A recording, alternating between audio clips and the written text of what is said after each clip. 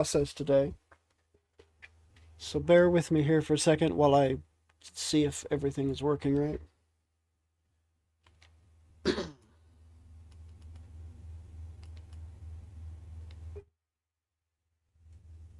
Okay. Okay, good. Twitch seems to be working right.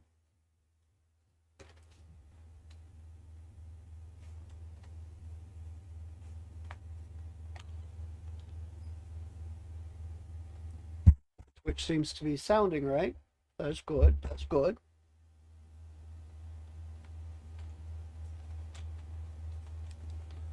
All right. Gonna mute my desktop audio for just a minute here because I don't want to blast people's eardrums out with what I'm about to do. Now, come over here.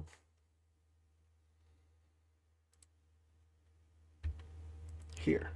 So,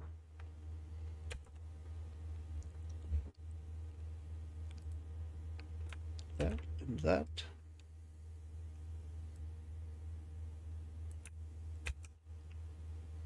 Okay. Now I'm going to post up some ads. This is going to take a little bit of time to get the rhythm down for this because it is not the excuse me, it is not the process that I am used to doing, and that did not change. So I need to change my title on the YouTubes.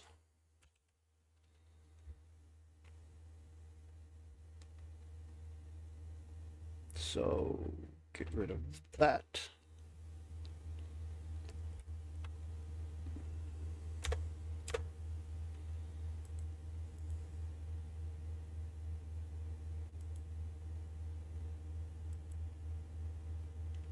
Errors.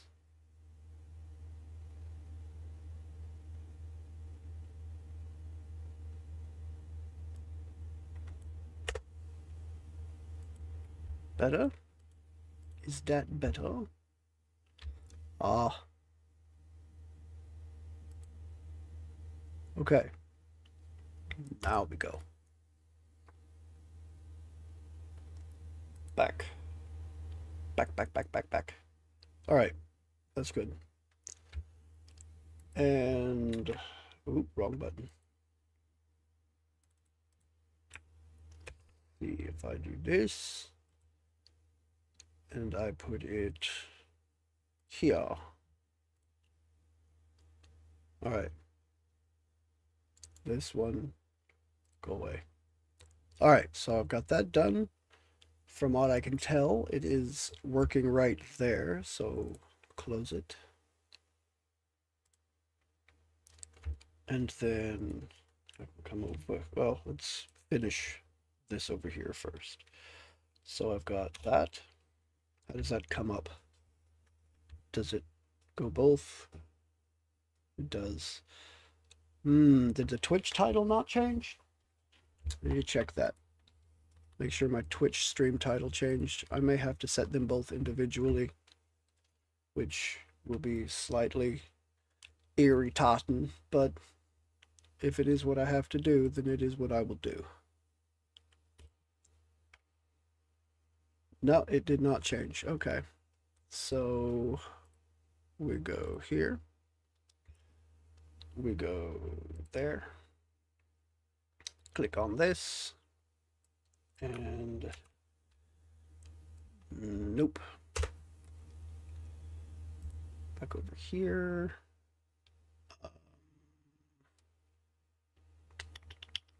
Where is it? Where is it? It's right here. Let's see. And then we put it over here. There. Done. Okay, Twitch title is now changed.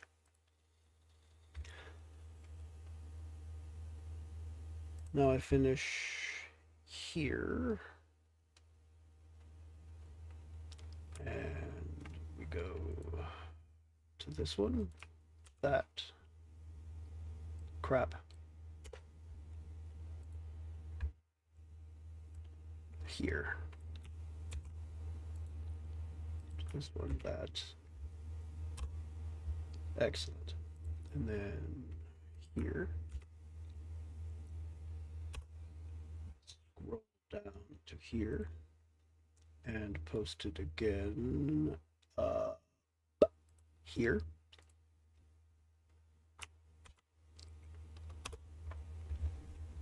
And again, this is the first day that I'm streaming this way, is the only reason it's taking me this long. So hopefully it will become a bit more routine. So I'll post this here. And I will post this here.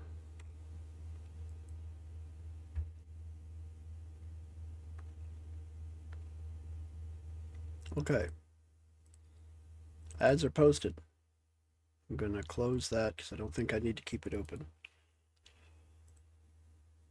I've got this up. Unmute my desktop audio and jump back into the game now. Okay. Okay, here we go. Now let's jump into this game.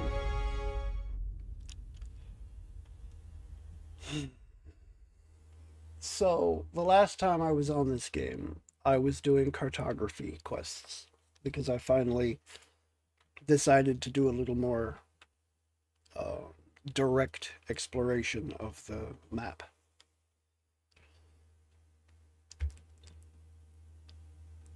And I did 2 quests. Still need to turn one in, but I'm not going to worry about that right now because that's another trip back to Nekataka. I think what I was going to do was go ashore, if I haven't already gone ashore, and head to Tikawara. Was the next thing I was going to do.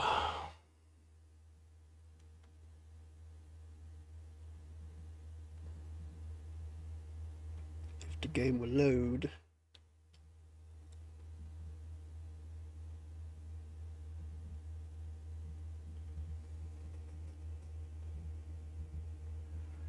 Okay. Now, I am in Tikawara. Okay, so I have not walked into town yet, but I am here. So. A ship! I am saved! Vector. The dwarf fans himself with a dish rag. His face is dark and shiny with exertion. Sweat colors wide crescents on his shirt. He looks at you like a drowning man would at dry land. Weeks I've been stranded here. The Valiant Trading Company sends no one. Unless... He squints at you, dabbing his brow feverishly with the corner of his rag. Stranded. This is a settled island.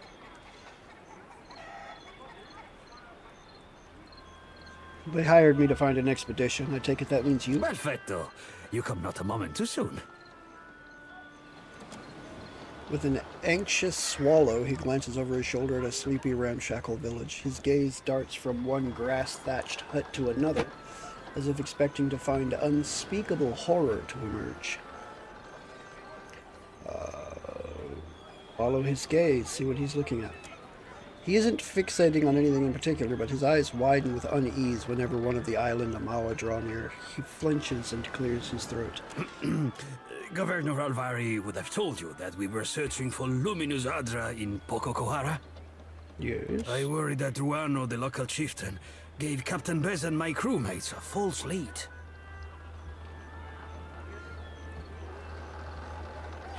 He knots the rag in his hands, pulling it taut.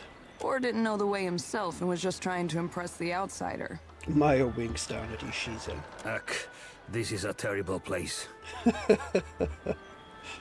frowns up at Maya.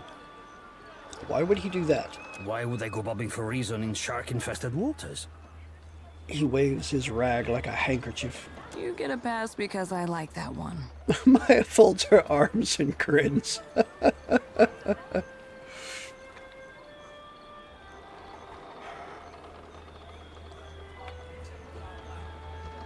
Tekehu. Ruano was the last to speak with the captain before she set sail. He squats in the hot northeast of that pitiful market. He nods toward the gutted hill, the gutted hull of a ship. I would have joined her, but my stomach... something did not agree. Now it is weeks since they should have returned. I'm only the galley cook, not a search party. He nurses his stomach and winces. I'd say he's one clove short of a bulb. A cozy for my staring. It is unusual to see one of the locals so outfitted. He glances up and down at Maya, mostly up. More unusual than a dwarf with no sense of direction.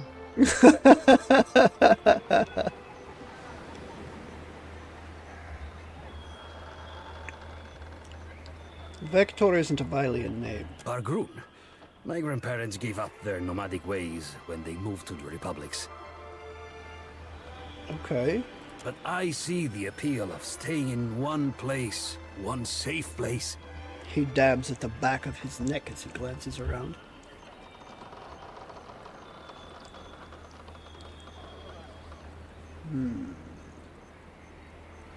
We'll keep an eye out. Maybe they found something interesting. Agrasima, this is hope to my ears. He sighs and bows stiffly. Payment is assumed with the company. They are quick to buy what they do not have. He nods, the first signs of relief showing in his red-rimmed eyes.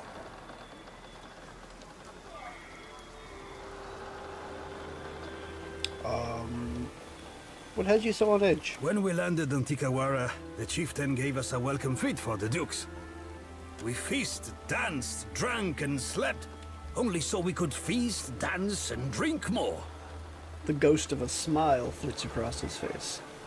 Where did it go wrong? With the priest, Anaharu. He said we had come to rob and plunder. He and Nairi turned the villagers against us. He wipes a fresh rivulet of sweat from his temple. I mean, you are with the Valian Trading Company. Is that not their stock in trade? Did you not come to plunder? Kara, I misunderstood your mission. Ha! Thank you, Tekehu. I was going to say it myself. He flinches back from Tekehu, his eyes wide with alarm, until he clears his throat and focuses back on you. After that, we slept on the boat and took turns watching the shore. Except for me. I had to rest and recover, of course. He coughs. But in the early hours, our lookouts Ruano and Anaharu disappeared together. Where did they go? I am sure I do not know. All I heard was that they left the village. And by the afternoon, only Ruano returned. Now no one here will even talk of Anaharu. Suspicious, no? Perspiration gleams on his forehead. Our captain was eager to leave before the winds changed again. You mentioned Nairi. The priestess. She imagines me in the jaws of our fish goddess. I know it.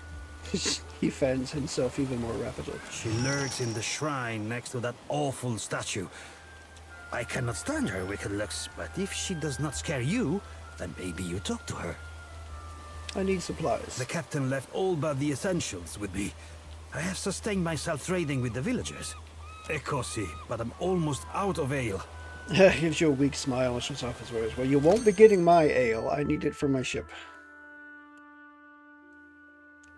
Let's see. What do you have? Oh, that's interesting. Asina's tricorn. Shootist, +5 ranged accuracy. Ooh, that's a nice thing for... That would be great for Maya, actually. I may just pick that up.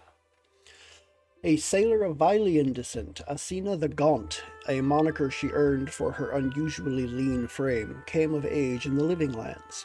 Raised among ravenous beasts and carnivorous plants, the young dwarf took to the arbalest and arquebus shortly after she learned to walk. By the time she went to sea, she was one of the quickest shots around with either. The impulsive Asina soon fell in with a ship granted. The impulsive Asina soon fell in with a ship granted a letter of marque? Not sure what that word is, by the Vylian republics to counter Principe predation in the Deadfire. Though she earned her repute by the speed and accuracy of her shots, pirates around the region knew her almost as well for this hat, a sharp piece of headwear preserved with the fastidiousness born of the knowledge that few things pose greater danger than equipment ill-maintained. It's not that expensive. I think I shall grab it. That will do Maya quite well. A grimoire of disruption.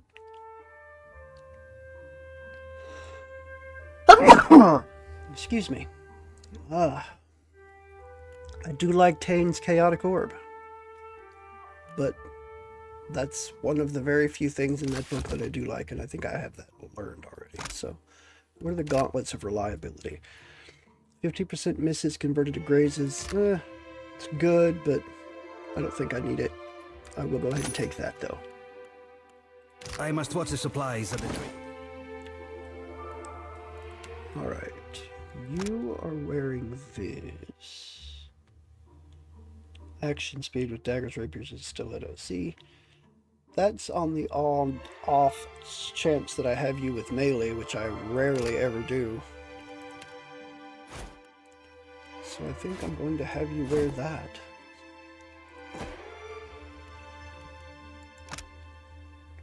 Daggers, rapiers, and stilettos.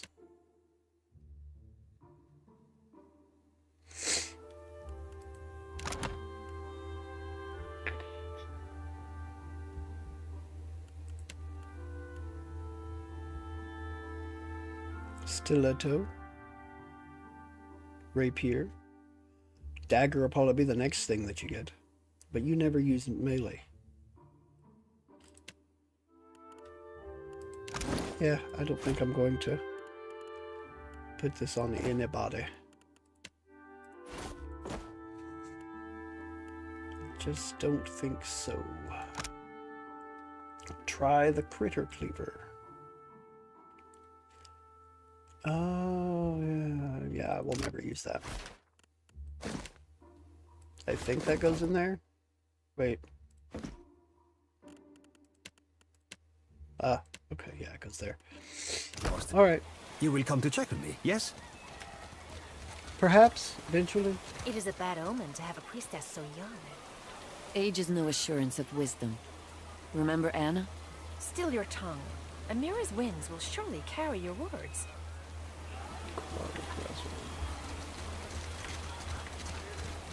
Okay. Abandoned cat. This is why I look around. Miri. What does Miri give me? Receive a bonus to intellect, and enemy weapon attacks against your party will crit less frequently. Quite the chubby little tabby cat. She's a chubby little butterball. Quit your chirping. I have no fish for you. Pequejo? Full tides. The fisherman lowers his gaze in greeting and wipes his hands on his sarong, which is mottled with fish guts. He doesn't meet your gaze.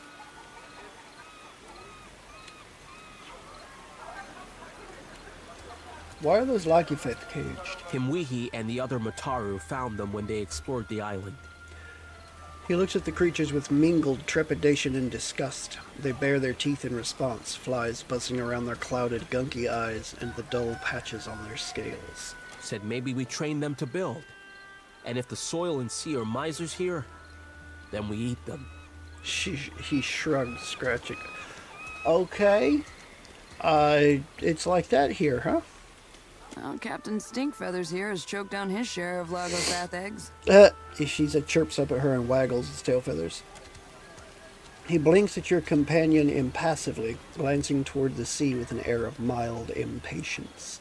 What can you tell me about Tikawara? The high tide is stingy with fish, and the low tide even more so. He points down the beach to a lonely rack, strung with a few scrawny fish. Well, the fish do not swim to you, brother? Strange. Akira, for Ingadi does not bless us all equally. Pequejo swallows and glances toward the sea. What more you need? Nothing, honestly. Not sure I needed that much. Lagging faith. Oh, those are hatchlings. I mean, I'm not one to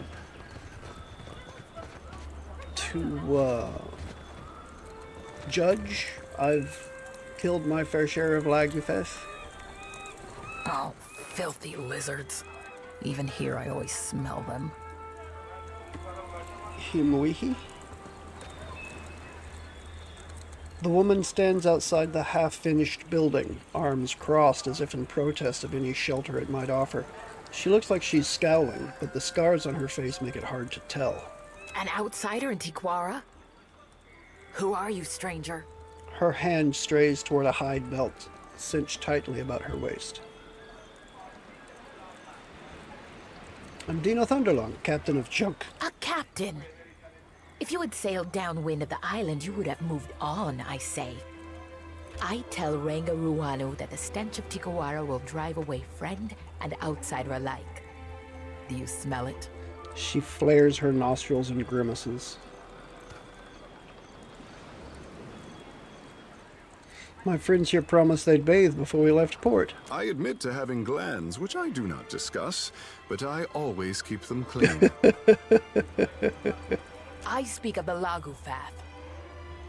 There is no food on this barren island that those monsters do not steal. Her scars are like seams tugging her face into a scowl. Yeah, but how could you say no to those little faces? Oh god, Adair, they're not animals. They are sentient beings. Always they circle our village looking for weaknesses. She shakes her finger, making an argument she seems to have made many times before. I push the cage with the young ones farther toward the beach, but I smell them even here.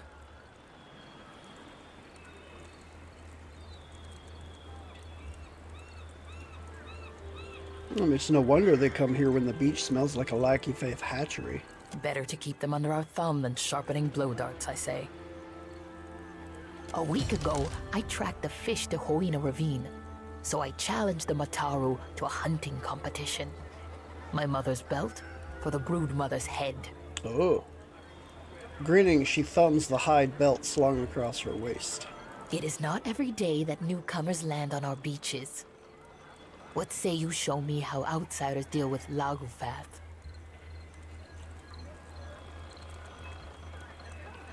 You seem strong enough to handle a few Lagufath. Akira, you are perceptive for being outside the tribe. She nods, pursing her lips. The Ranga orders us to defend his trading post. Otherwise, I would take up my spear. This is sorry work for Mataru, I say. She folds her arms tighter, looking at the cobbled-together buildings as though she'd like to kick it down. A little competition sounds like fun. Understand, they are animals. You must rely on blades, I say, not words. I mean, Hunting tales of our ancestors say the brood will scatter when their fish Ranga is killed. if they are willing to talk, I am going to talk back, and there's nothing you can do about that. No need to chase the children if you cut the head from the mother. She makes a sweeping motion across her cheek, across her neck. Damn.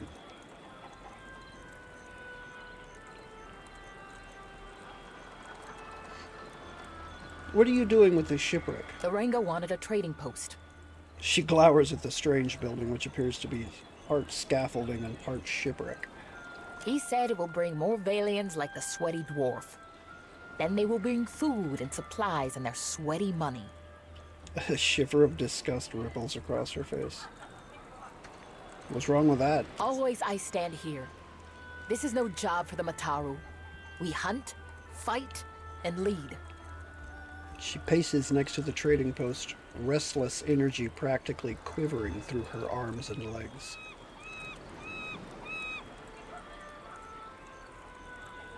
You look like you're supervising. Someone must. She stops and frowns. So why aren't you hunting or fighting? What is there to hunt on this heap of rock and moss? No game. Only Lagofath skulking in Hoina Ravine. Even the antelope know there is no fit home. The grasses are thin and the trees are like a child's bones. small and soft. Wow, that's quite the description. Even to build this, we must hike up the mountain for wood. She wraps the side of the trading post with her knuckles. Can I buy some supplies? Am I a Kuaru? Do I dirty my fingers with coins 1,000 hands have touched? Never. She spits. Go see the sweaty one, the dwarf. He washes his hands sometimes. Sometimes.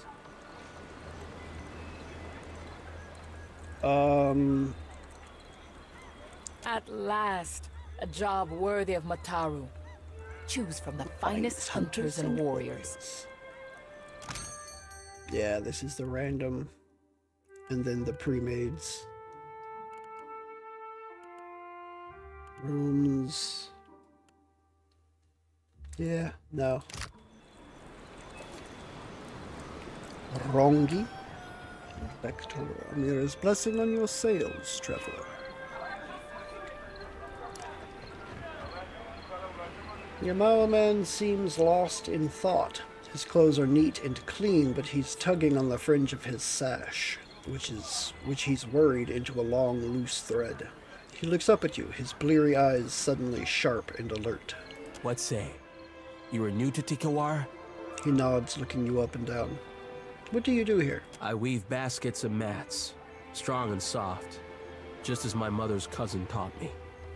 He smiles with real pride. In the afternoon, I sell them here. Of course, all that I earn goes back to the Ranga first. This is prize share. He rushes to add the latter part. Prize share? Akira, we trust in our Ranga to dispense our food, goods, and coin to the tribe. The Mataru get the best of all, and then the Kwaru. The Raparu share what is left among themselves. Mukumu sees to it that Tamao is made an example of what breaking prize share looks like. Rangi frowns to himself. Tamau. Huh. No sign of my shipmates on the horizon. Okay.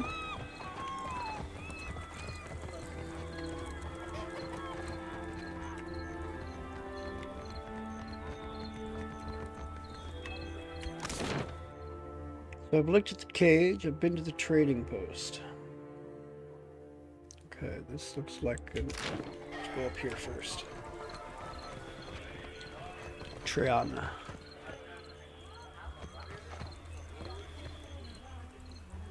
A seasoned Juana woman rests her elbow on the drum like it's the only thing keeping her upright. She pats the hide skin, the percussion no more effortful than a sigh. She opens her eyes as you approach. Blinking, she crosses her arms and regards Takehu with a patient, expectant look. Tiana, what a surprise! I say, I could not find you after your Ranga moved the tribe. He steps forward and clasps her hand, smiling warmly. She pats the hand before calmly pulling away from his touch. Takehu blinks and clears his throat, looking elsewhere.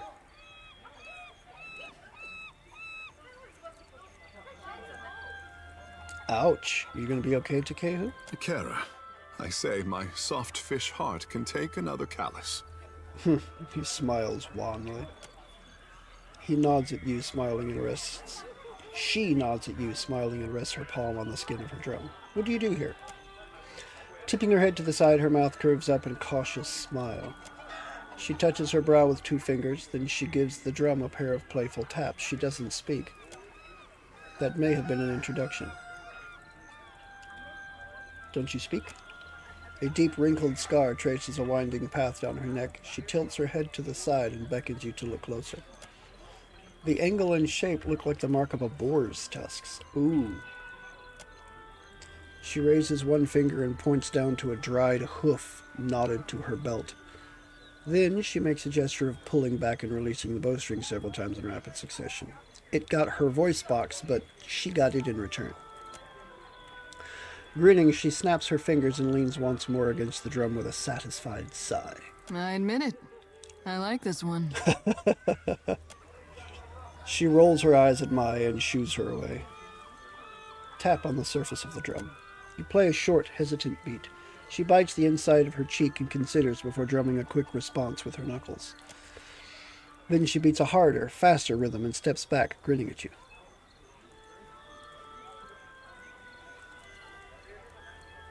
Start a beat you can share, humming under your breath. Her eyes widen and she steps back, taken by the rhythm of your beat. She glances up at the drum as if for the first time and pauses to caress its hide. She eases in closer, her shoulders touching, and beats on the drum fast enough to build tempo without outpacing you. Her rhythm response changes the tune, introducing complexity while keeping the spirit of the original alive. She closes her eyes and sways in place. The flow of her movements make the beat look effortless, but her arms are like a constant blur. In the village below, heads begin to bob. Furrowed brows momentarily relax. Finally, she breaks the rhythm and steps back, shaking out her arms and sucking in deep breaths. She tilts her head to you, gratitude and recognition mingling with her exhaustion. Aye, I'm right primed for another. Farewell.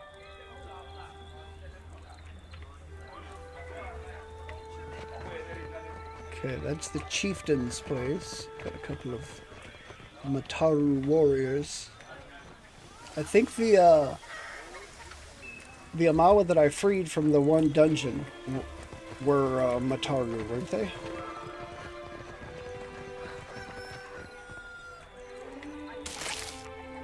Stained Kawara reeds.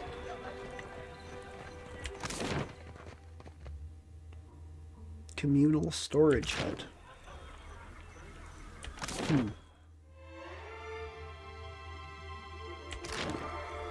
Alright, let's see if the chieftain will have a word with us.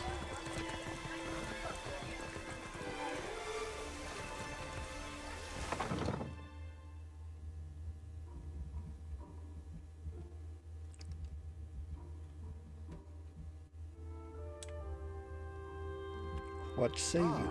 Welcome to Tikawara. Welcome to Tikawara. Mataru warrior, Rangaru Uruwanu.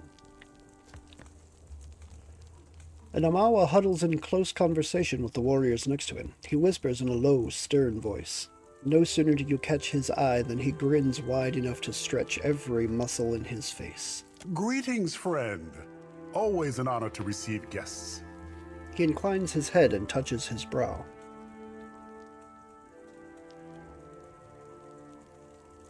Dino Thunderlong, captain of Junk, at your service. I would shower you with the fruit of our harvest, but the season is unkind, I say. Pokokahara is restless. Even from afar, the storms tear our bounty up by the root and chase fish to calmer shores. He raises his hand to gesture to the east. His hand falls limply to his side. What is Pokokahara? An island not touched since the days of our ancestors. The Valians went to Pokokahara for luminous Audra, but their expedition does not return. As the storms grow wild, Tikawara dies around us. No traveler will land here if they are forced to eat their belts, I say. He absently presses his knuckles, worrying the blood from his fingers.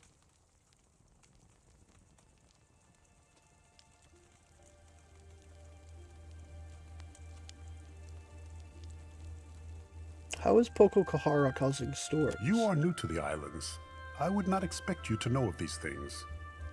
Our ancestors told of luminous Audra, the bones of the Deadfire, breaching through the sands of Pokokahara.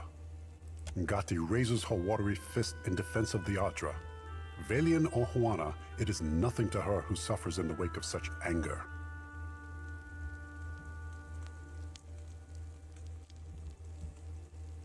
It is highly unusual for Audra to impact its environment as you describe.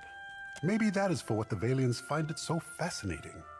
Uruwanu scratches his head and shrugs. Their captain brushed off my tails like the buzzing of gnats. Beyond the storms, is there any danger? Ikira, we paddle our canoes the long way around Pokokahara for a reason, I say. Another people lived among our ancestors and built a temple in the desert. Now there is only death. Lived among your ancestors and built a temple in the desert. That sounds like Ingwithin. Now that does tend to follow the Ingwithins. But the Valians closed their ears to my warning. He shrugs, glancing away. Why not move the tribe elsewhere? In our old villages, we were raided by pirates, stolen by slavers, and killed by Rawatayan scouts. His head droops further with each admission, as if their acknowledgement diminishes him personally. So I brought them here, where the soil is too poor for kuiki fruit and the waters too shallow for great fish. At least we are in the path of Valian traders as they come and go. This is protection, prosperity, a future. He nods, resolute in the idea. I have some history with old places that cause storms. I'll take a look. His eyes widen a little. The smile that creases his face seems for a moment genuine. Here, this was a token passed down from the Rankas, said to come from Pococahara in brighter days. He passes you a heavy length of copper, shaped in a spiral. Copper Mazuma shell key. This looks like a seashell. The Muzuma snail, a foul thing, yes? They eat through the dead faster than Tangaloa, I say. It is nothing the Kawaru would craft. The ancestors and their hobbies. He shrugs, smiling. If you need aid, Himurihi's warriors need only someone to bark commands and they will go. He raises his fingers to his brow once more.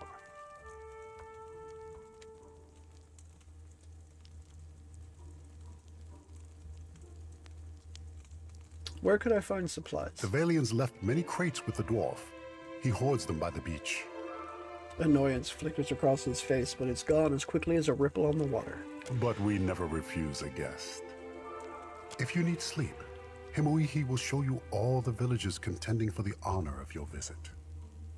And if you need strong Mataru warriors to fight at your side, then Himuihi can help you with this also. She guards the trading post.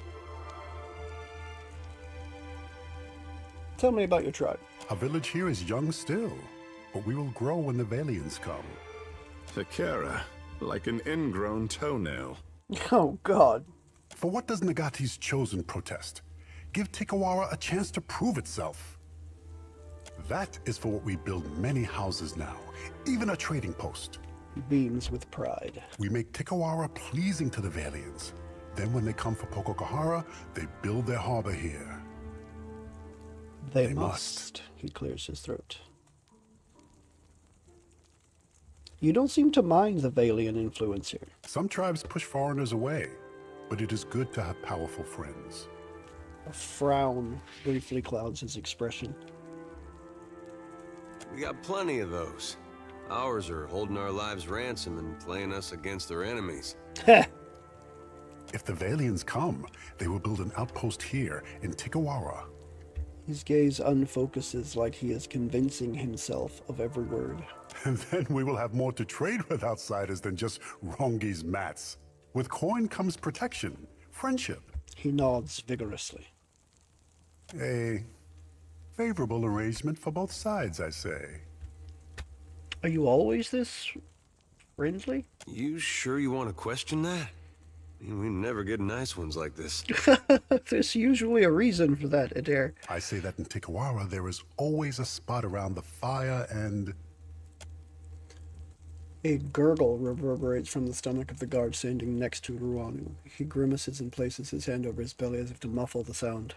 The Ranga shoots him a withering glare. And a koiki in every hand. When he turns back to you, he's all smiles and pleasantries again.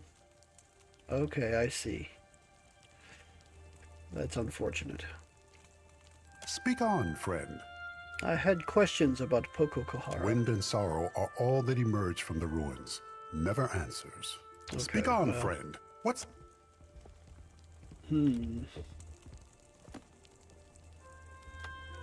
Yeah, I don't think it's wise to go digging through the containers in the chief's... Well, I hesitate to call this a hut, but in the chief's dwelling.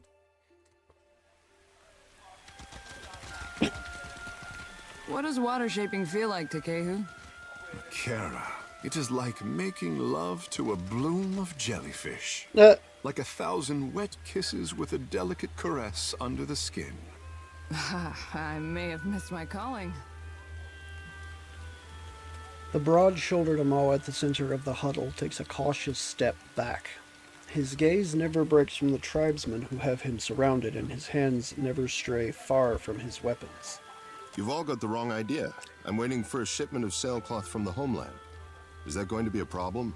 His expression turns stony as the implied threat crosses his lips. Then what say you about this? Coded gibberish, or I'm an Orlin. Someone from the crowd tosses a sheaf of papers to the ground by Harama's feet. The assembled tribesmen mutter their assent. Damn it. He's about 2 seconds away from starting a brawl. I've got to step in. Maya furrows her brow. I'll follow your lead. She clears her throat loud enough to turn heads in the direction of your party. One against a mob isn't exactly even. Ever heard of a fair fight? Maya cracks her knuckles and rolls her shoulders. Ha! Company warships blow our canoes to splinters, and you call us unfair? You foreign imps are all the same. Turning to you and Maya, Harama gives away no recognition other than a flicker of gratitude. What seems to be the problem here? As surely as sharks circle spilled blood, this one has been casting an unwelcome shadow on our village. One of the villagers steps forward and gestures to Harama. We found coded documents in his quarters, and he defended himself with lies. Outsider spy. Mutters of assent rise in volume from the assembled villagers. Can't we talk like civilized kith? He refuses to speak truth. Foreign liars are not welcome to these islands. Takehu worries one of his hairs between two fingers. That's all right, Captain. I'm feeling pretty uncivilized right now.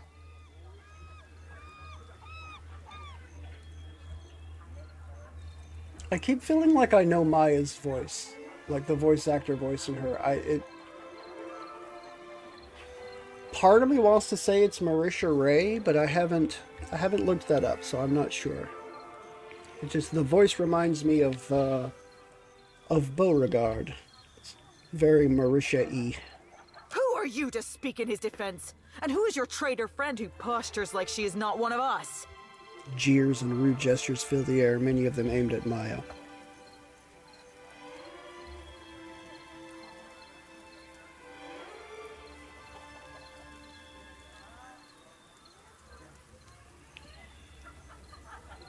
I don't think intimidation is the tactic. Yet.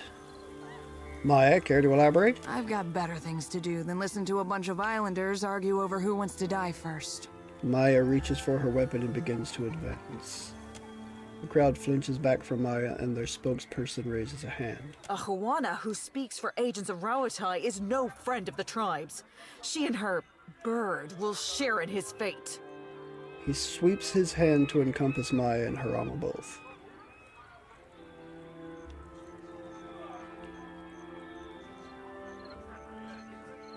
I already know that I'm going to walk away from this. How certain are you?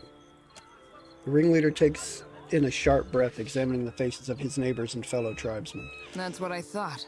Maya folds her arms, wearing an accomplished grin. Harama, we will have eyes on you. Cause no trouble. The leader of the gang points from his eyes to Harama's, and then signals the rest of the party. Wow, that, for some reason, I had the hardest time wrapping my brain around that, and I'm not sure why.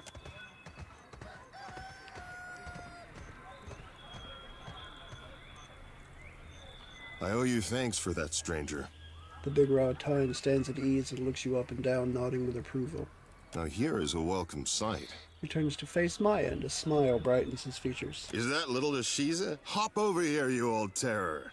Harama opens his arms, and Maya's bird darts enthusiastically closer, pecking at Harama's shins. Ishi down. You don't know where he's been. Maya arches her brows, smiling in spite of herself. Don't I get an introduction? Captain, this is Harama. We were shipmates on the Flying Buttress. She nods to him, their eye contact lingering an extra moment. That's a word for it. You could also say we were... loyal servants of the homeland. That's enough out of you. Maya touches her brow and shakes her head, hiding the hint of a smile. Afraid this isn't a social visit. This comes from up high. She passes him a roll of parchment. His demeanor hardens the moment he unseals the missive. Worming his tongue over his teeth, Harama lifts up the parchment to view it against a light source. You have lost item sealed Royal Deadfire Company missives. Atsura's up to his tricks again, I see. Thank you, Maya. I've been waiting for this. What did Atsura send you? Maya, why is he asking? Harama squints at you, hesitating to say more. Captain, later. I promise we can discuss it later. I guess we're done here. It's been, well, sort of like old times. In a good way. Maya grins, planting her hands on her hips. Especially seeing you coming and going again. When the dust settles, maybe we could... He trails off, shifting his weight. I'd like that. Ishi misses you something awful. Say no more. Good luck in your travels and other adventures. Ishiza, you keep your feathers clean. He salutes Maya and steps back with a wink.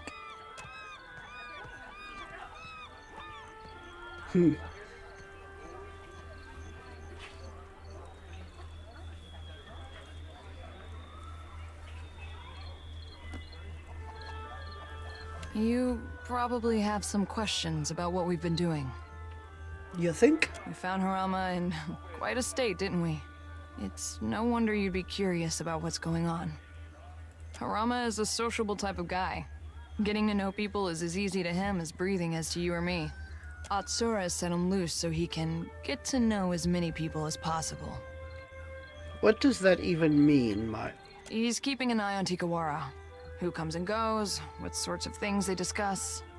Atsura is committed to a more peaceful Deadfire. But he's just one man. He needs good people to shoulder the burden with him.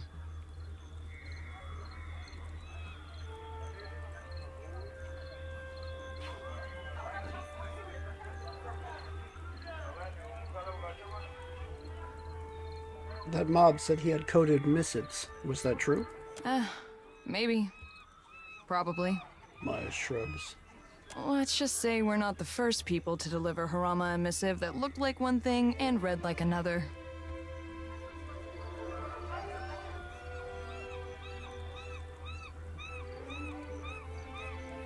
So Harama is just eyes and ears? Only Atsura knows for sure. Harama might not even have all the facts. I certainly don't. Just what have we been delivering, Maya? Truthfully? I don't know. They look like ordinary documents to me, but I'm sure that's how Atsura wanted it.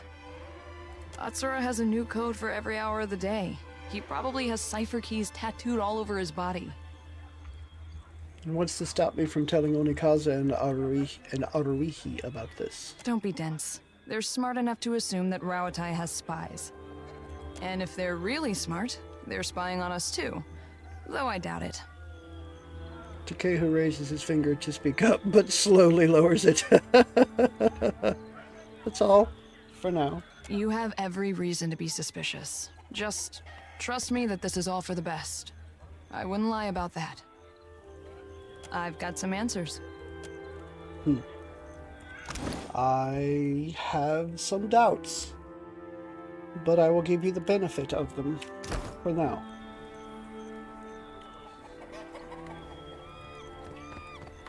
Yeah? Kuaru Hut. Is there anyone inside this Kuaru Hut?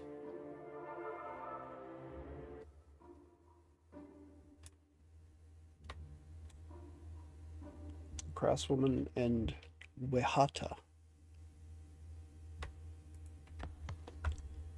For what does Rongi go out to the beach in the middle of the night? Really? Hey there. Rongi goes out to the beach in the middle of the night, does he?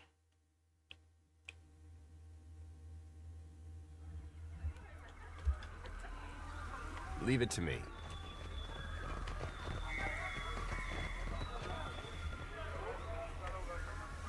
The statue depicts a voluptuous woman with the head of an anglerfish. The paint is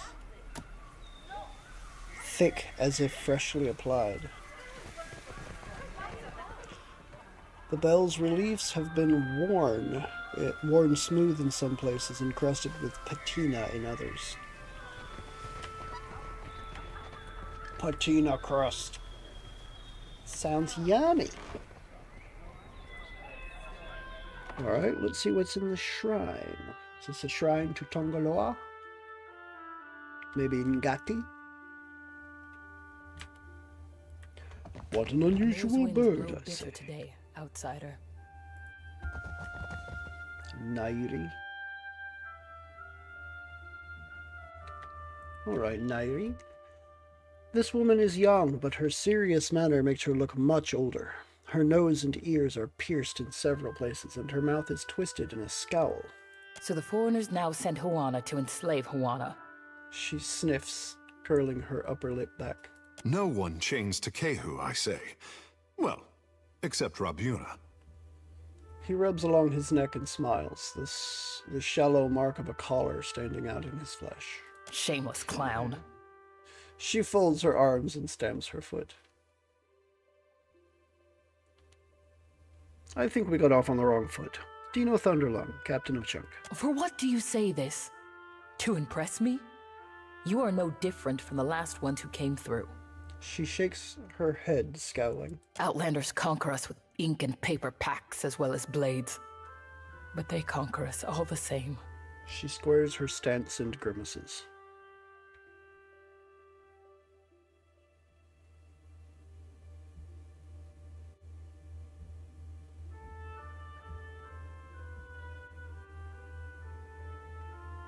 So learn to fight or read the fine print.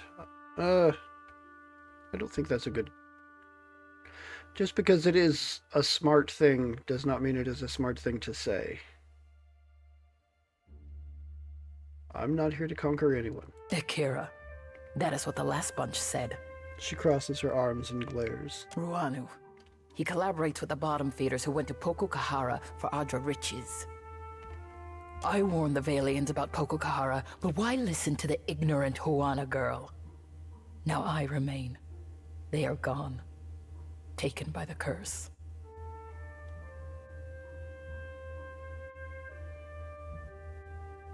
What curse? Those who make for Pokokahara are devoured by Nagati, the trickster of the seas.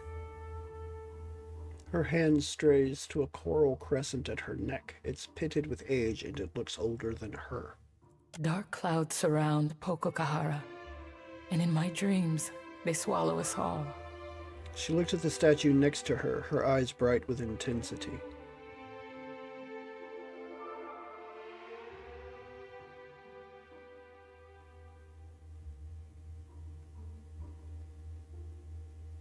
If the island is cursed, whoever lived to tell of it? She sighs deeply, her bony shoulders rising like a vulture's wings. We tell these stories not because they happen just so. We tell them for what they mean. Our Rangosphere makes him too trusting. He believes the Valiant traders will protect us if they settle here and mine Pokokahara. She closes her eyes and shakes her head. Yeah, that's not going to happen. Valians care for nothing but themselves. So the villagers pour their sweat into the sand, building a trading post on a barren island.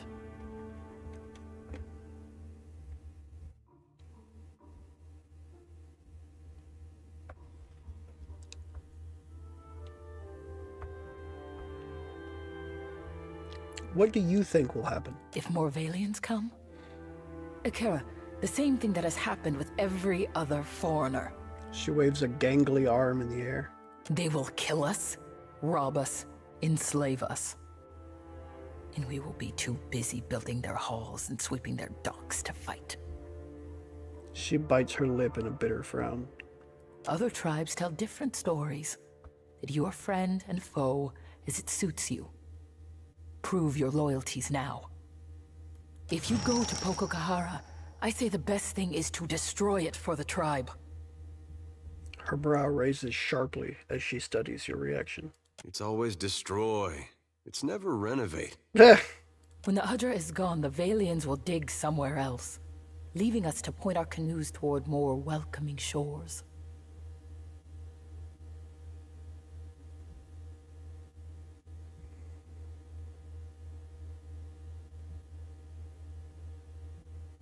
How do you expect me to destroy Luminous Audra? If I knew, then I would go myself. Anything that is built can surely be destroyed, Akira. And the storms are proof of powerful magic at work. Dispel this magic, banish it, whatever needs doing. She brushes off her palms.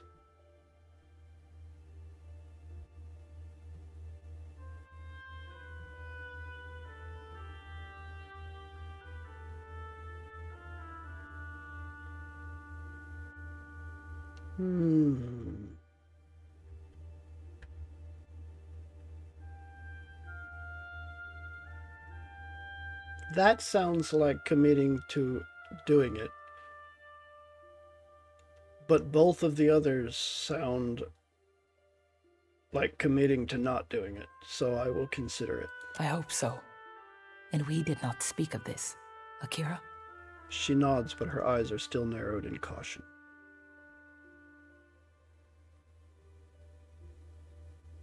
You don't seem to think much of Ruanu's leadership. He is our Ranga. My own great-aunt looked into his soul and declared him such. Even as she says this, she hesitates, one hand clenching in a fist at her side. I must respect him, even as he builds a village for our enemies.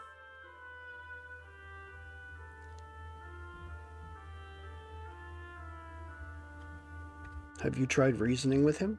Akira, I have, and so did Anna. She breaks off, looking down and frowning. That name is cast off. Forget I said it. Her words have a distant, rote sound to them. What's the problem? It is not spoken of. I apologize. She grits her teeth through the words.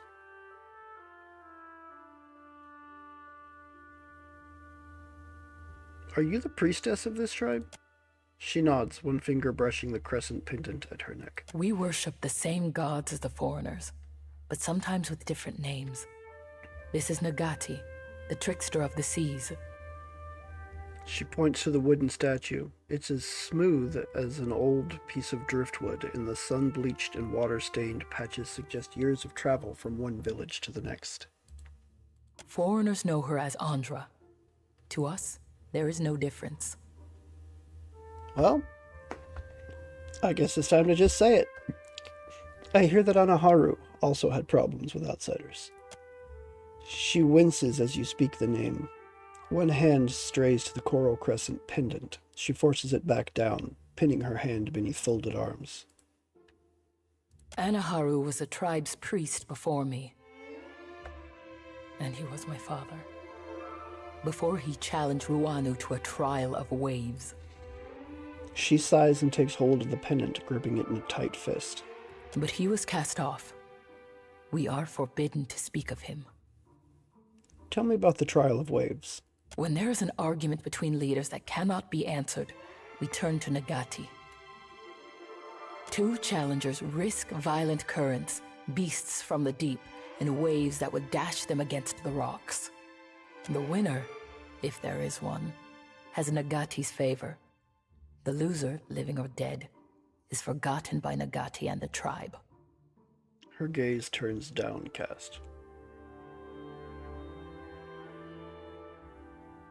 And why did Anaharu challenge Ruanu to a trial of waves? My father knew the traders are as dangerous as pirates and slavers, perhaps more, because they grow strong in Neketaka. So, when the expedition came, he begged Ruanu to send them away and move the tribe to another island. Her knobby knuckles pale as she squeezes the pendant. Ruanu, he did not listen. And Anaharu was done talking. What does it mean to be cast off? It means the tribe must forget him. The Ranga divided his possessions among the other Mataru, and now we do not speak of him. She swallows, still looking away. I see. Anaharu goes to his next life. But, forgotten, he goes to a different tribe. She hangs her head. Yeah?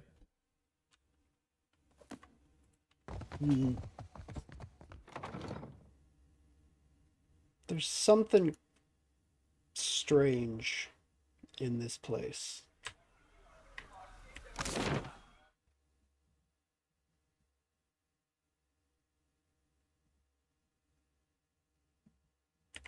Sure.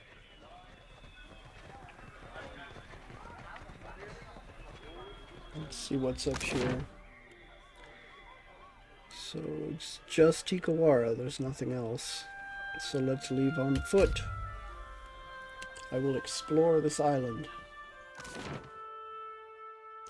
This is land. Because it is land.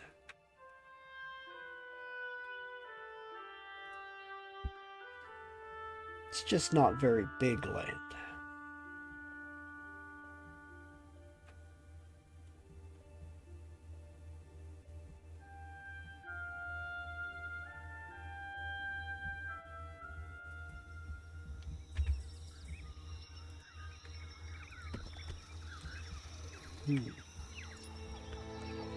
Sunepu Beach, Boahika Pass, Choakubiwa Trail, a burial site, an old battleground, an abandoned camp,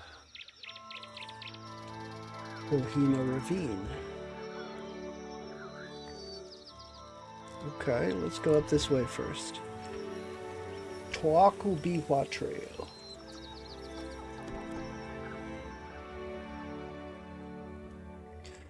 The scent comes upon you gradually as you travel. It smells of the kitchens of Kaidnua, of honey, cinnamon, and fresh bread, of meals shared with those now absent.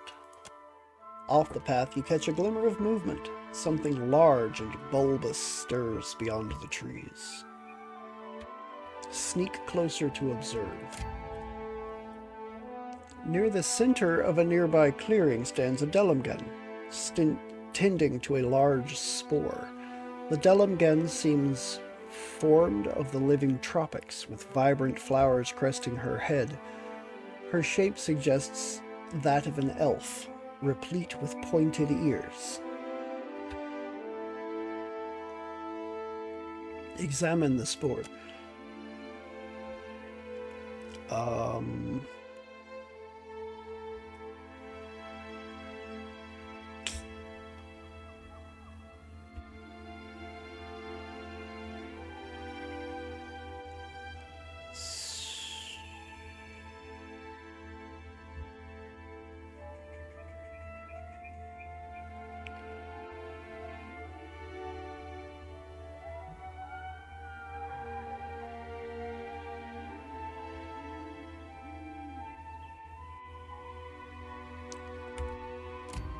Ha!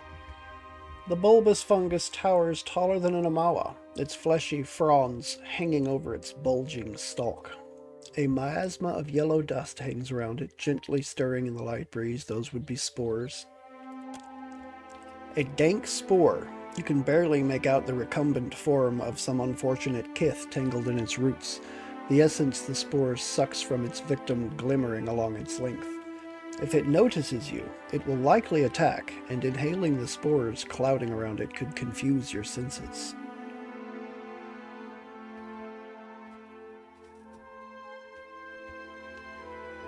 That's never stopped me before. Ambush and attack. You creep forward, drawing your weapon.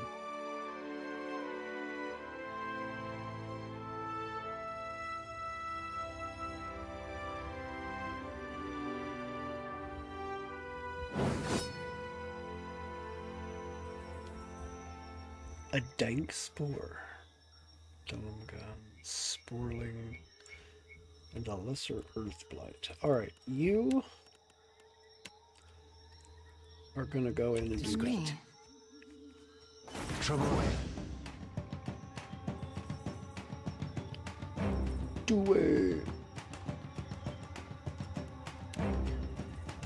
I'll have you bring in some friends right there. I want you to go after Sporling. we'll have you pick off the people on the outside. That's for close range. Have you cast out a wall tree double.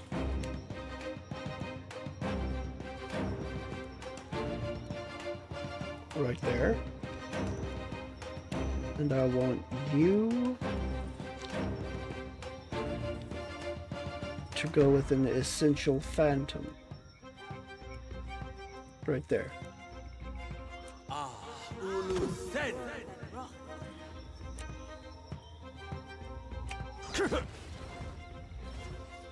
Afraid not, Captain. Okay, you two free to attack at your leisure.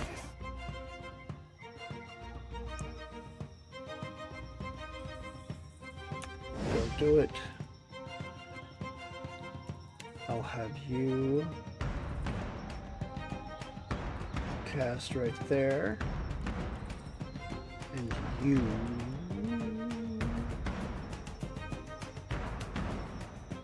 are just going to cast across the whole damn group. You just are gonna do it. This won't do.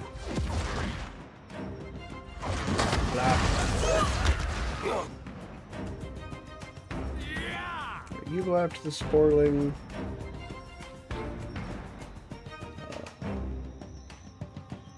Ishiza. I want you to go after the Earthblight. Oh, this isn't how I usually work. You too.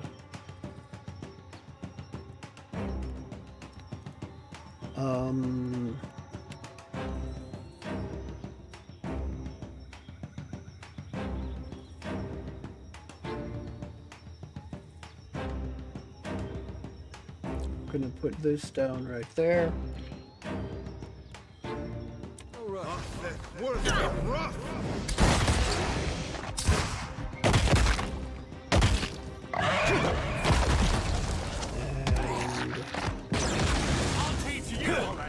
That you, where are you? Something I can do? Oh, okay, that's what it is. He's affected by the storm cloud and charmed.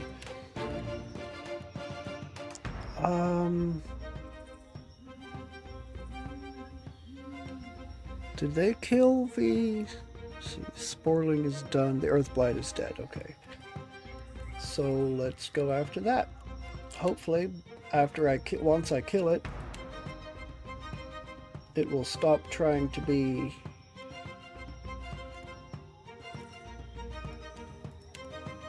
all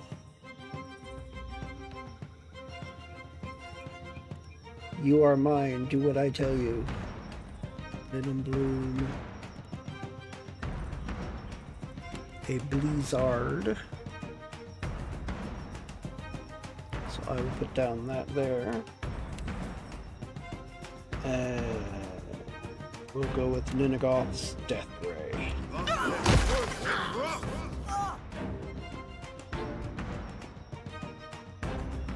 You two are going after that.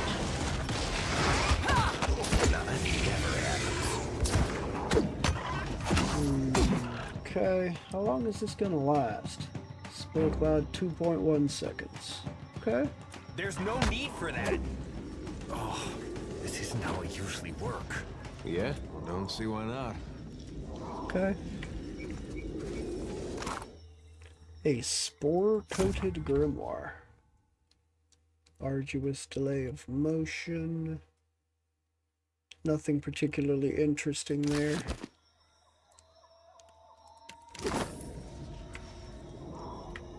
Yeah, good thinking.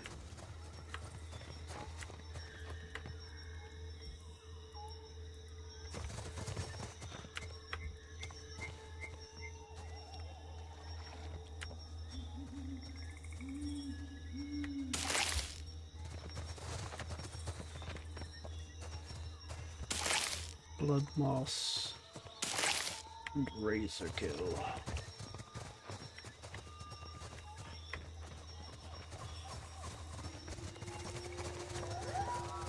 Okay. And that is now done. You must You must gather your party before venturing forth.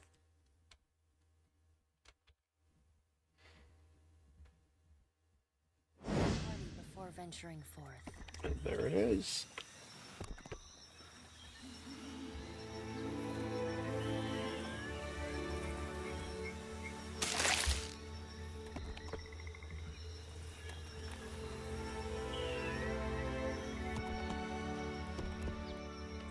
Come upon a flight of wide steps that descend deep into the earth. Chill air radiates from a dark doorway at the bottom of the stairs. It smells faintly of dust and cold stone. A cloak of deflection. Okay. A hatchet. 3 Valoon. 4 Pyrite. Hey, Drew, what's going on? I just found out Albert Einstein was a real person. I thought he was only a theoretical physicist. I mean... yeah.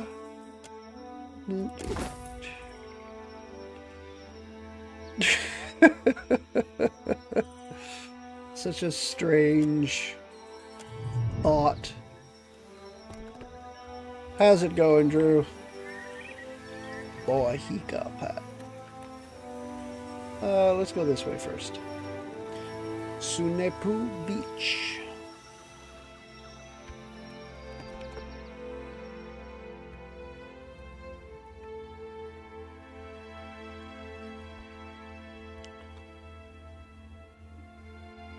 Do you actually have a purple beard?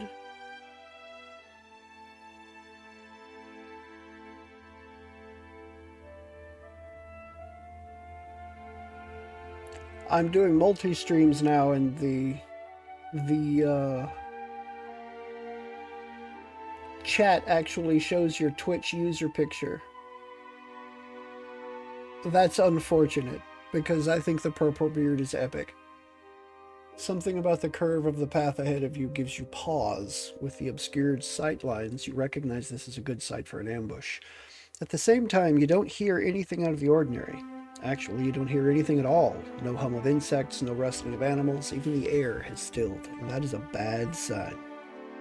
Oh, I bet you did. That's freaking great.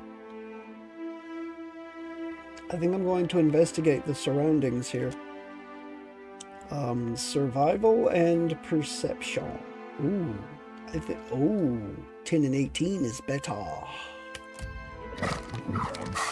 As you move carefully forward, you spot a massive lagufe blinking through the wild growth. That makes sense.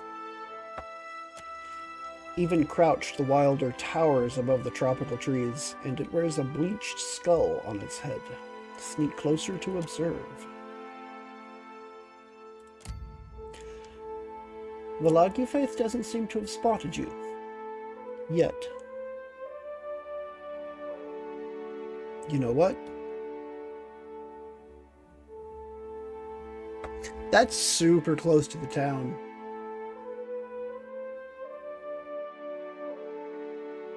I'm going to ambush and attack.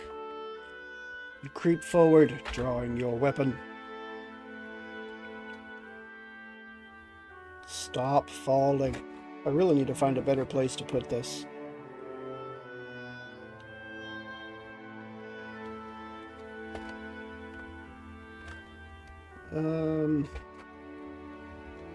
Maybe that'll work. Something to lean it on. Yeah, that's pretty good. Alright, let's defeat whatever this is. I shall rob it of its feet. It shall be defeated.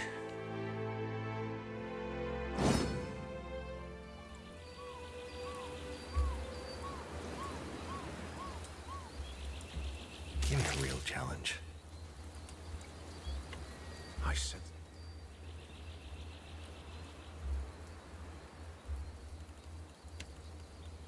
All right, let's Predator in the water.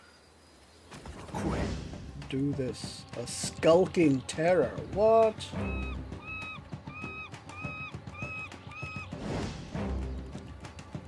Alright. I think I'm going to hold off. So switch to your bow for a moment. Get in a shot or two. You are going to go. And I'm going to bring forth some friends to assist a substantial phantom. Me too.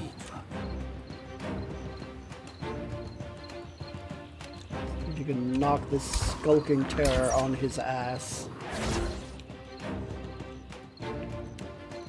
Still only 6. Come on, there it is. 7. Ooh, and you did manage to knock him flat on his ass, didn't you?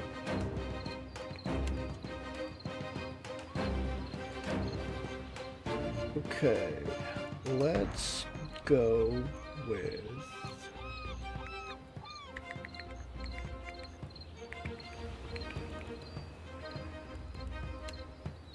Toss some missiles. Gonna use... Where is it at? This one right here. Ocean Burst. Do it. Just do it. Oh, and it's dead.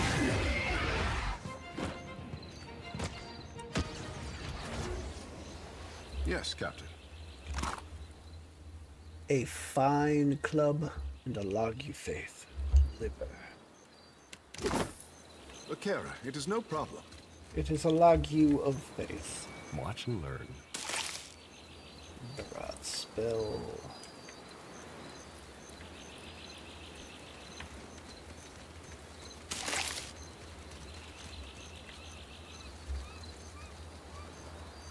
Okay.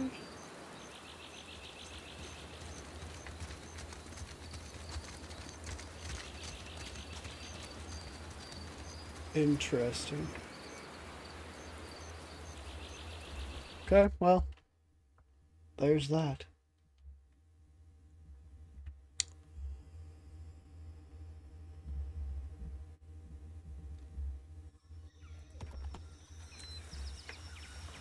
And let's loot an old battleground. Because why not?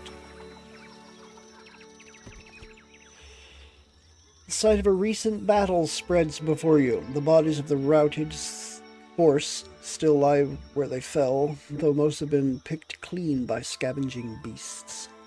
You take some time to explore the battlefield and find nothing of value. Let's do it again and find nothing. Let's do it again. Get some Zata shell strings. Medium round shield. A scroll of winter wind. A blunting belt. Okay, well, that's done.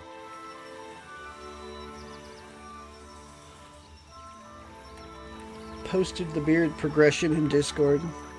Only lasted about 3 or 4 months.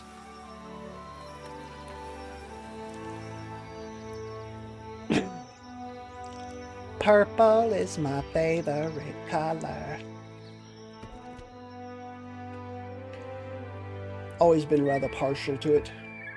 The rumbling reaches your ears first, a low growl from the land, before being pierced by the cry of a distant bird. The ground sets to vibrating beneath your feet, the growing roar of the stampeding beasts echoing around you. You crest a rise to find that the stampede has passed, now only a rumbling cloud in the distance. As the dust settles, you note that a few of the boar remain, fallen and still, with large feathered darts protruding from their fur. A single upright boar remains, a piglet that nudges its snout against one of the prone beasts. Sneak closer and observe.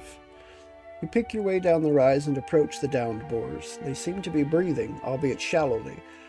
You're not sure how long they have before they meet the wheel.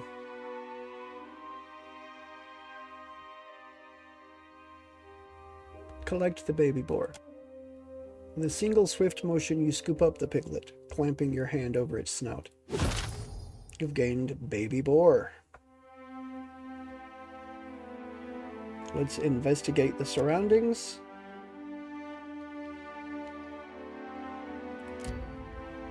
The darts seem to be from some of the Lagufaith that haunt this island. You're likely only moments before they descend for the kill. Ambush and attack.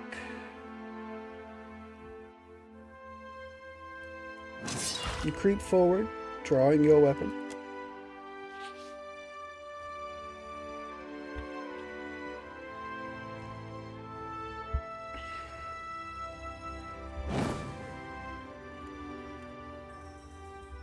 A Lagufaith mage. Yes, get the drop on the mage. Quiet time. Go Adair. You go Adair.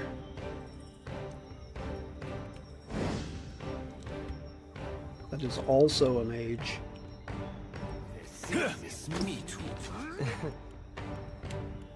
You are going to forego the friend for the moment because I want you to do this. I will have you bring in your friend. You are going to send your friend out and help to distract and destroy. Not exactly my area of expertise. I think not. Wait, what? A lock. Hey, of course. There. Oh. Chief Echoing Strike.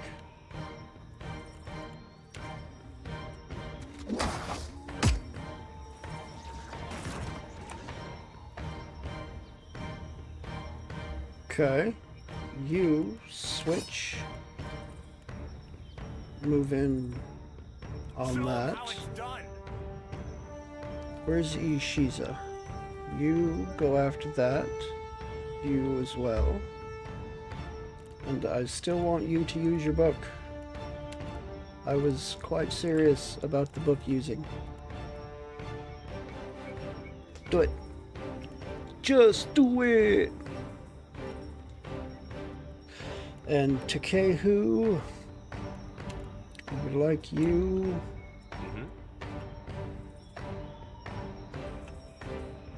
Takehu to do this across both.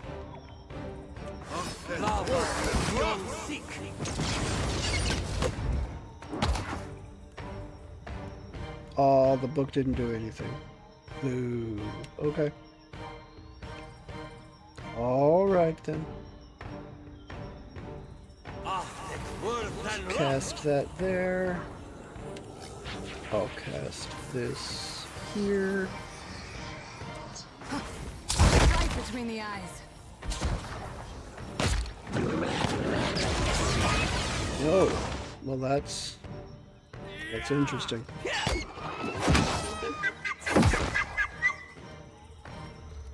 I'm not even gonna try to make that sound. That's just not gonna happen.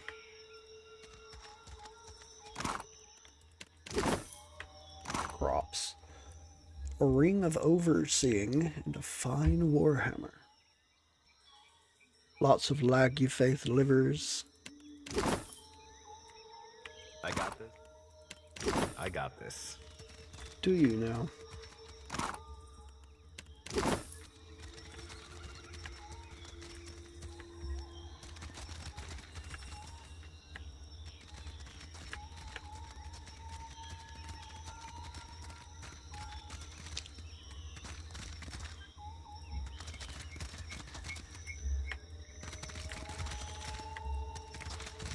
Okay.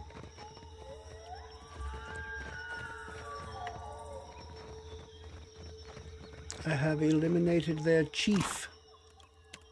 Or at least one of them.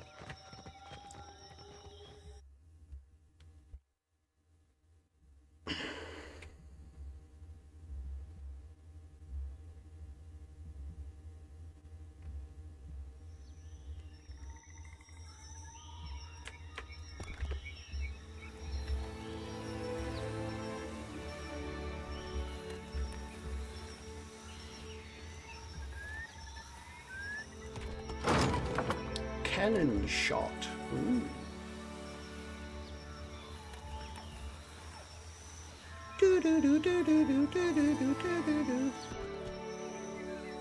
Right, to Hohina Ravine. The Hina of Ho is in a ravine.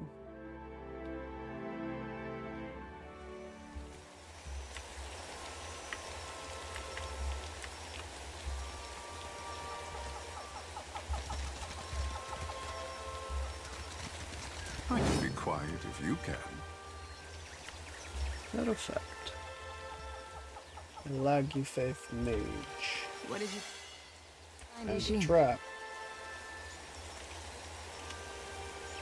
Yeah? Be right there. Consider it done.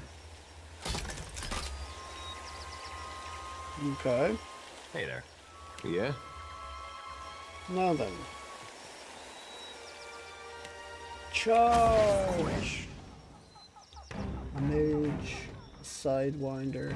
So I got 2 mages and a Sidewinder.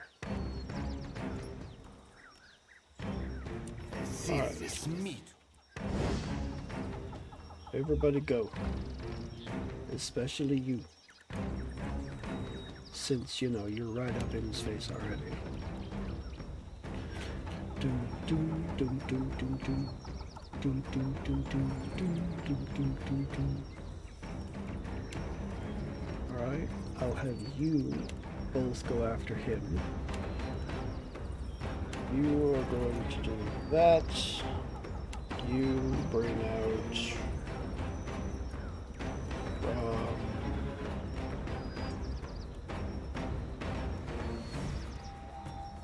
let's go with Tane's Chaotic Orb.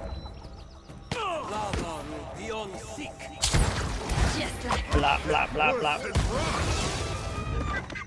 Oh wow, yeah, that was nice. That was very well done. I shall. Okay. Punch. Keep it down. This driftwood frame is strung with bones and seashells. They tinkle in the breeze. She sells. We're not. There's a Sidewinder. Ooh, a Scarab Beetle. Mage. Alright, you go there. Just do it. Just do it. That's a Laggy Faith Redskin. Red Fin. Mage, Sidewinder, and a Beetle. Okay. Gonna do that. Gonna do that. Ishiza, go after the bug. You help shoot it. You go up as well.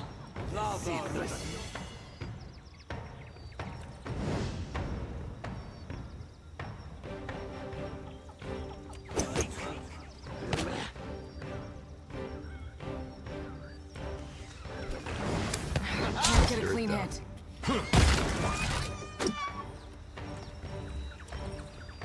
Okay, you go up after the Redfin. I will have you do that. You will do this. Gothic, worth and rough. Might as well be hitting the water.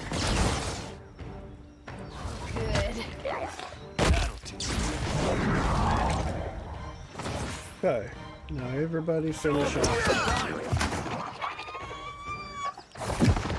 Perfecto. Potion of the Attuned Self.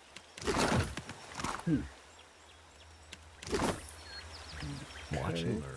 Sections of the boulder have been etched with strange runes and glyphs. Many of them seem to represent local plants and wildlife. as an eel.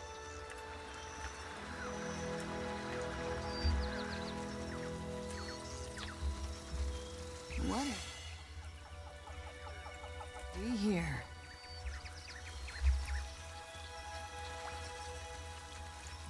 Mm-hmm. I got this. I got this. Darn tootin'. Yeah? I got this. What's down here?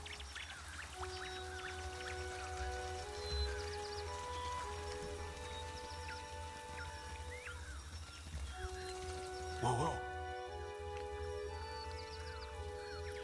Ooh. Look.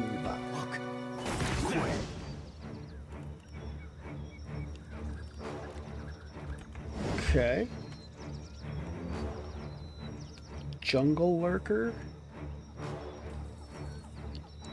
And a Delum gun.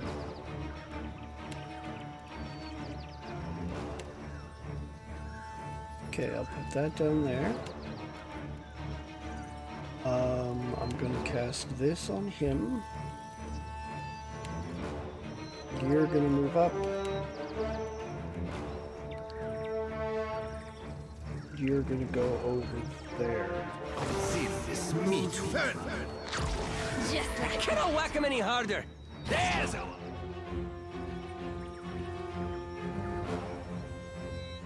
I'll teach you a lesson.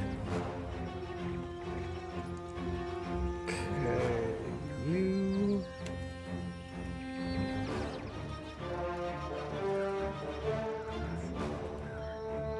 Yeah.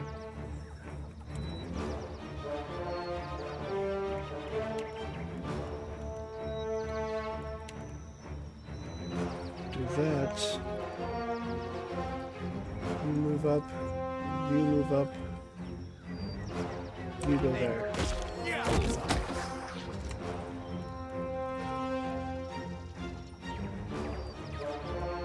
And right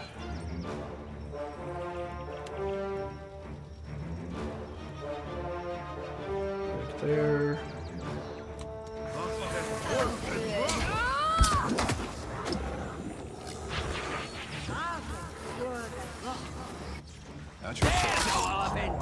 Ooh, that is done.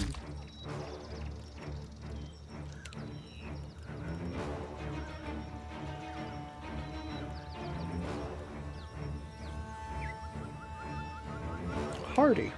Okay.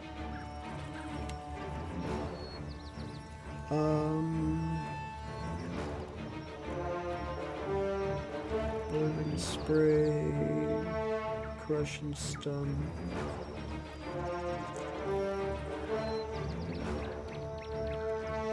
Okay,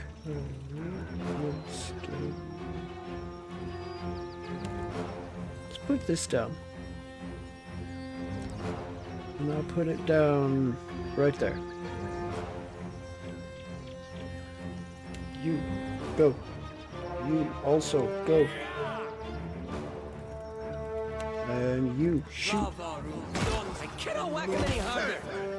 I can't whack him any harder. Okay, everybody just attack, please.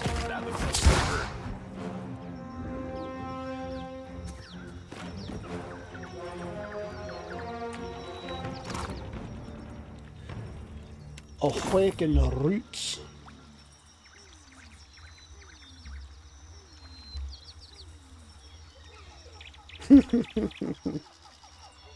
Can I do that from? I can. There we go. Very well. Ye damn dirty butts. I'll see what I can find. You find an old stone coffer, pitted and mottled by long exposure to the elements. The lid is cracked but thick. Woody vines like giant's fingers hold it in place.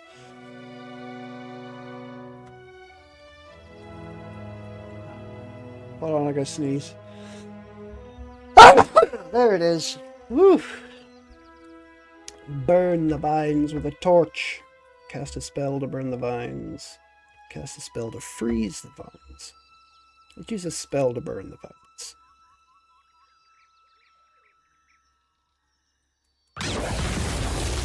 The plants squeal and pop in the flames, giving off an odor that smells discerningly like burning flesh, disconcertingly like burning flesh. They wither into scraggly, blackened strands, yet no sooner have they shrunk than they quiver and twitch, beginning to fill with sap once more. You rip the lid from the coffer before they can regain their grip on it. You retrieve an antique bronze hatchet, pulling it from the coffer even as the vines feebly grasp at it with hungry tendrils. Vion Sith. Interesting. Yes? Oh yeah. Baby boar. Your melee weapon attacks have a chance to interrupt, and your party deals bonus slash damage. Interesting.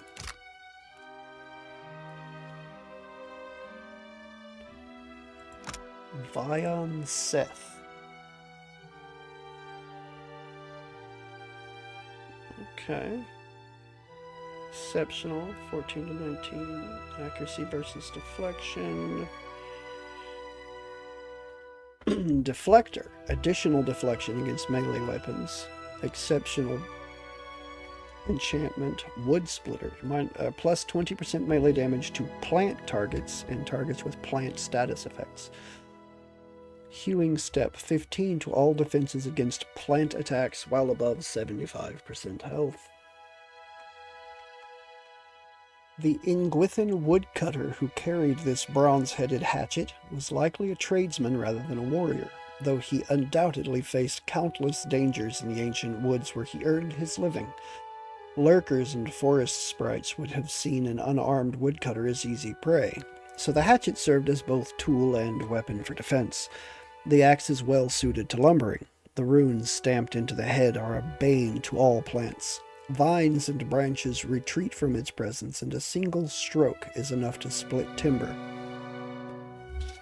A single stroke is enough to split timber. That sounds handy. That sounds super handy. Oh, I never switched to that. Totally should have done that earlier.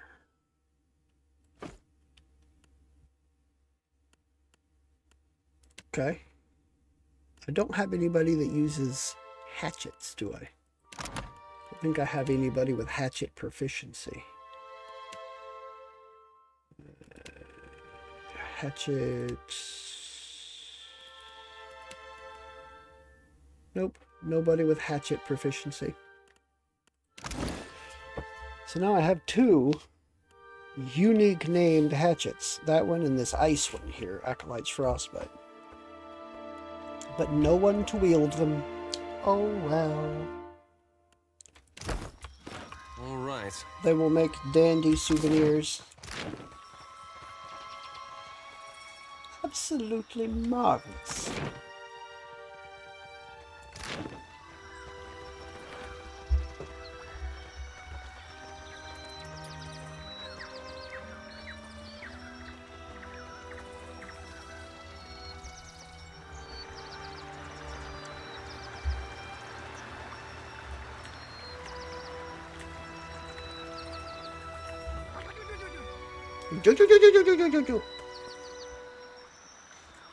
A large lagufet, a broodmother by her size and crest, surfaces from the pool. Around her neck hangs a knotted cord strung with shiny odds and ends. She chirrups softly. As you draw closer, she gurgles in agitation, but does not attack. She dives back down and disappears. You hear splashing and chattering coming from further up the slope. Hail, daughter of Ngati.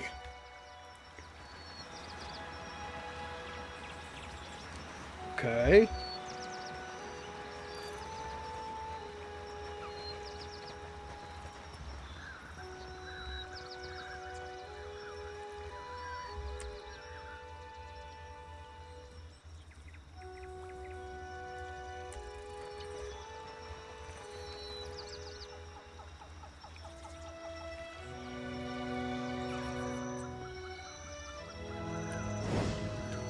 Cocking her head, the broodmother watches you and lets out an inquisitive chirrup.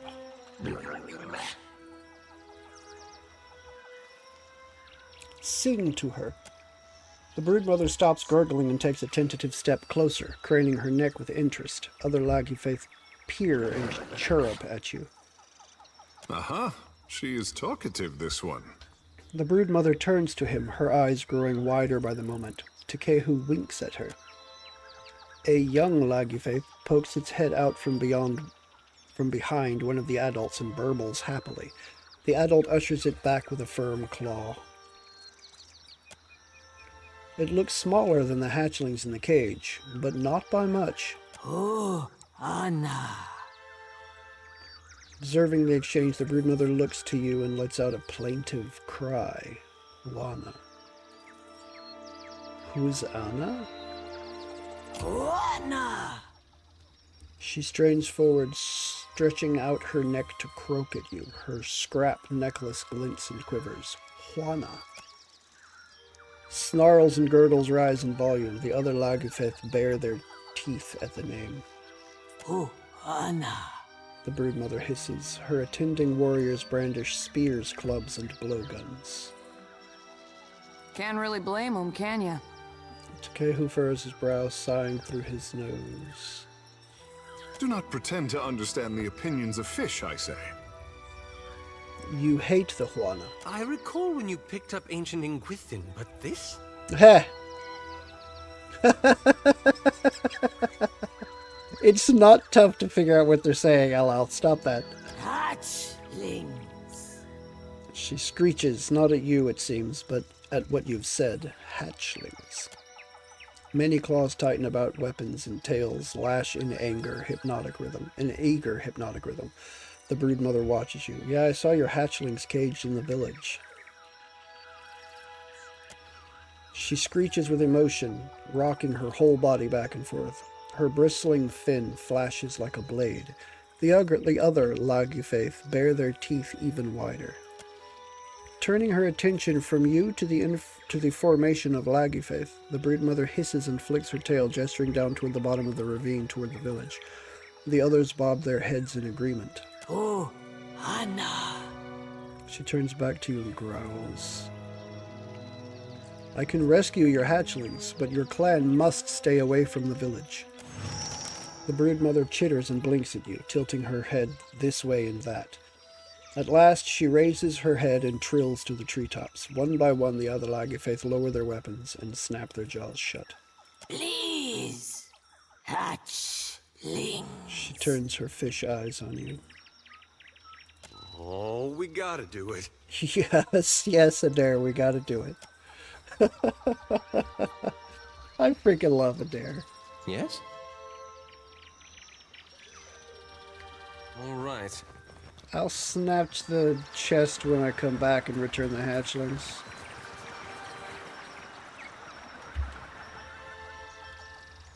Because I have a feeling that once I return the hatchlings, they're going to leave the area. So it won't really be stealing if they're not here anymore, so...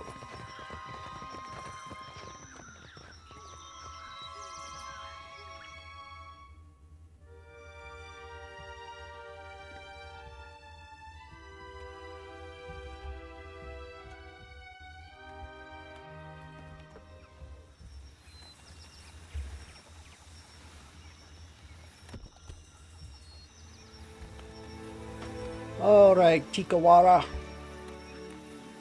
Let those hatchlings go.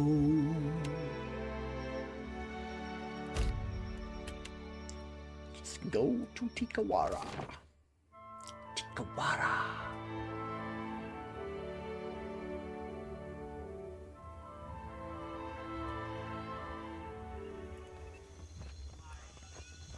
Alright. You think Andra's got something in mind for you, Tekehu?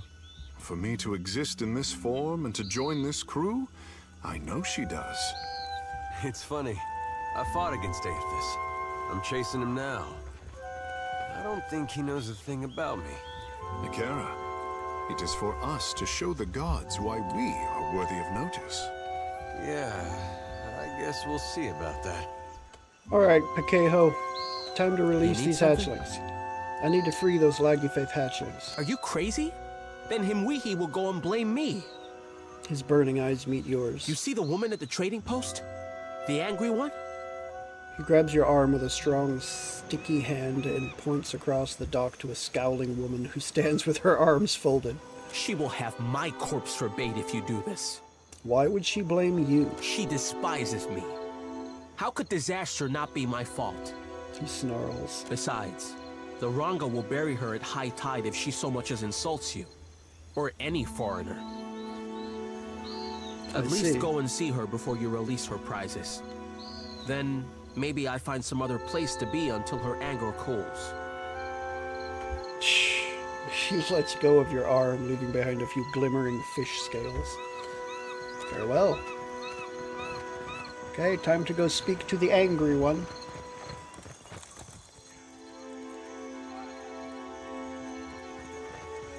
This way. Alright, Himwehi. For what do you linger here? The village is much too quiet. Her restless hands fidget with her weapon while her slitted eyes scan the horizon. We need to release the Laggy Fifth hatchlings. She throws back her head and laughs. But you do not laugh. Then you do not joke. For what would I do this foolish thing? She wipes a tear of merriment from the corner of her eye. They have clans and families. What would you do if someone caged your children? You want them to leave you alone, right? Release their young and they will. They are animals. They hunt where they smell food, and they smell food in our village. She leans forward and speaks slowly, as though explaining this to a child. If I release the young ones, then they attack when they grow big. I hope they don't wait that long. I want to see them attack when they're little, with those tiny claws and fish teeth. Oh God, shut up, Adair! Then raise your hand to the little ones, and see how they fight back. She stares down Adair as a look of horror overcomes him.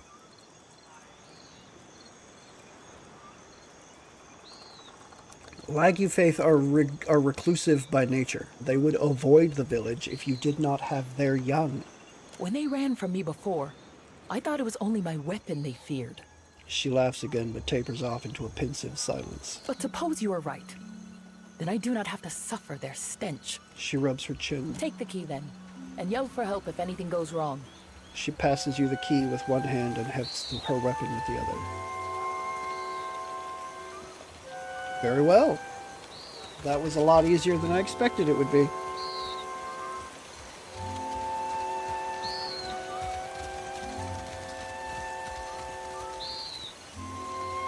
You need something?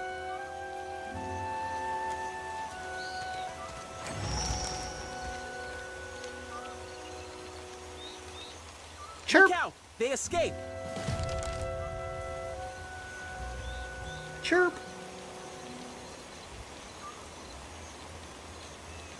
Leaping from the water, the broodmother eagerly chirrups and beckons toward her hatchlings. They rally around her with unbridled joy. She lets out a low-pitched warble when she sees you. The broodmother makes a show of removing her necklace and laying it out on the sand, then gesturing from you to the necklace and back again.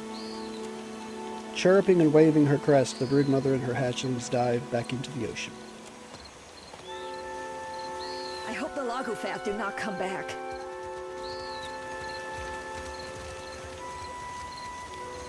Okay, let us see what sort of gift she has bequeathed us. Baubles of the Fin. Baubles. +1 constitution and intellect. Cruelty and curios.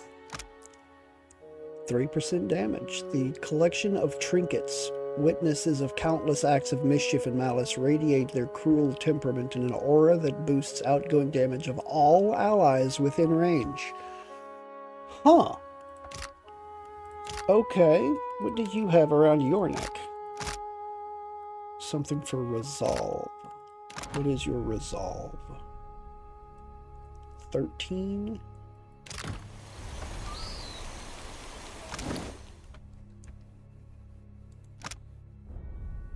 Constitution and intellect.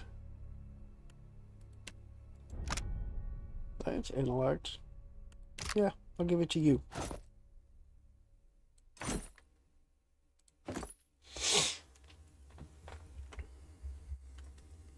I think it's fitting too, being a one who is gifted by Andra and all. I gladly accept. Yes, all right.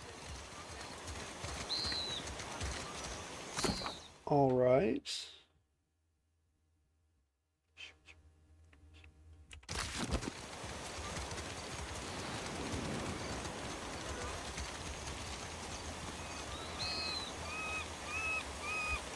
I mean, that means that they're not leaving the ravine. Does that chest over there interest me enough that I don't want to go back and risk having to wipe them out anyway after just having done this good thing, this act of good faith? Yeah, I'll leave them alone. Alright. Broodmother's Fury. Investigate Poko Kohara. Poko Kohara.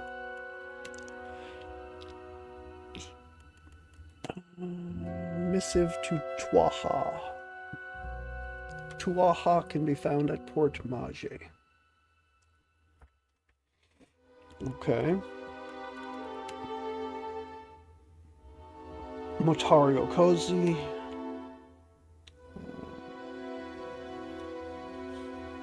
Past Kua Orikuhu. Kua Orikuhu, Kua Orikuhu, Oriokoiki, Ashen Maw,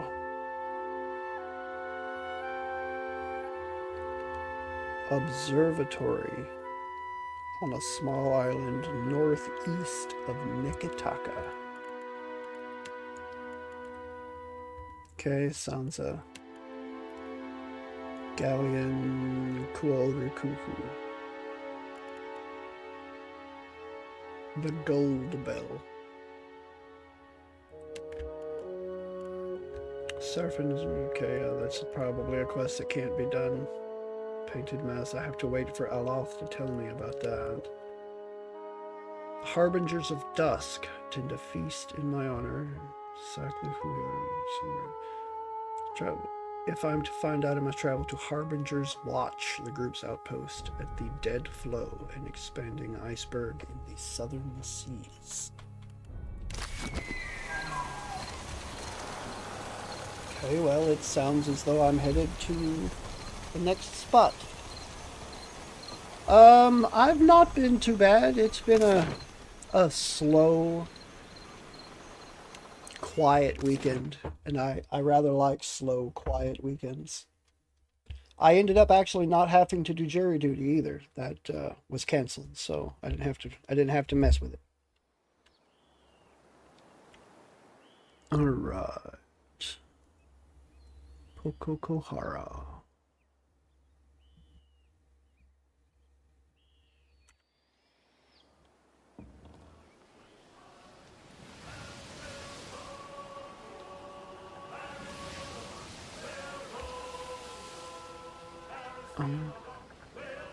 Okay, looks like I'm going ashore right here. Poko Kohara.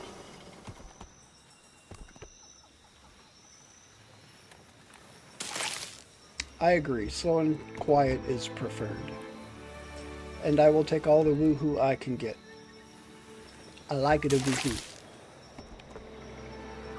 I also like it a yoo-hoo, but that's a slightly different thing. Kabara Reku Shrine. What is this? You notice a small pavilion containing a large weathered statue of a stone a little ways off the path. It appears to be a Huana shrine. Search the surrounding area.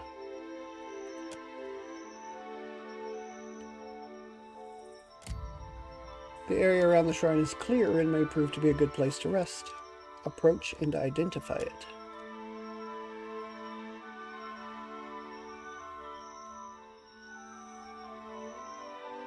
Oh, Shoti was my religion person.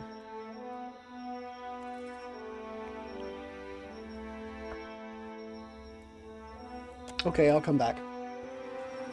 I will grab Shoti, and I will come back.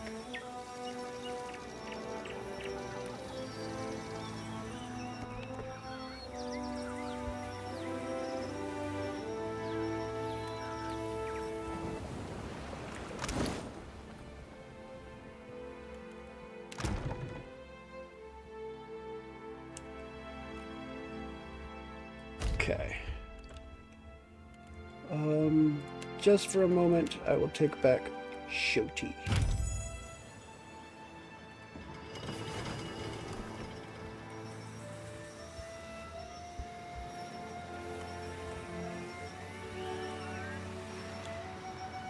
Kabararu.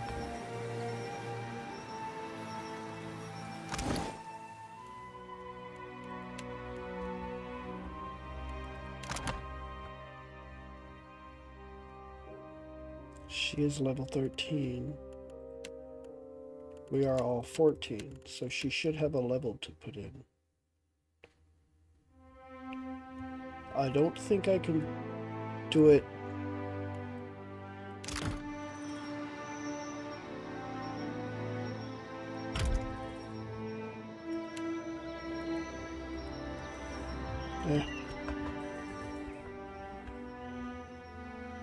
Approach and identify with Shoti. A pair of stone eels twist up the sculpture. Each eel's mouth clings to the other's tail, creating an unbroken circuit. I believe I'm going to get some sleep soon. Gotta be up early tomorrow. Insurance company fucked us, so I've got to spend hours on the phone tomorrow. Oh, God, I hate having to deal with those damn people, dude. My sympathies. And I hope you sleep well. I appreciate you stopping in this evening, Drew. It portrays Orikuku, the Huana's rendition of Bera. The inscription runs along the shrine's base. Some flee, others fight. Rikuhu consumes all.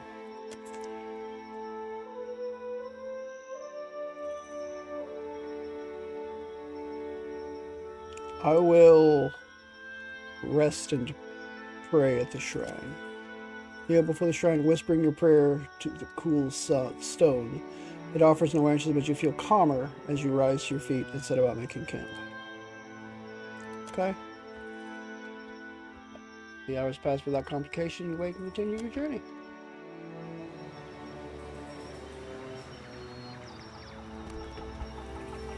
Let's grab Takehu back for the Pokokahara ruins, because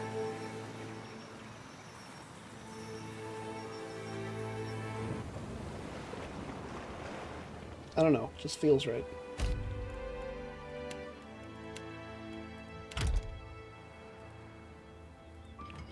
Okay. Pokokahara.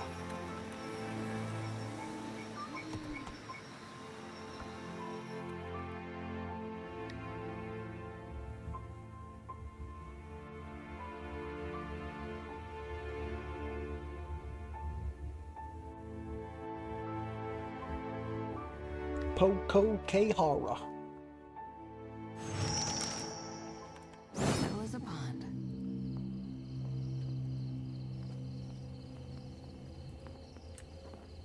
Okay. Heave ho. All To shelter, together. yes? Before my hair dries out. Hoist the colors high. Heave ho, thieves and beggars. Never shall we die.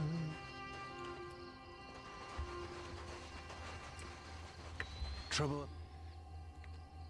A desert worm. Ahead. Yeah?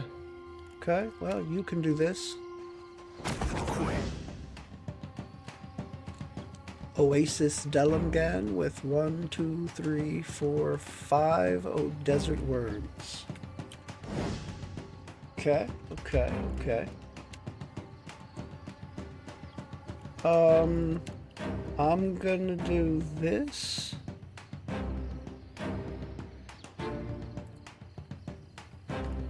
I'm gonna have you do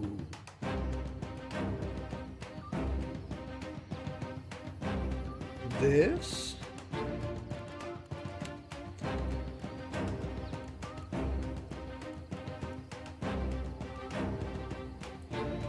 We'll have you two do that.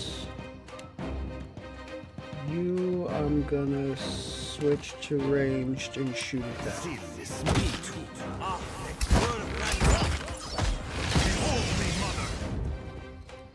May I be a candle in the night.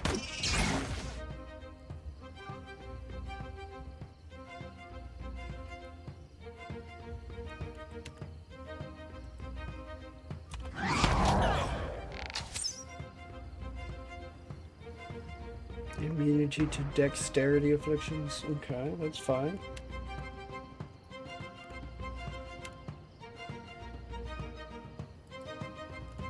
You do that.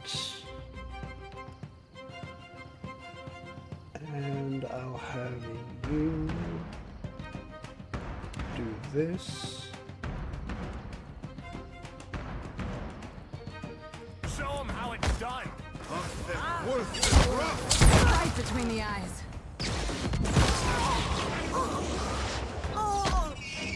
That's the end of that. Of course. Yeah?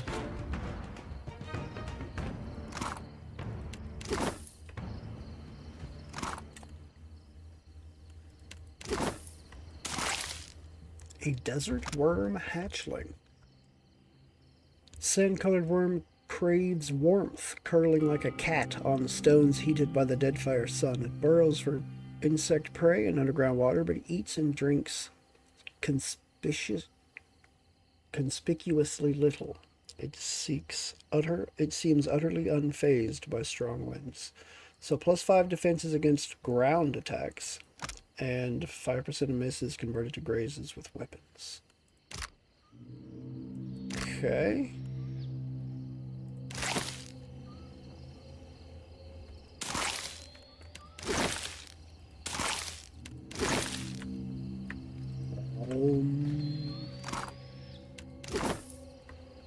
I got it. Do. Still as a pond.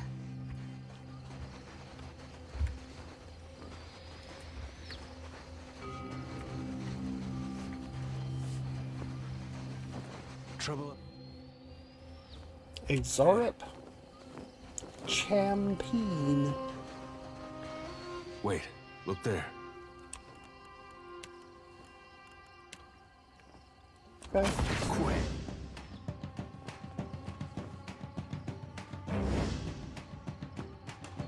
See this meat. I am the alpha predator.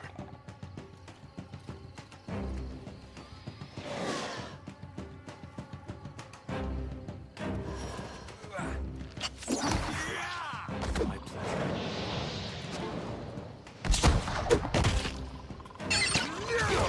No rush, but if you have any antidotes handy, I'd be much obliged. See that, Ishi? Leave it to me.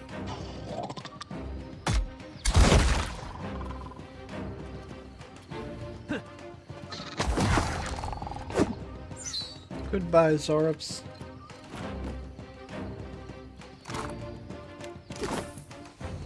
You silly little lizards. Nice and quiet. Okay, these are all gunpowder barrels.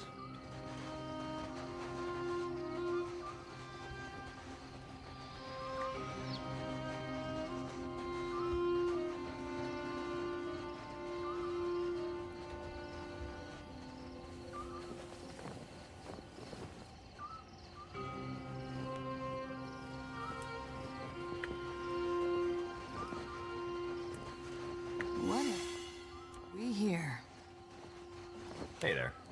Give me a real challenge.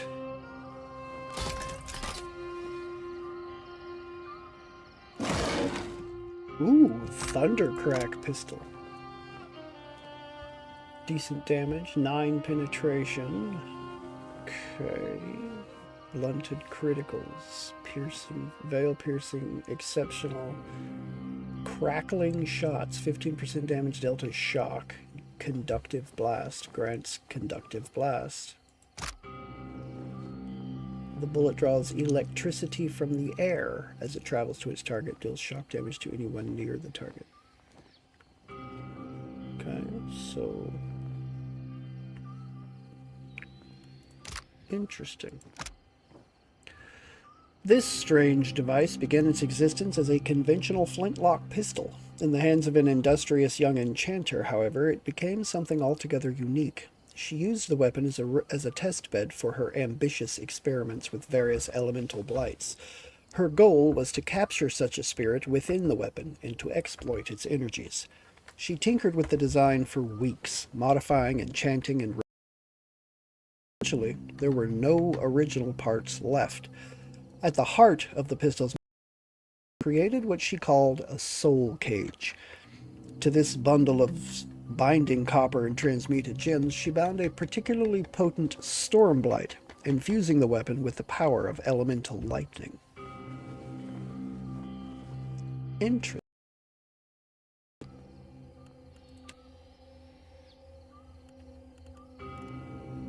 Something that I could very well give to, I don't know, somebody. Could and very well might. Consider it done. Be right there. Mm-hmm.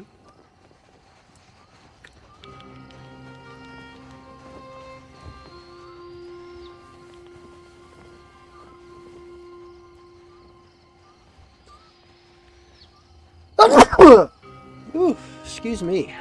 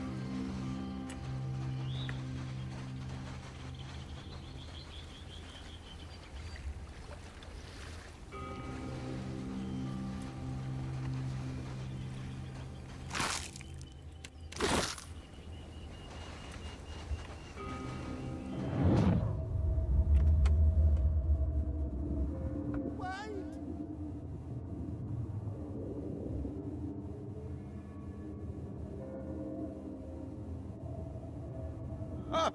Up! It's coming! I'm sorry. Apretta, inside!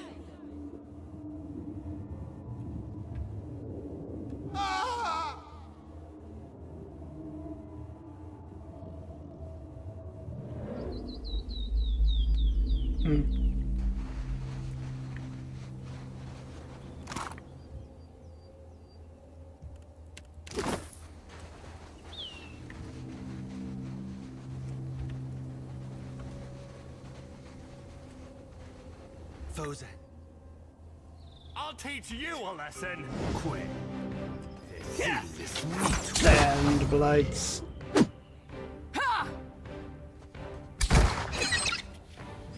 Yeah, there's a walloping. Absolutely. Begone, sand blights. Ye sandy bastages. Primal wind and rock. Slippery as an eel.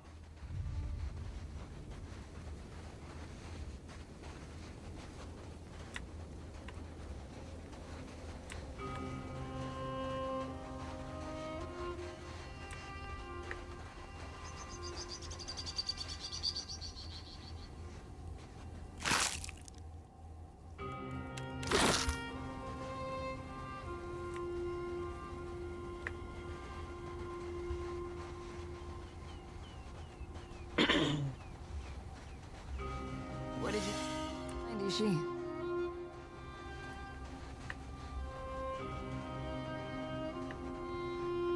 I got this. Turquoise and aquamarine. I got this.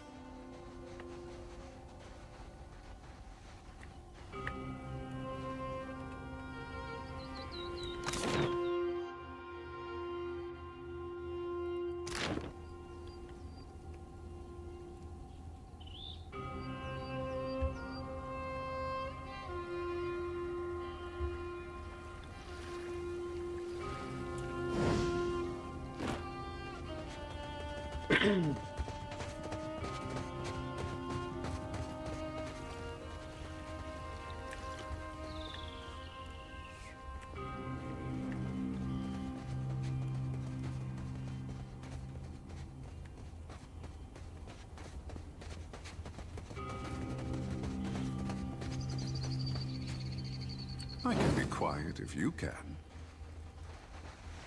But can you be quieter than me?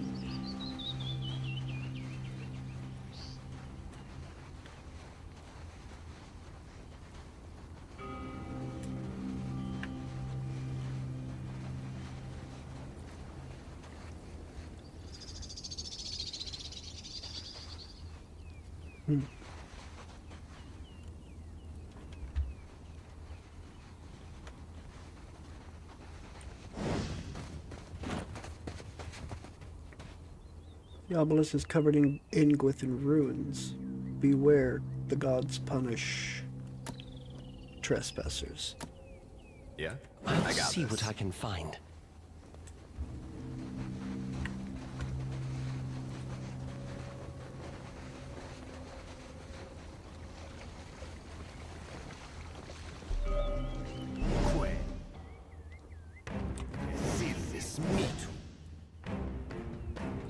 Sand grub. Right between the eyes.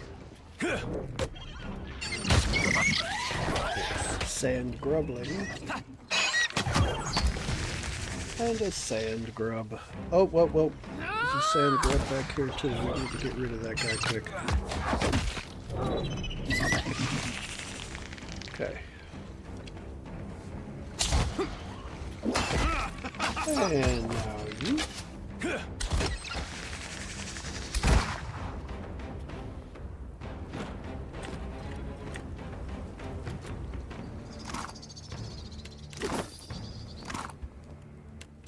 Sure.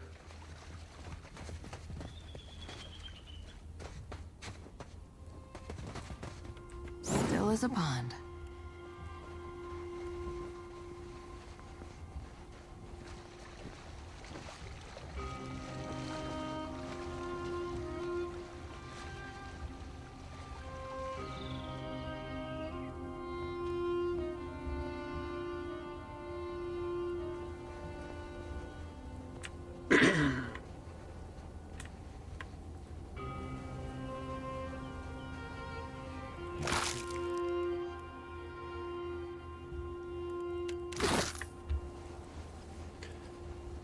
Silver loose and a copper pyre.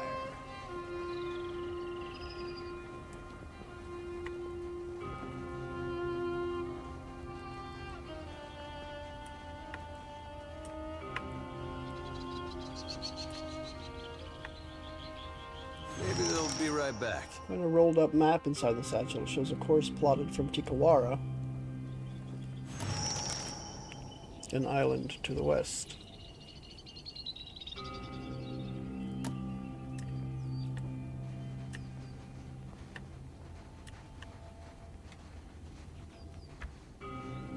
A real challenge. Should not have left Vector with those Juana.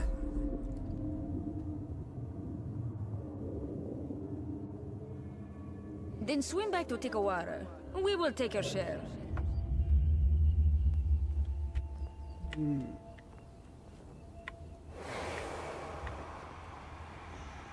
Sparsely furnished tent stinks of spoiled rations. I got this. I got this. Tent is empty, but for a sack of excavation tools, shovel spades, and brushes. Half buried in the sand.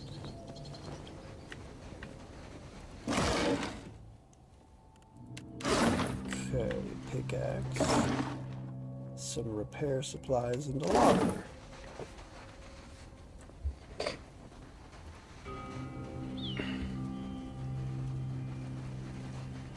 Probably a way into Pococahara right there.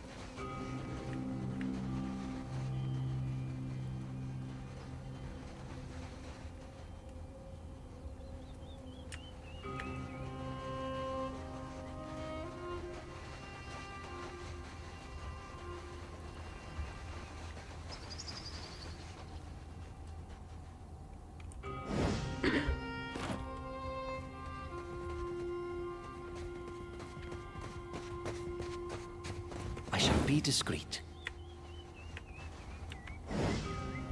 I shall beat some feet.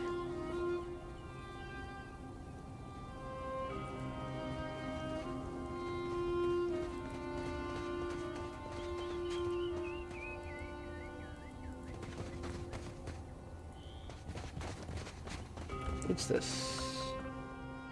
I know it's a well, but this weathered stone well seems fairly old, though you see fresh signs of excavation in the sand around it. A rope dangles over the side, trailing down into the darkness. Toss down a pebble. After a few seconds, there's a splash.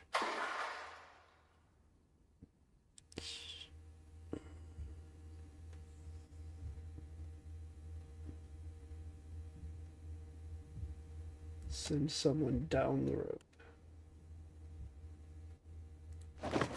Take a firm grip on the rope and make your way down. It's not long before the dark surface of the water becomes visible below. The end of the rope dangles just above the water. Adair spots a patch of burlap against the muck and stone. An old sack appears to have been lost or hidden in a crack in the wall.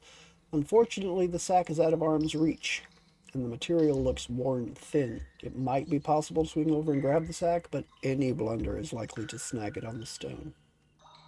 Swing toward the sack.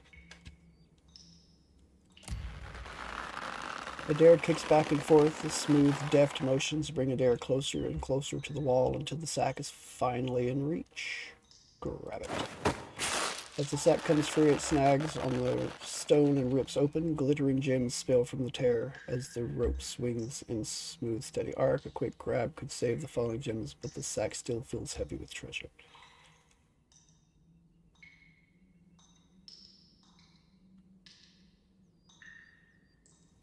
Dexterity 11? 12, 15. 15.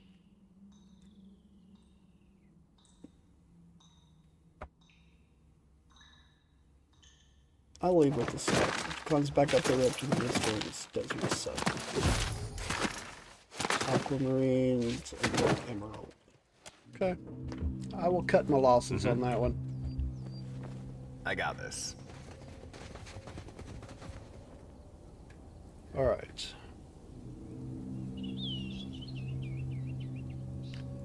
Hoist the colors high. Slippery as an eel. What is this?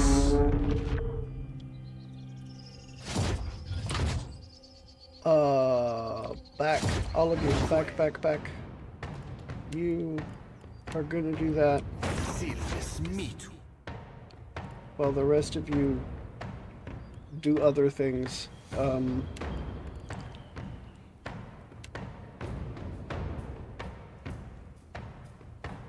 Let's have you bring in these because they fly. You are gonna do that. You are gonna do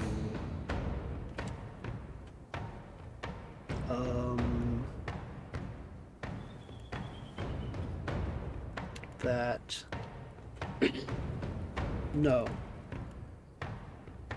No, that's raw damage. You can do that, yeah. Lava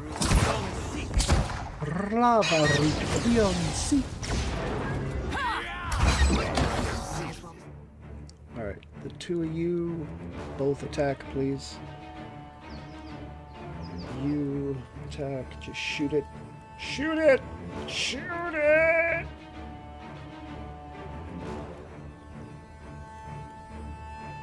I'll have you do that. You do this.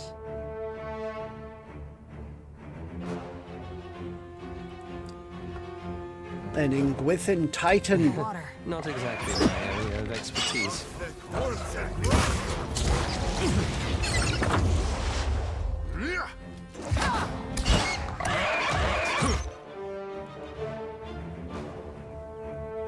Are you gonna do it? Indeed. Come on, damn it. I Just think cast makes no difference. You think not? Why? Hell do you mean you think not?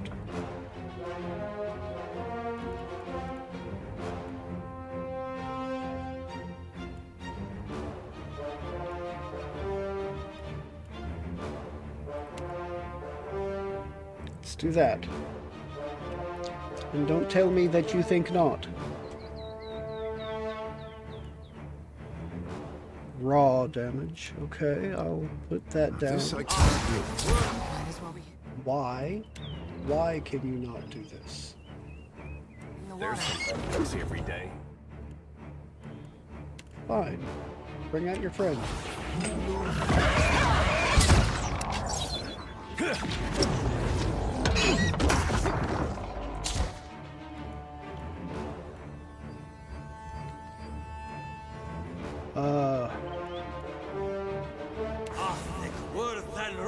Wait.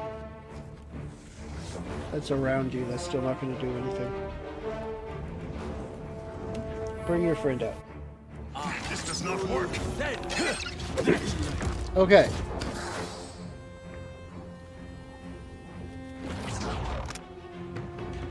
Magistrate's Cudgel.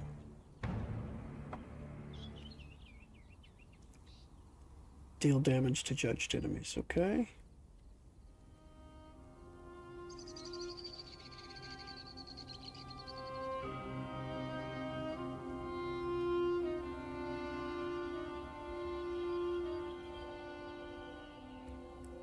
Perform 5 disengagement attacks, or deal 750 damage. Grants fair trial. Strong, fit, quick, insightful, smart, steadfast. Self applies one of the aforementioned inspirations at random the first time you're affected by an affliction in combat. Huh. Yes? Alright.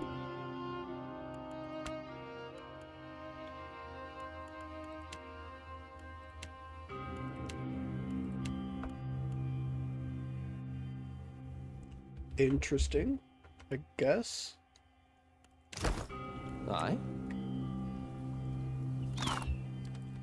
Aldrabon, living steel jade, living iron, and binding copper. Very well. Huh.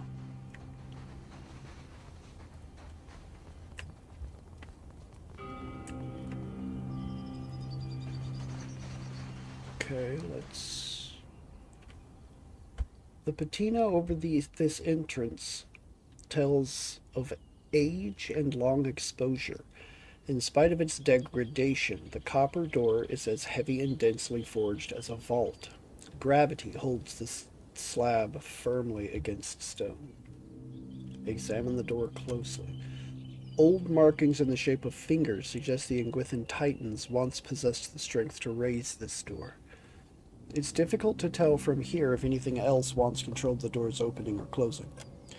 You find a hole in the surrounding stone which bears the same spiral shell pattern as the key you acquired on Tikawara. You also take note of the scour marks at the base of the door, likely evidence of a pry bar used to wedge it open. The damage to the stone looks recent. If anyone made it inside, the door has long since closed behind them. Insert the copper Muzuma shell key. As you dust away some of the sand blocking the hole, the Muzuma shell fits perfectly. Turn the shell to the right. The resistance it encounters quickly gives way to the sound of gears turning behind the stone. The door slowly rises. The opening discharges a breeze of stale air and something else. A feeling which emanates from the yawning darkness that makes your every hair stand on end. So I'm about to walk into a Vandegraaff generator?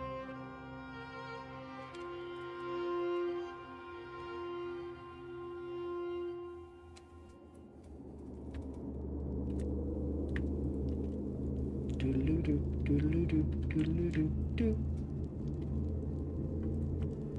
Thin layer of sand and dust has settled upon these crates. Okay. Pickaxe and a pry bar. Sand has encroached in all the wrong places, I say. Yeah, we've encroached in a few wrong places ourselves.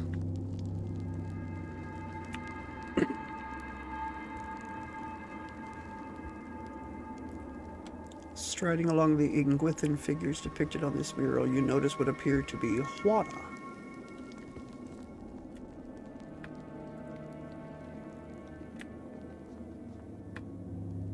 You were saying can do.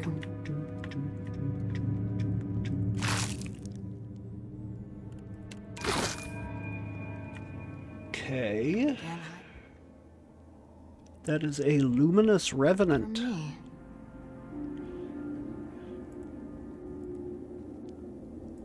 Your orders. Let's go.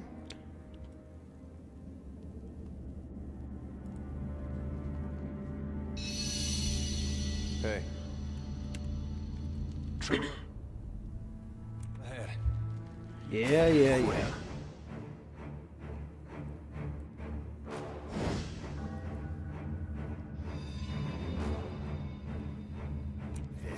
This meat. Doobity-boom, doobity-boom, doobity-boom,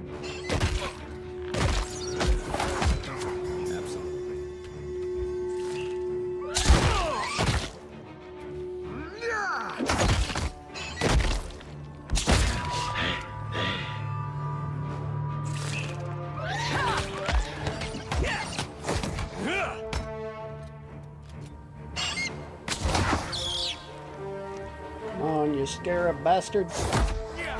And that's how it's done. Straight from the fish's bottom. They're bastards. Be right there. Nice and quiet. Cooler air wafts up from the fissure in the floor. The outer wall of this room seems to have buckled inward under a tide of sand and rubble.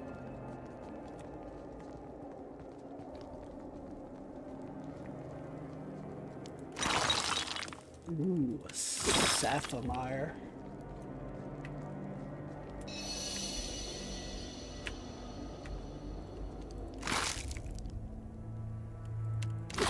Spark crackers.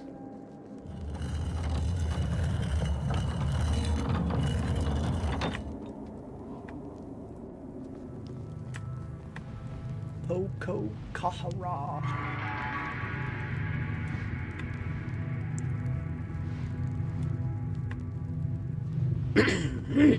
I will wait. Watch and learn. Looks like a warning. You were saying can do. What?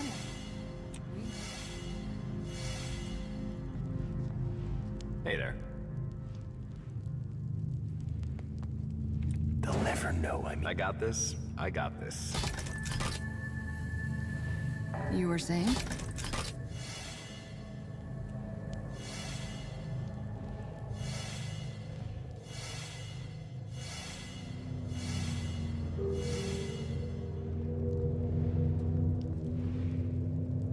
Mm-hmm. Give me a real challenge. Lots and lots of traps.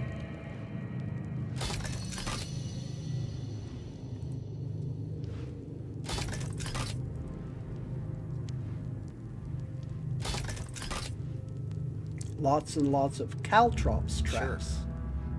Sure. Consider it done.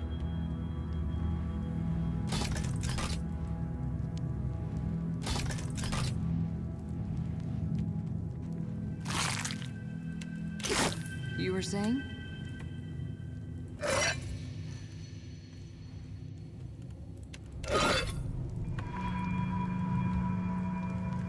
What have we here?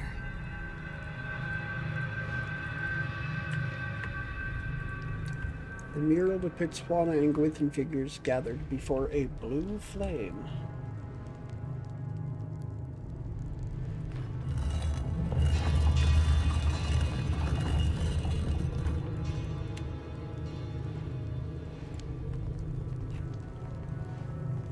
Your orders? Give me the order.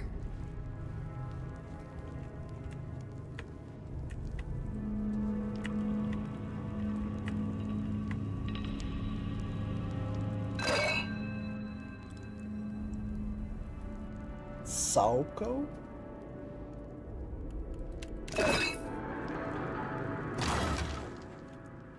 Ingwithin bracers. Resistance to dexterity afflictions. Though made of wood, these arm guards have been hardened over the ages to be as strong as steel. The edges of the bracers show no signs of having been tooled or lathed. Presumably they were grown into their final shape before being preserved through a long-forgotten alchemical process. Doubt I'll ever use them, but I have those now. Captain, give me the order.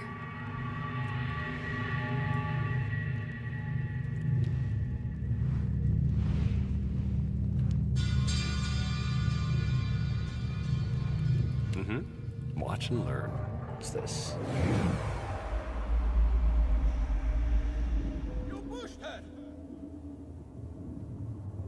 Merle, she came after me.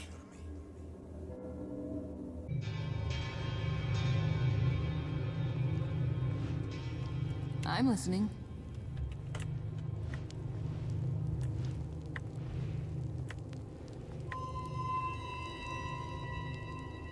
Can't hide.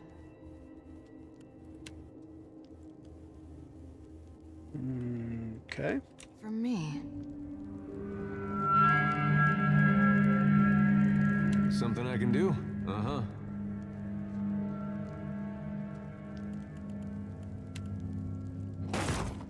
Do that. Skeletal sorcerer. And a bunch of beetles. See this meat, yes? Of course. Can't get a clean head.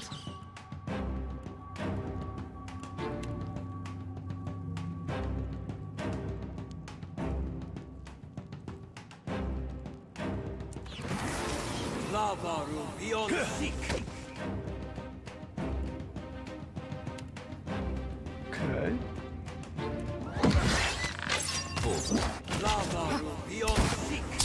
Can't get a clean head.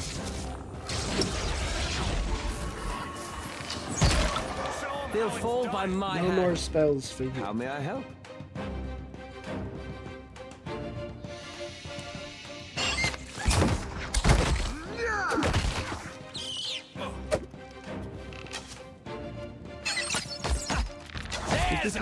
Crack. No.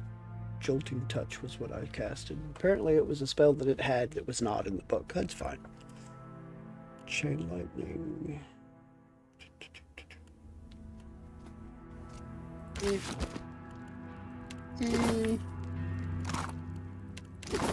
If you insist, consider it done. Braziers roiling flames give off intense light, but no heat.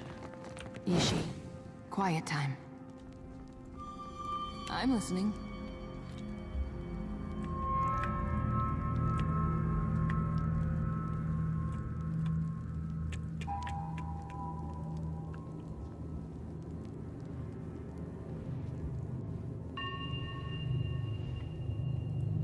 Anybody got a chisel and some wheelbarrows?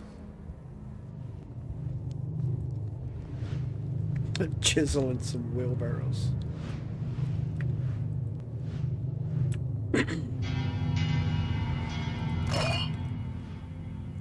Scroll of Pulaveora. Scroll of Insect Swirl. Juana figures prostrate themselves before a blue flame.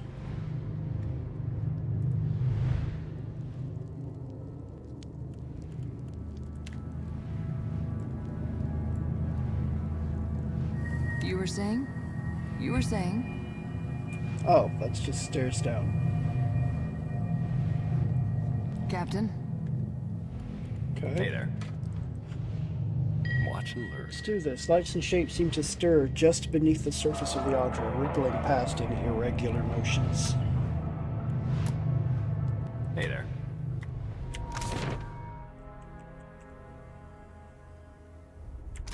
Okay.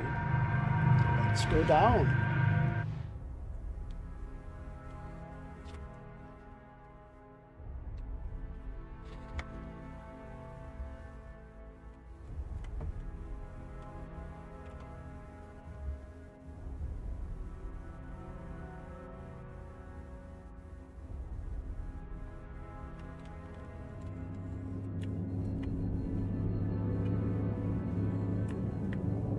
Okay. Your order? Aye, aye. Almost enough to make one feel self-conscious.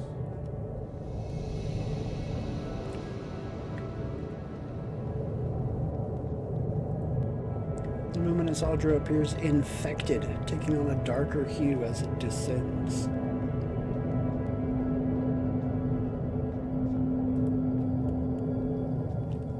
Infected? That doesn't sound good.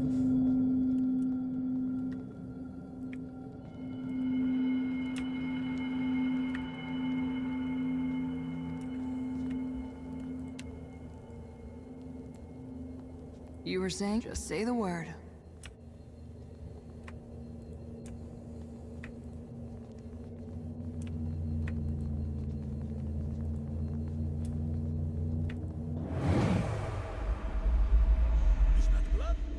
What have you done?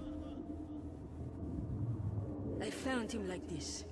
Why is your blade drawn?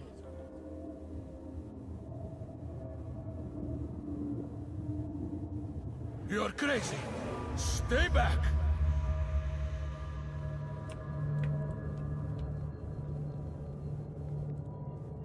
Why are you following? Speak for just say the word. Upon this mural, an Inguithan raises a sacrificial knife over a pliant Juana figure. Poco Kahara Expedition Log. This leather-bound logbook has property of the Valian Trading Company stamped inside its cover. Most of the pages are dark brown and stiff, contained with some dark, aromatic beverage. Stained, not contained, to help. A few pages have been ripped from the end. We set out at dawn on orders from Governor Alvari. She's heard rumor of luminous Audra at a place called Poco Kahara. Unfortunately, the place is said to be surrounded by storms, and it doesn't appear on any of our charts, but we're told the locals at Tikawara may be able to help. I've heard stories of bad run-ins with Juana tribes, but Chieftain Ruanu and the tribe at Tikawara welcomed us warmly, fed us as well as could be expected, and marked Poco Kahara on our maps. He seemed to believe the storms are magical, or else the will of the gods. I hold out hope that they can be stopped. Left for Poco Kahara this morning. Vector wasn't happy about being left behind, but he was too sick to travel, and Bezo was losing patience. Haven't seen a Rauatayan ship since we left Nekataka, but she's still afraid they'll beat us there. Storms were some of the worst I've seen, but we made it. We set up camp by the cliffs, but we're all looking forward to getting into the ruin. At least it'll be dry in there. We lost Gian and Olara today. I don't know what, but something about this place seems off. The others feel it too. The murals here are incredible. Proof that the Inguithans met ancient Juana 2,000 years ago. That they might have even built this place. I keep trying to explain this to Bezo, but she won't listen. We found the top of the Audra vein. It's glowing, but Beza says we have to go deeper.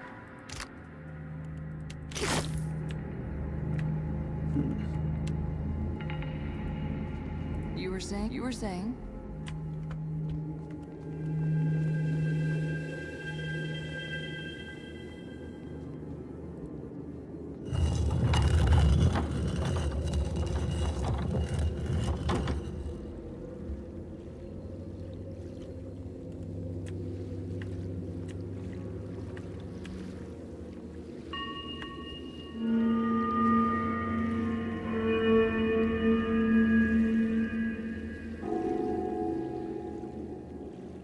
What the hell is that? It's nothing I can interact with. Oh. Oh, I didn't notice that there was more than one of them. I bet you there's some kind of imps. Speak freely. Alright, well, if I'm going to... Can do. To get noticed here, then I'm going to get noticed with everyone.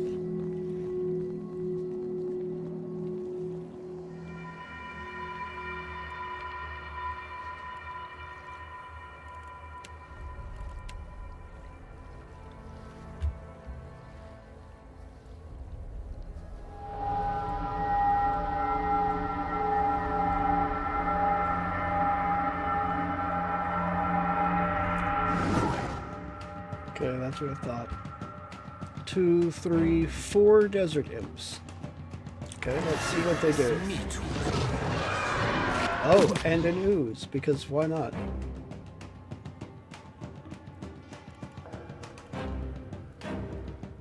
Okay, you go out to that one. Ishiza, go after that one.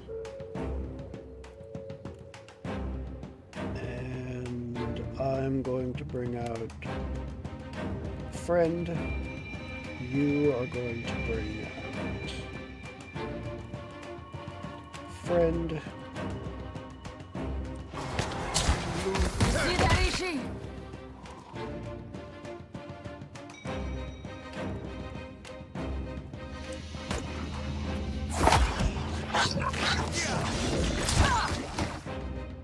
You were supposed to bring out friend. Do not stop bringing out friend.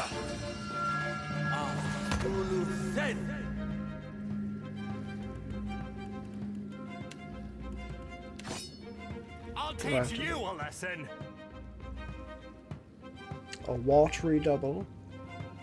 Ishiza, go. Go, go, gadget, Ishiza.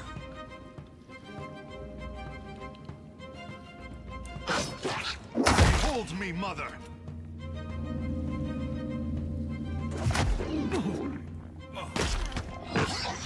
Your story ends here. Show him how it's done. Yours to command, Captain.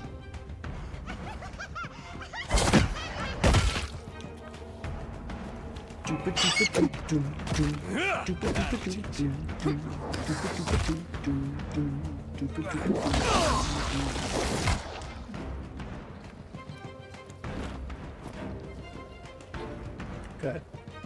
I got this. I got this.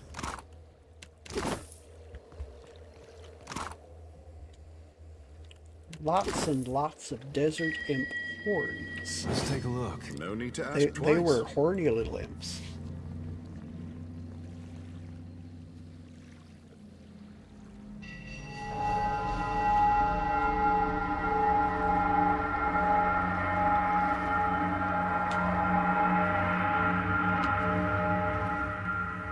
Hold on just a moment.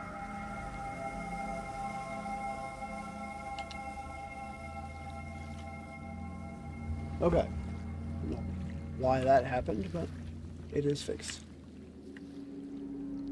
Captain? Aye, aye. Your orders?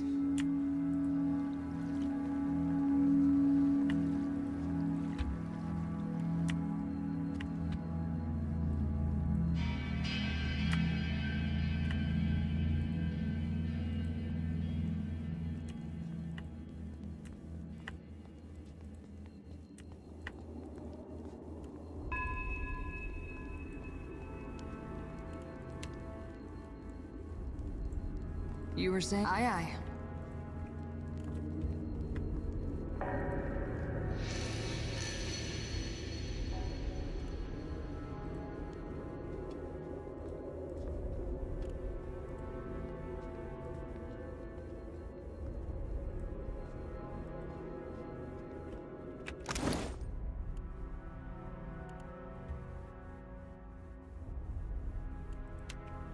Okay, do I have anybody that's using a pistol? No. No, I don't.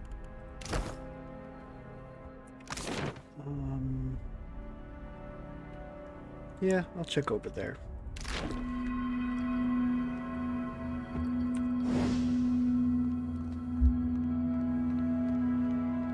Still as a pond. Can't hide. Ooh, spider. For me. I'm listening. Let's go. Something I can do? May I be a candle in the night? Quite. Okay, desert spiders and desert spiderlings.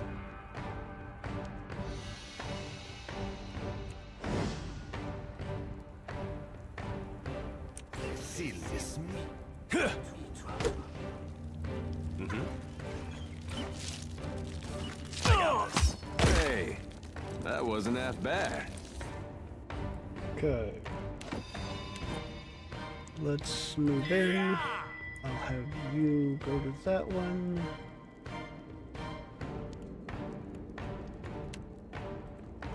And we're gonna do a couple of nice area damage spells.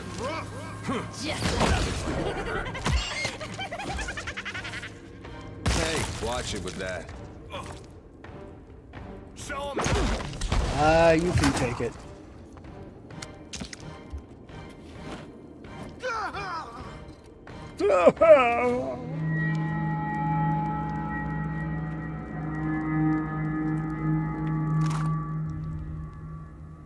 Okay. Next time, a challenge. Speak freely.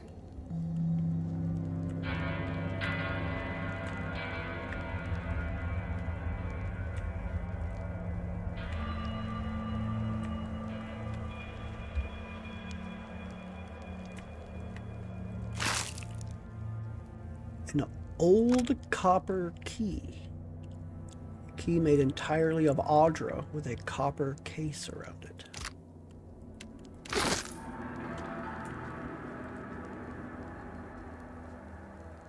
Unstable gunpowder barrels.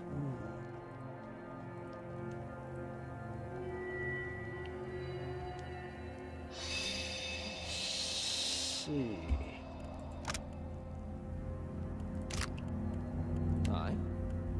Let's have you Indeed.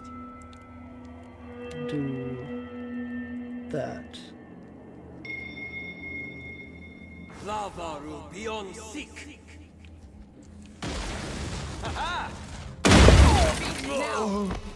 I was afraid of that. Should have cast a spell with a bit more range. If you insist.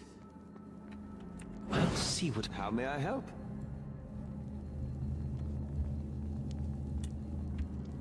Lessons learned the hard way. You were saying?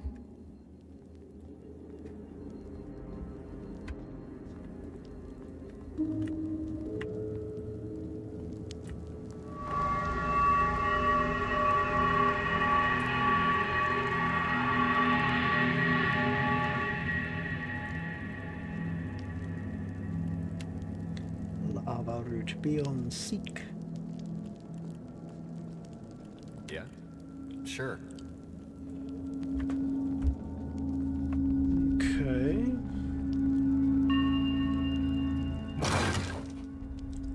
Ooh, Maruk's Amanth. A dagger. Exceptional quality. Binds with paladin, priest, and rogue. 5 accuracy, Exceptional damage. Corona of the Soul. What? 10% chance to cast burn damage AoE on hit with Marux Amanth. Huh. Right here. Interesting. Right here. Paladin, Priest, and Rogue.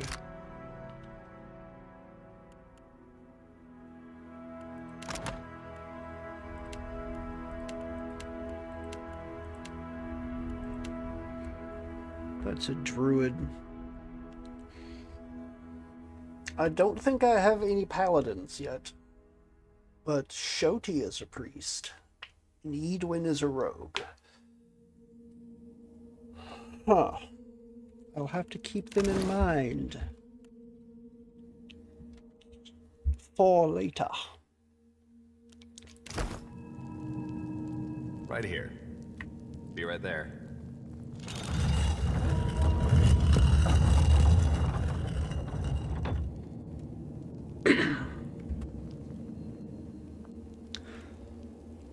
Lava root beyond seek.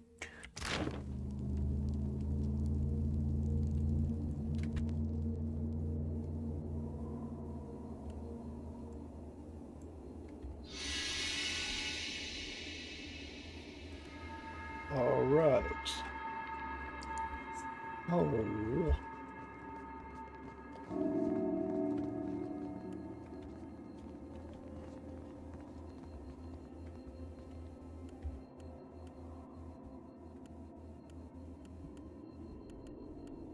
I sense A skeletal warrior. Skeletal warrior.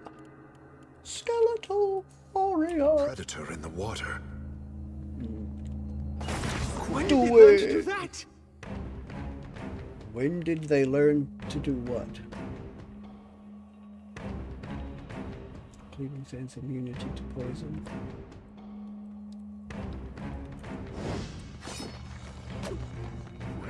See that, Ishi? Good. Ah, that. When did they learn to do that? Ooh. Skeletal sorcerer. What have you got to give? Beyond the peak.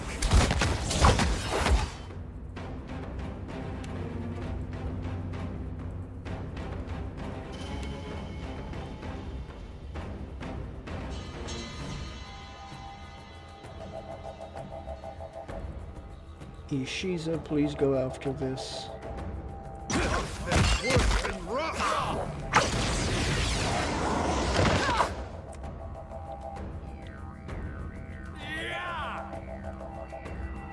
You... That. Do it again.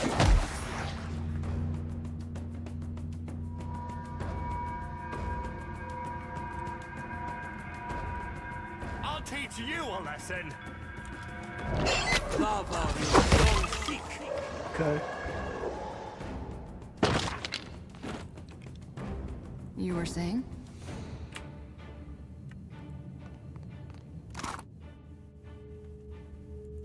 And that's pretty much it.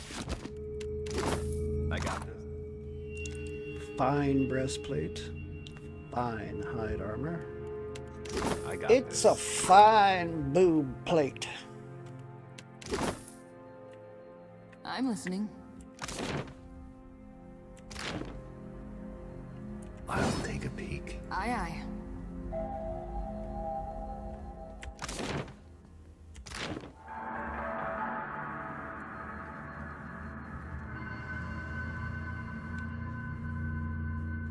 You were saying? What did you... Find you.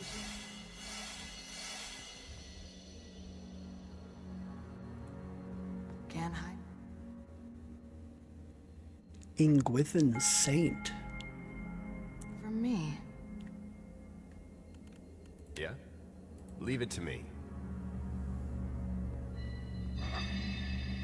Consider it done.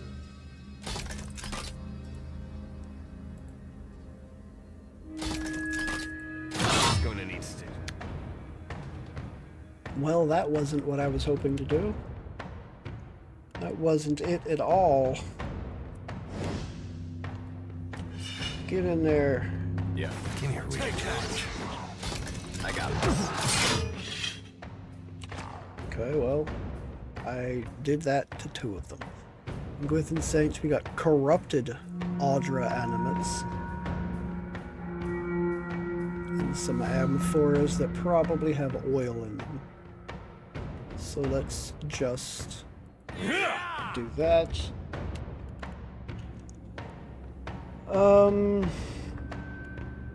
I'm going to do this on you. I'm going to do this across all of you. Can't get a clean hit. This won't do. Show them how it's done.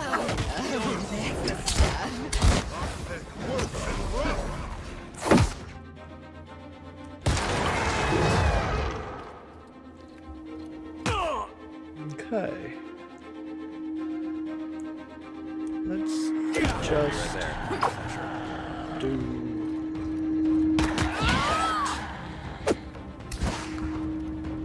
So much for an Ingwithin Saint. Right here. Exceptional great swords. Gunpowder and a vessel load. Ooh, Sigil of Nightmares wordstone.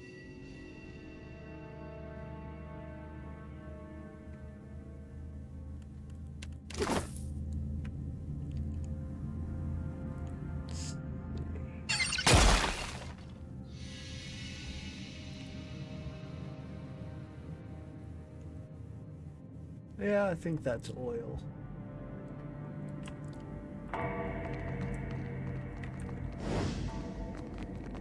Ishi, quiet time. I think.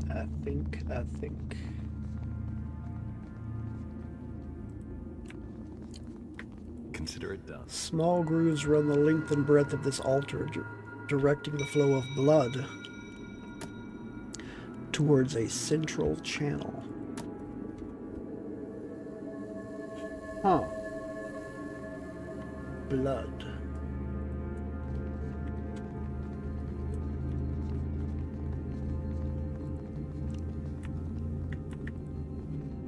Okay.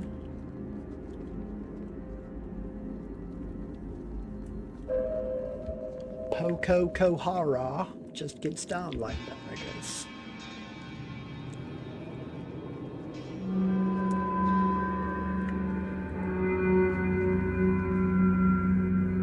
You were saying, let's go.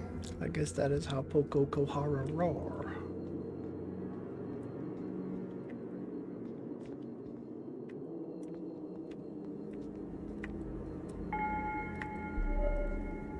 Oh, whoa. A torch?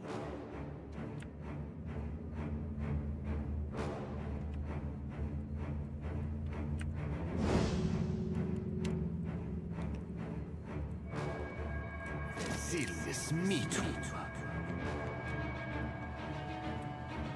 Luminous Revenants.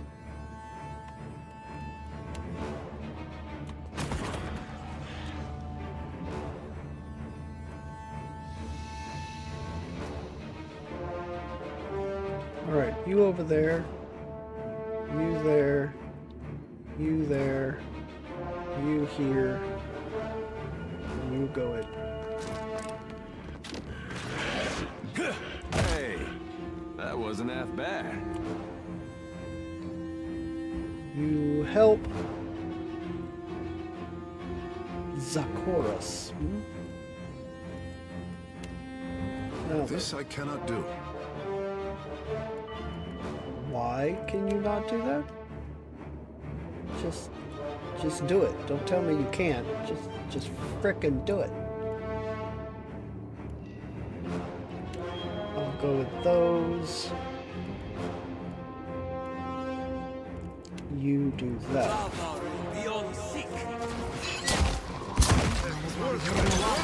That's it. I'll because I like to lava root the V6. Shifting chroma.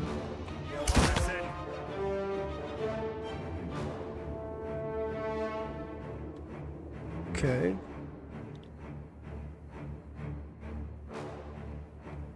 Socorros. I'll have you two do that. You two go after this one. You run in and help.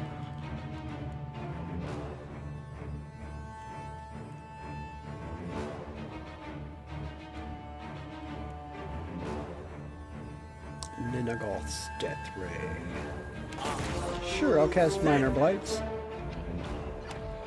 And then another casting of that.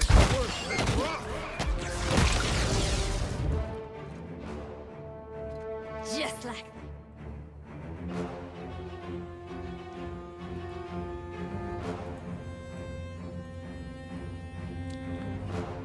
there.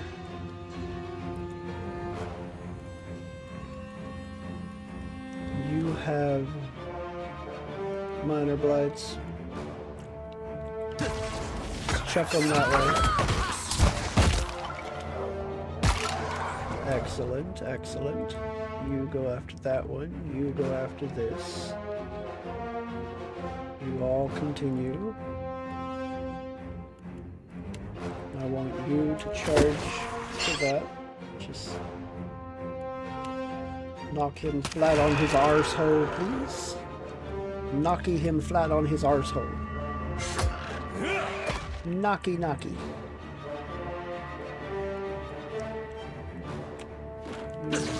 That's it.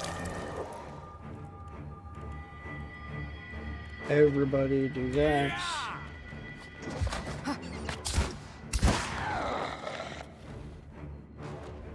Is that everything? Looks like it. A torch in the shadows.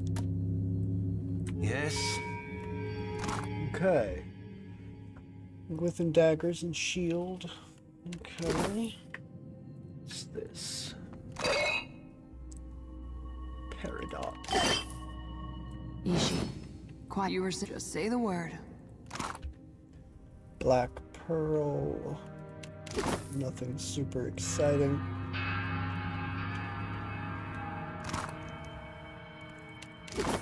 Okay, what about that?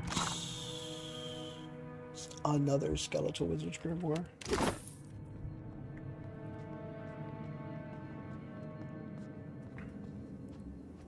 You can barely make out the words upon the sarcophagus.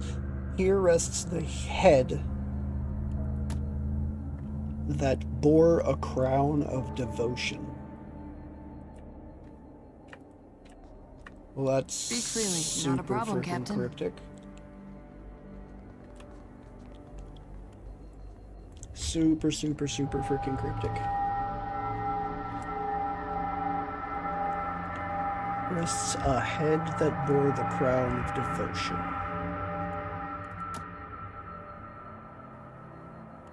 You were saying aye. You were Sai? You were side-eyed.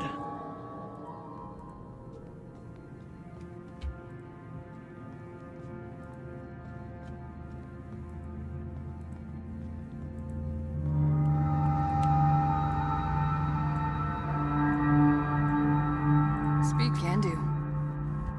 Can hide. Okay, a skeletal archer. From me. Can't hide from me. Corrupted Audra animates. I do have the old copper key. I could give it the old copper Something it try. was. Leave it to me.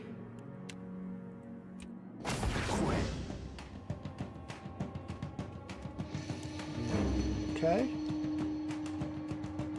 Sigil of Nightmares. Ooh, you all need to take that out, please. Do it. Still got it. Do it, do it, do it. Do it, do it, do it. Come on, destroy it. I'm practically begging you to destroy this.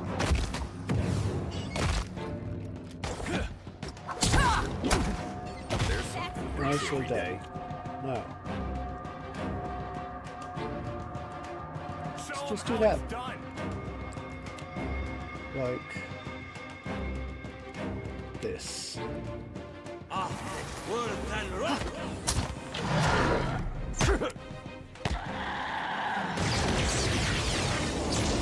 We were friends. We are friends. But you're very durable and can take a direct hit from a freezing fireball. So you tend to, you know, get smacked around by them a bit fairly often.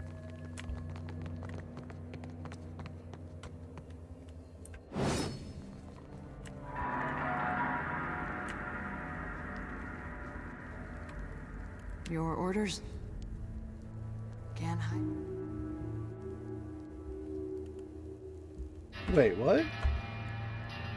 How did the two of you get afflictions, get injuries? You two didn't go down, did you?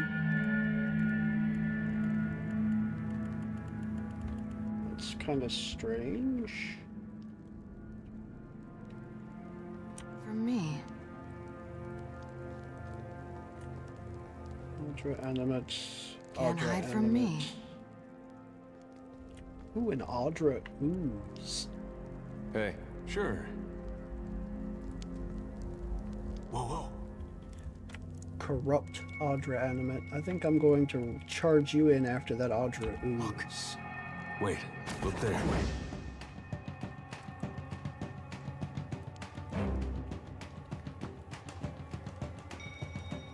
Okay.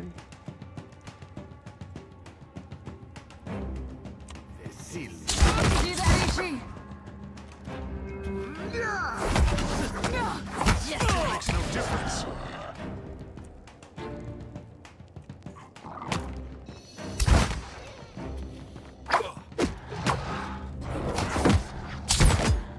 I'll teach you.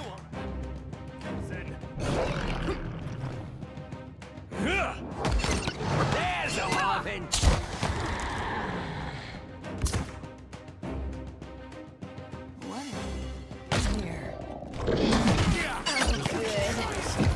Okay.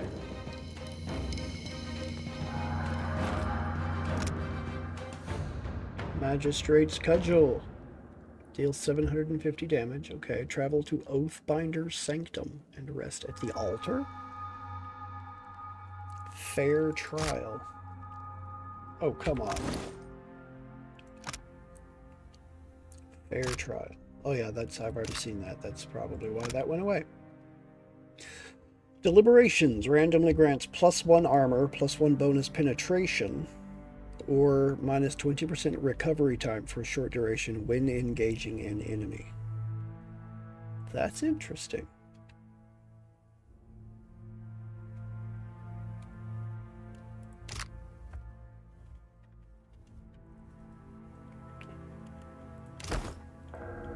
Yeah? Yeah? Punch. Okay. Uh-huh. Slippery as an eel. Right here. You get in here and do that. I see where you're going with that. This calls for a subtle touch. There. What did I tell you? Audra Inyak. Mother of Pearl. Yeah? The etchings upon the sarcophagus have been worn down past legibility. Leave it to me. I see where you're going with that. There. What did I tell you?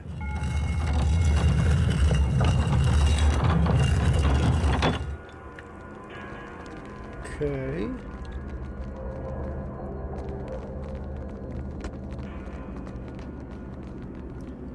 All right, let's take a rest.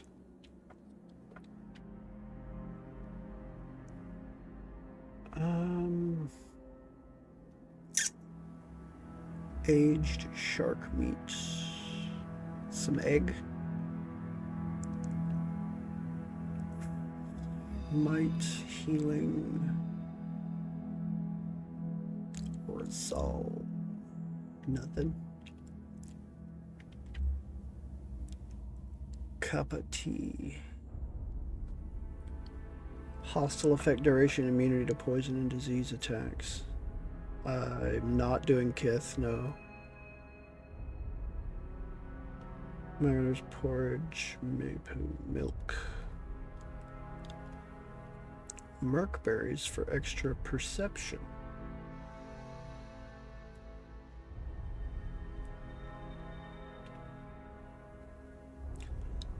Palm stones for extra dexterity. Holloway nuts, pork for extra might. Damage taken, action speed. Misses converted to grazes. Extra intellect. Penetration with spells, max health, penetration with weapons.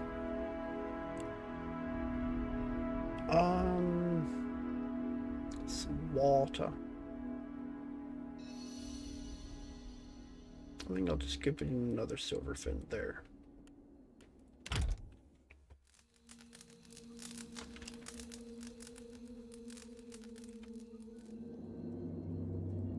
Yeah? I'll see what I can find. I got this. I got this. Okay. Mm-hmm.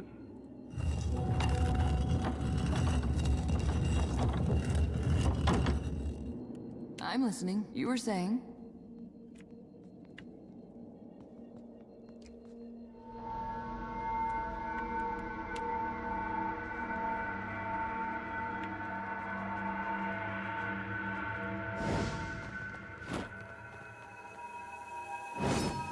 Let's go down. Further beneath Pokokahara. Which I'm pretty sure is where I'm at. Freaking memory, I hate it. Or rather, Captain, lack not a problem, of freaking Captain. memory, I hate it.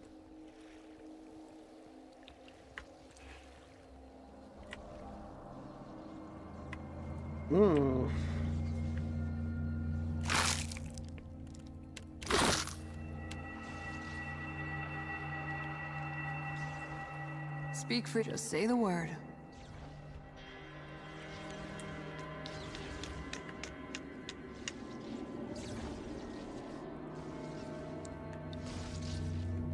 Essence batteries.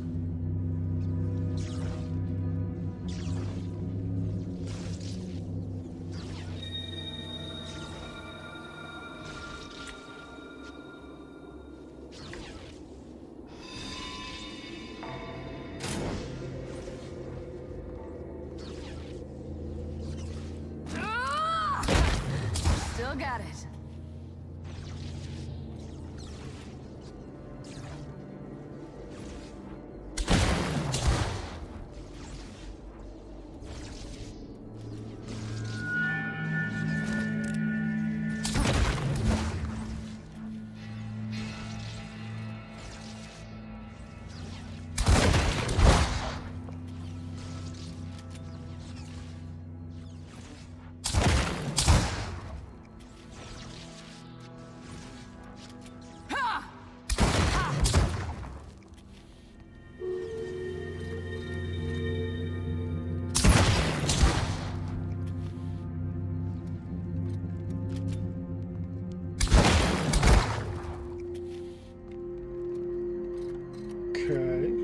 Ishi, Captain, just say the word.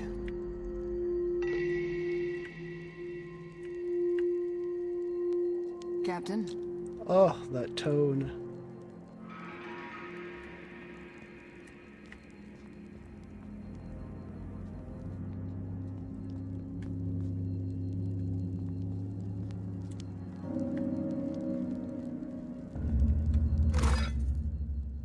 Solution.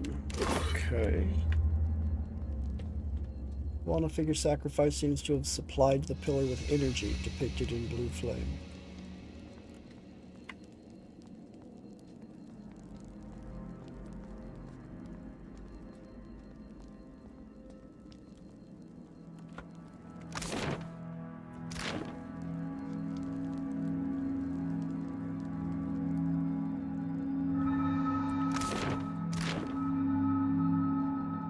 See what's in this room down here before I go over there. Oh, there's a soul in here to interact with.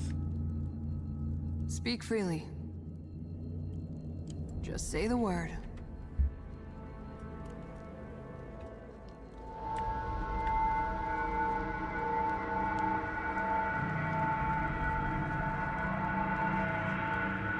Captain?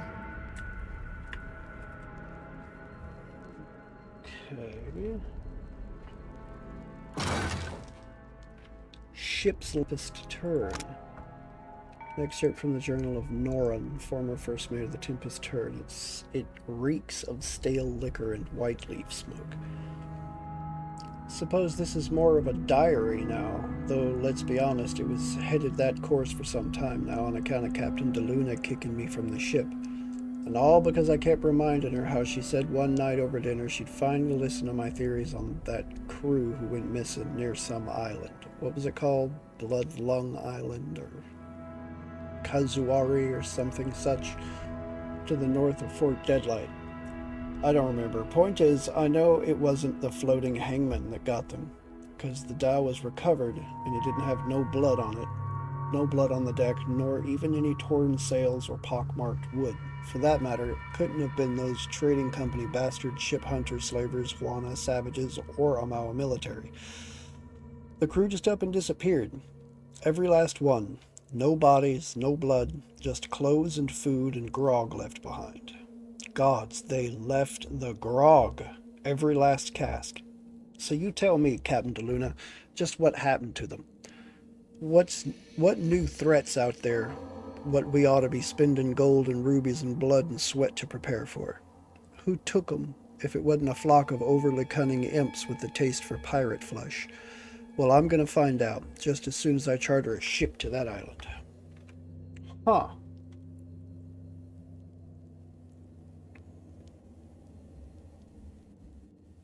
To the north of Fort Deadlight. Isn't that interesting? Hey there. Watch and learn. A woman lies dead on the tiles, her skin discolored with decay. Her rent flesh sloughs away to reveal bone. No maggots or blood or bugs have reached her here, which only means that there's more of her left to assault your nostrils. A sword lies discarded beside her. A pack lies beneath her arm, and the barest wisp of essence hovers over her body. Let's read her soul. The brief images you see are scattered and confused. You are an explorer with the Valian Trading Company, and you are searching the ruins with your comrades. At least they used to be your comrades. Now you're not so sure. Things have been going wrong ever since you got to this island. First with Gian and Alara, though it might have started earlier on Tikawara. Maybe even Vector fell sick. You hear a scream in the distance. You don't know where the others are. You don't know why there's blood on your hands. You don't know why it's so hard to think. But you remember that you were supposed to be quiet to avoid the notice of whatever is down here. Something moves in the darkness. Examine the body. The woman's body lies at the end of a trail of smeared, crusted blood. The damage to her armor suggests a fight, though it looks like her attacker, or attackers, allowed her to crawl away to die. Holding your breath, you kneel to search the body. As you handle her remains, clumps of muscle and flesh fall off, raising a fresh wave of rot. Most of her belongings are slimy and rancid with putrescence, but her pack has escaped the worst of it. Inside, you see a few torn pages and a carved figurine. Take the pages. They look like they were ripped from a book or journal. They're brown and warped with spilled drink and scrawled with a few brief entries. Take the figurine. The wooden figurine has the body of a woman and the head of a fish, with beady eyes and a gaping, snaggle-toothed maw. It's pale and rough-textured, like it was carved recently. Let's take her weapon. The saber boasts a viciously serrated edge. Despite the state of its former master, the blade appears to be in good condition, and you retrieve it.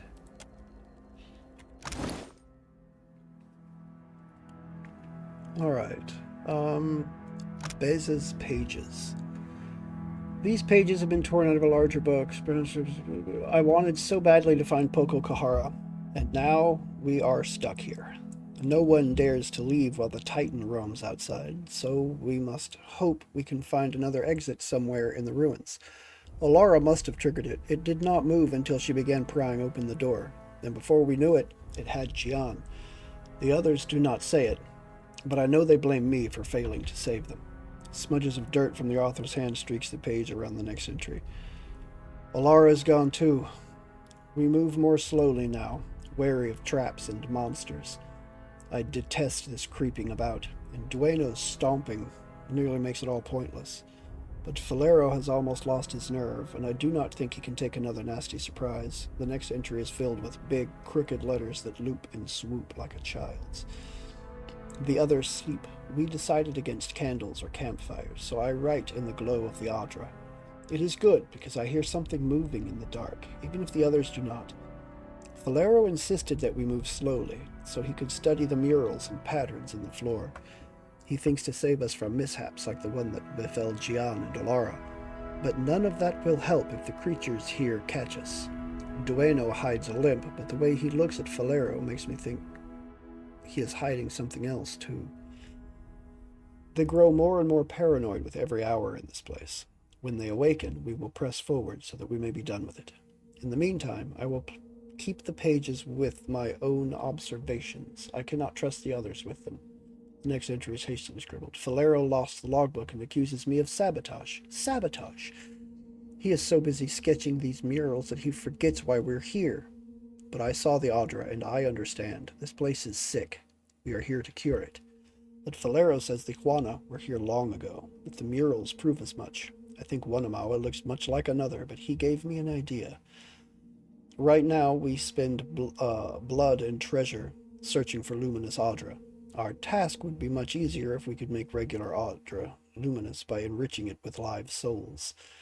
As I look at the equipment of the Ingwithans built here, so like the machines our animancers construct, I wonder if they once did this very thing. And we have the villagers of Tikawara, so eager to help. When we return to Nekataka, I will present my idea to Lueva Alvari. I do not think Director Castell has the stomach for it. Nor my companions, I fear. Jesus. Ngati Idol. And Beza's toothed blade. It's a saber. -1 armor rating for 10 seconds on a crit. Beza was a senior member of the Collegia de Defensia Musio, a prestigious Vilean dueling society. The club's standard duel for members of equal standing was single blade against single blade, fought until first blood was drawn. The duelists wore leather armor, padded doublets, and masks, enough to prevent a minor strike from becoming a lethal blow. Beza had a blade constructed that proved extremely effective at biting through such protection. Her fellow duelists came to fear her and her jagged saber.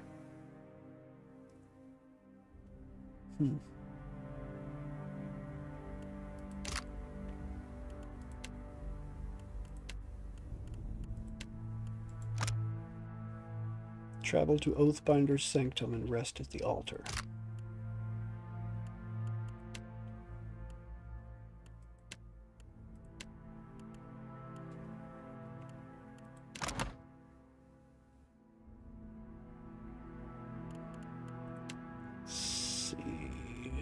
Who has saber proficiency. I think it's just a dare. Yeah. Okay, well, I guess that means that this saber stays in the box for now.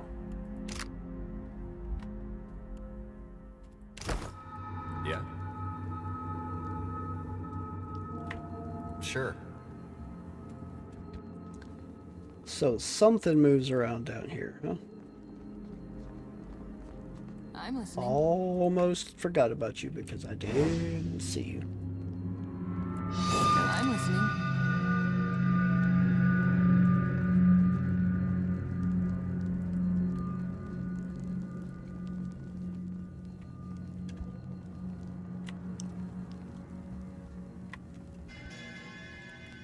I must give me the order.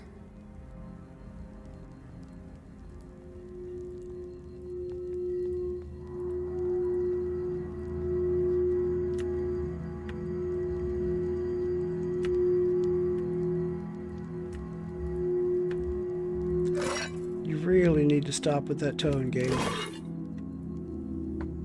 The stone and glass of this contraption vibrates with some internal energy, setting the copper rings to buzzing.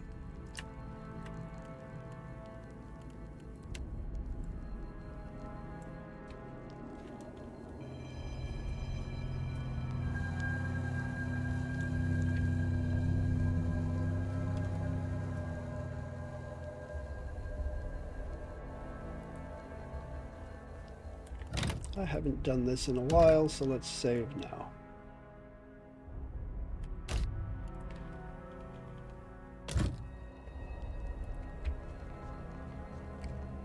You were saying? Aye, aye.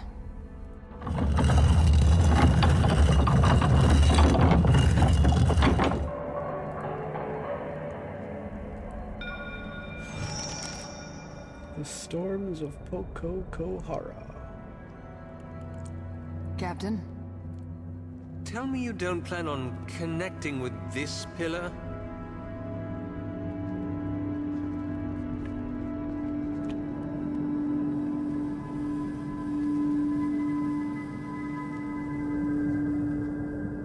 I don't know what you're talking about, Adair. Eloth. How in the hell you confuse those two? Within engravings line these massive urns, denoting the many Juana interred here.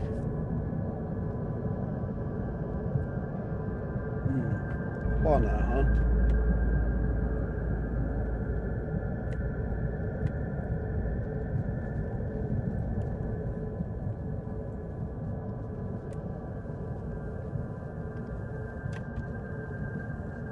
Finish looking around the periphery of this thing before I go interacting with anything here.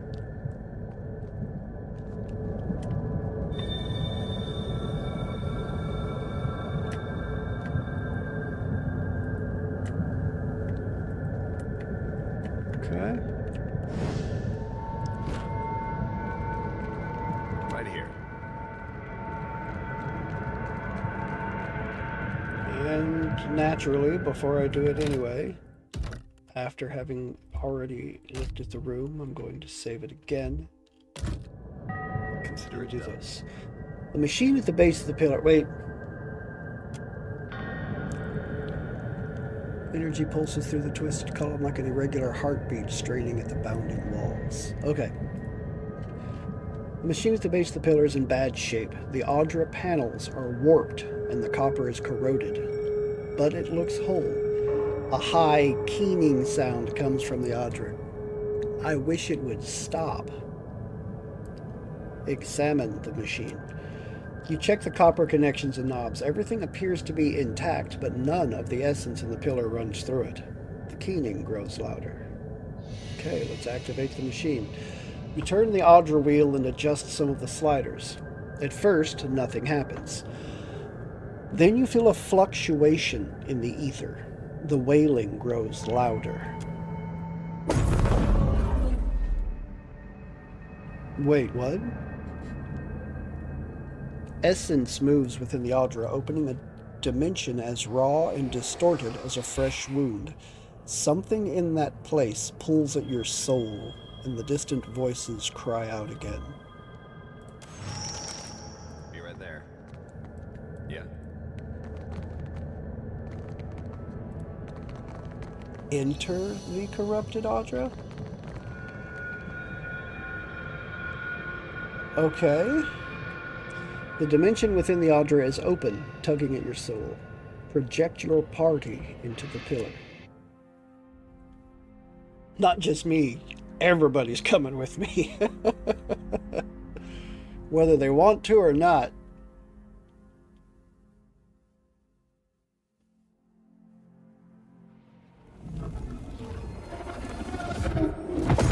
Of course it closed behind us. A force within the Audra tugs your soul from your body and into a realm of pure essence. You become aware of a fragmented, dreamlike landscape. It is not a physical place, but rather a shape your mind has formed from the teeming energy. So is your presence in it. I thought I was taller. Your actual body is still in Pococahara. You feel the cold tiles beneath it and smell the dusty air around it, but you cannot return to it. Something here has a hold on you. The voices you heard outside the pillar scream and wail somewhere close by. You should Leave it to me. quiet time.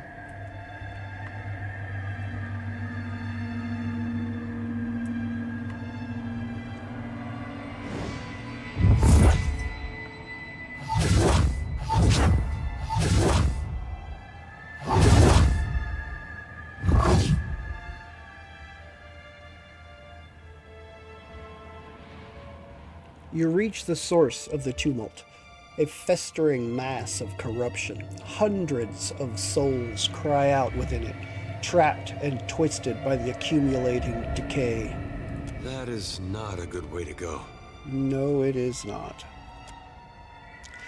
Handfuls of souls, still fresh and mostly whole, surface to confront you. One of them separates out from the others and stares you down with grim, hateful intensity. You do not belong here. The speaker takes the form of an older Juana man, his visage shifting as if reflected in rippling water. He is not a physical presence, but rather a soul given shape.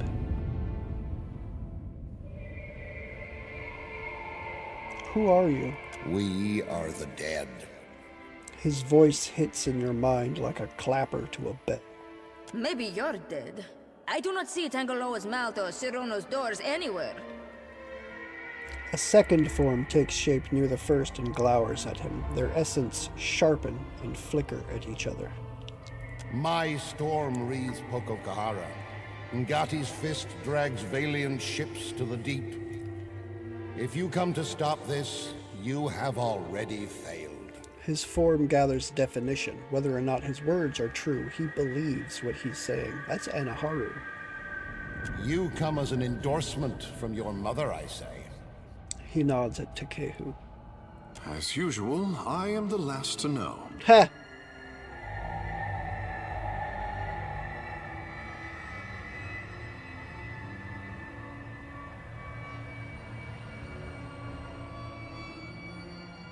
You're responsible for the storms? How?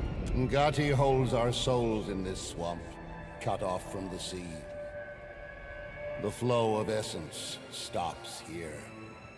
He gazes out at the shifting scenery beyond your floating platform of what only resembles stone. And rots, apparently. She wrinkles her nose at the putrefying mass and checks under her boots.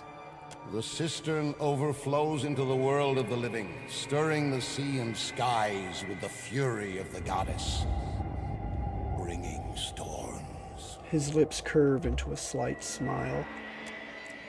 Blinking, Maya clears her throat and eases in closer to them.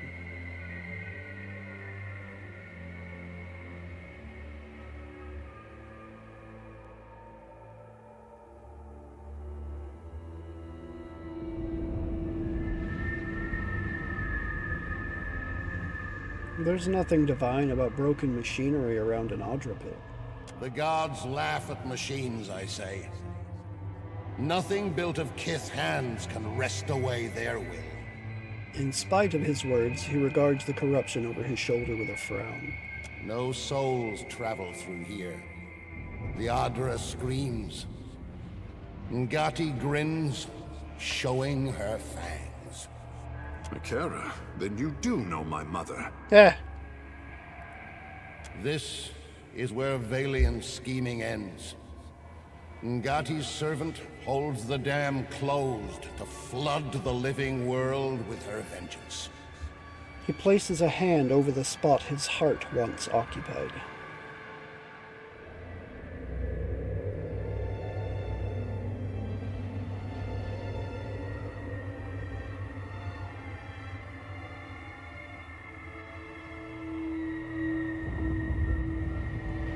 Pushing out Valia only exchanges a trading post for Rawatayan warships. Their ships also sink when the winds tip them over, Akira. A smile slowly spreads from ear to ear. I am the storm of my people. Adra is the staff I wave to churn Ngati's kingdom.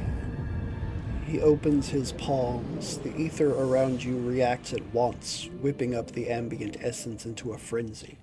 Far away, you think you can hear furious winds growing in response. Compensating, are we? You will not laugh when I scatter your soul to the breeze. Madiko, to arrive at the far side of death and find this babbling brook. She presses her temples with both hands. The Valians will not overrun us while I have the strength to repel them. He furrows his brow toward Beza.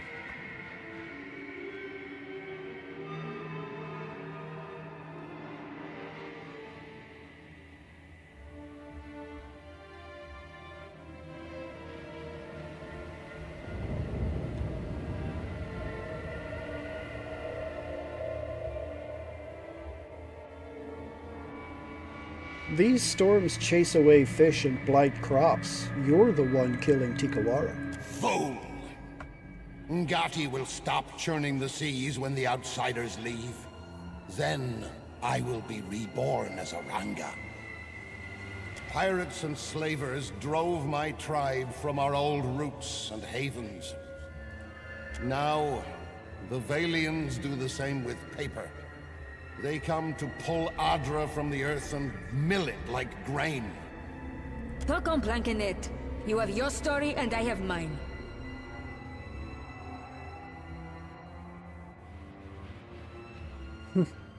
There is nothing more to say.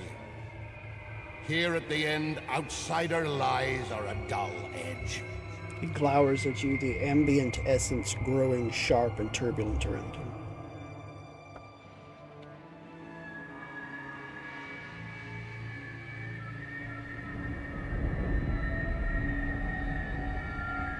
I could destroy this Adra. The Valians would have nothing here. They would find some other horror to visit upon Tikawara. This I know. He seems ready to dismiss your words, but then winces, glancing away towards the ether. This Adra, the broken machine. Do you speak truth? I feel no gods here. He hangs his head.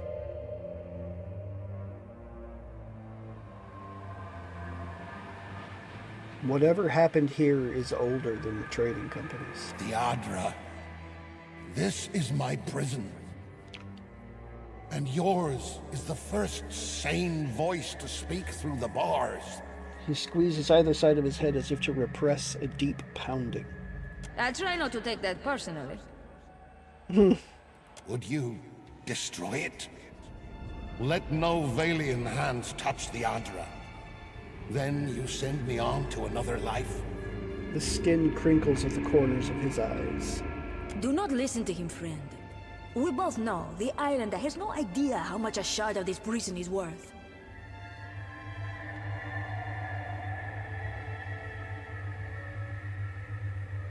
You have my word. I'll destroy the Audra. Your words reach him like a wind that fragments his essence, sending tatters to billow off into the ether. The last of Anaharu nods to you, all the while wearing a content smile. Then he's gone. No, we didn't die just so the company could write us off as a loss and move on. Beza grits her teeth, shaking her head at the departing form of Anaharu. Like it. My countrymen will find luminous Audra and a fresh corpse when they arrive. She snaps her fingers, signaling her crew to attack. Really, guys?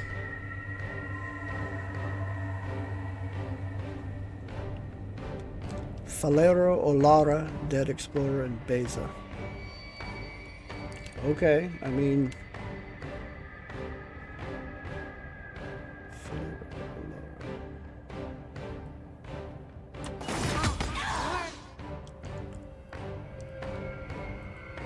Show them how it's done. Just like that. That's worth it.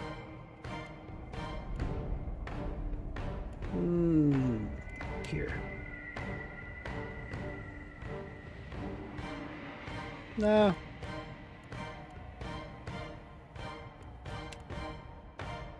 We'll do this.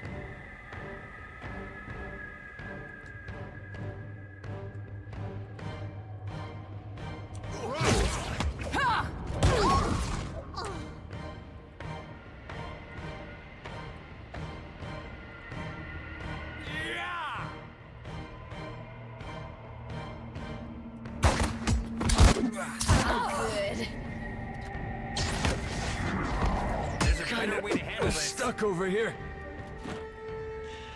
You subdue the furious souls, ripping them into motes of their constituent essence. Beyond this cloud of essence, you feel the pull of the cycle, a force that steadily increases. This pillar remains steadfastly blocked from the natural flow. Power still hums through the essence. Sending it through the cycle would restore the Audra around you. Fragmenting it would detonate the delicate balance of power, destroying the pillar. Either way, the steady tug of the beyond grows. You must decide quickly.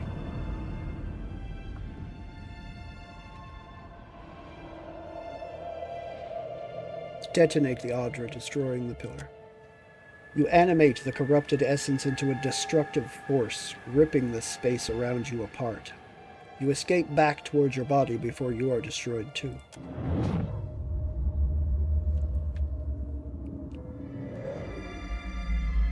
Give me a real challenge. You cling to the tether of your soul, racing to the safety of the material world even as the immaterial one warps around you. You feel it falling apart, disintegrating into profound emptiness. You are terrified it will destroy you too. You return to your body, feeling as though you've just fallen into it from a mountaintop. Your companions gasp and groan beside you. You cover your ears against the cracking, shattering Audra.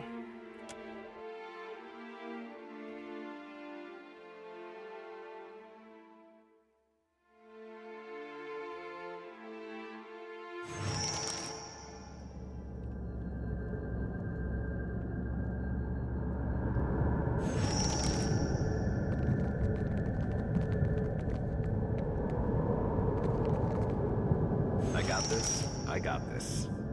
Shattered, the Audra pillar stands dull and lifeless, its soul energy dispersed into the surrounding air.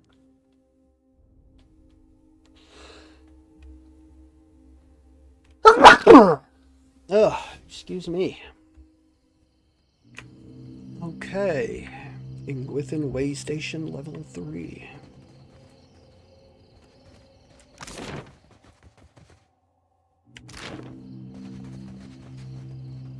Heave ho, thieves and beggars, never say we die. That deep tone makes me think of piratical songs from the Pirates of the Caribbean movies.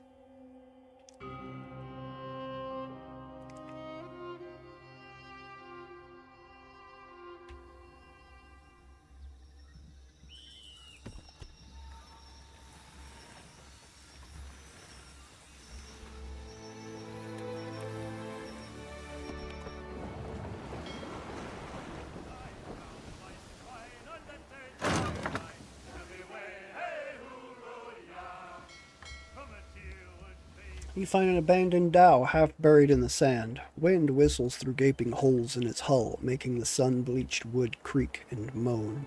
Unopened cargo crates lie scattered around the wreckage. Some time to explore the wreckage. Repair supply gain to 19. Okay. A rope and grappling hook. 24 tar loaf.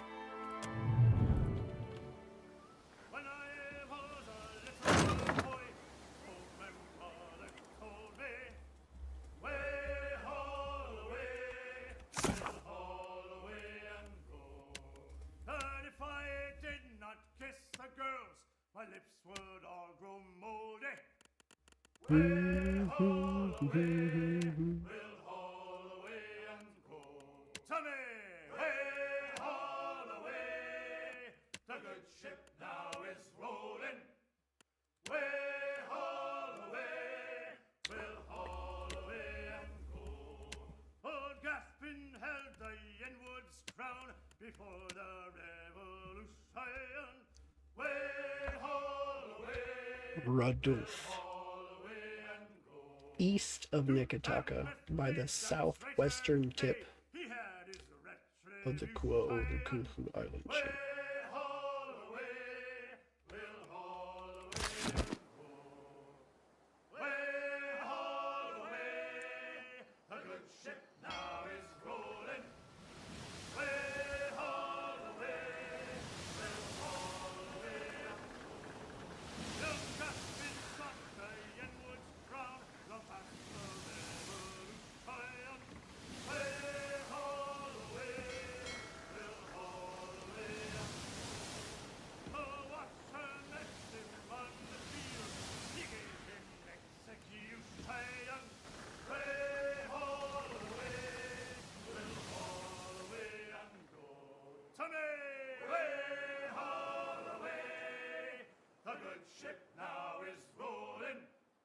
What was the name of the ship?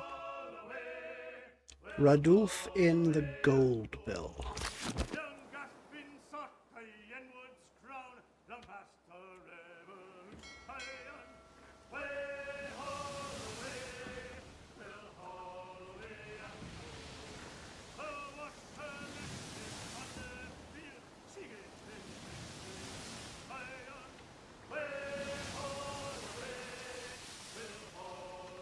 A derelict ship. A knock at your cabin door interrupts your reading. Oswald stands outside looking like someone has just lost a bet. Captain, you'd best come topside. There's a ship on the horizon. Looks derelict. Oswald leads you up to the forecastle where a small gaggle of hands have gathered. Pawing a holy symbol, Aled points towards port. It's a bad omen, Captain. We should give them over to the Lady of Lament or there'll be trouble. Mark my words. Amini chuckles. We don't know if they're dead, much less what fills their holds, and you want to sink them? The ship in question lists upon the waves, its sails pulling in. Topping the mast is a green flag, the symbol of a ship carrying disease. You see no movement on its deck. I'm going aboard. Several hands gawk disbelievingly. With a shake of the head, Amini smirks. I can't say our captain lacks for guts.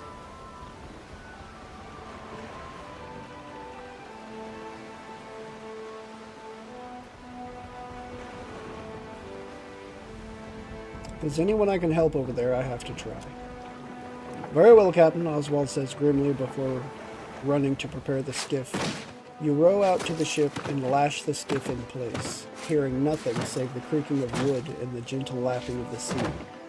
You climb aboard, and the first thing to greet you on the middeck are a pair of corpses dressed in simple breastplates. What little flesh they retain has shriveled tight against their bones, and the sun has bleached the exposed portions of their skulls. I do hope whatever killed them has run its course. Aloth holds a sleeve to his mouth. There's little else on the main deck save tattered sails, but you see the hatch to the hold has been barricaded.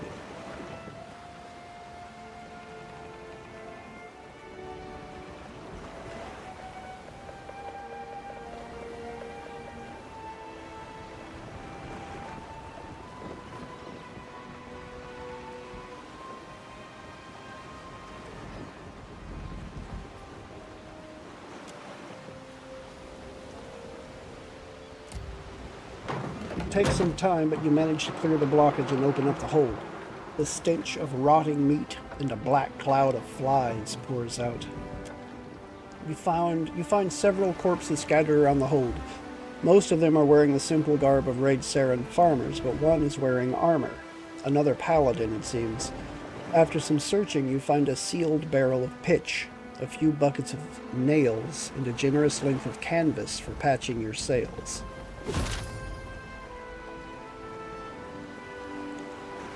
Okay, a Physicker's belt. The crew secures the skiff when you return, but keeps their distance from you. Some have tied rags about their faces. Aled mutters a prayer. Prepare the cannons. Send it to the ocean's floor. Aled chants an Omdrite dirge while the cannoneers ready to gun. As their song rises in volume, Junk fires a volley that hits the derelict right at the waterline. After the ship has vanished into the depths, the crew return to their duties with quiet conviviality.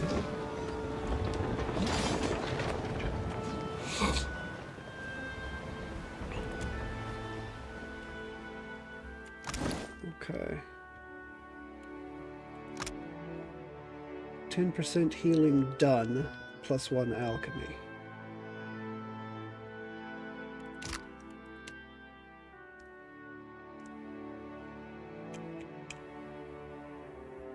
Ring belts. Athletics, not really needed on a healing person, so I'll switch that out. I like having potent heals, what can I say?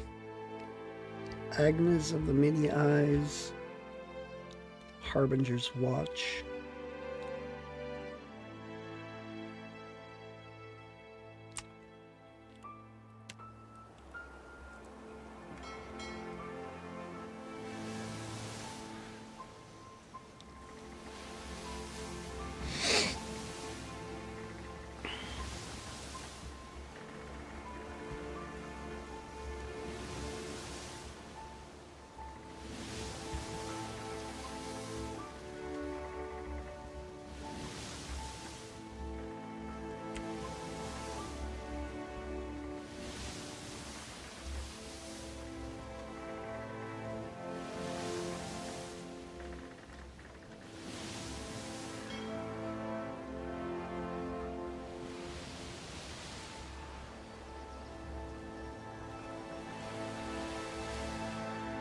Okay, so back to Tikawara.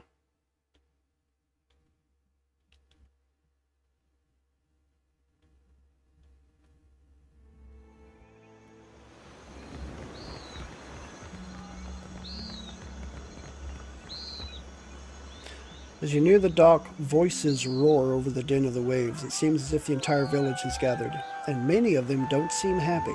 An angry crowd in the middle of nowhere. This seems familiar.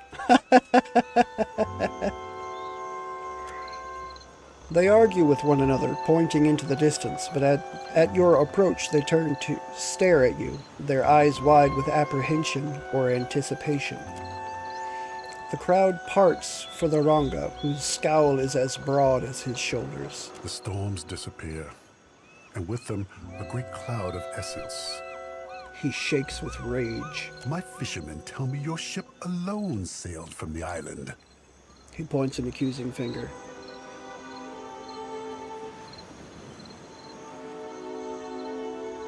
As you said, the storms are gone. Akira, then did you expect me to thank you? Now there will be no port to feed us, no Valiant soldiers to defend us. For what did you ruin us so?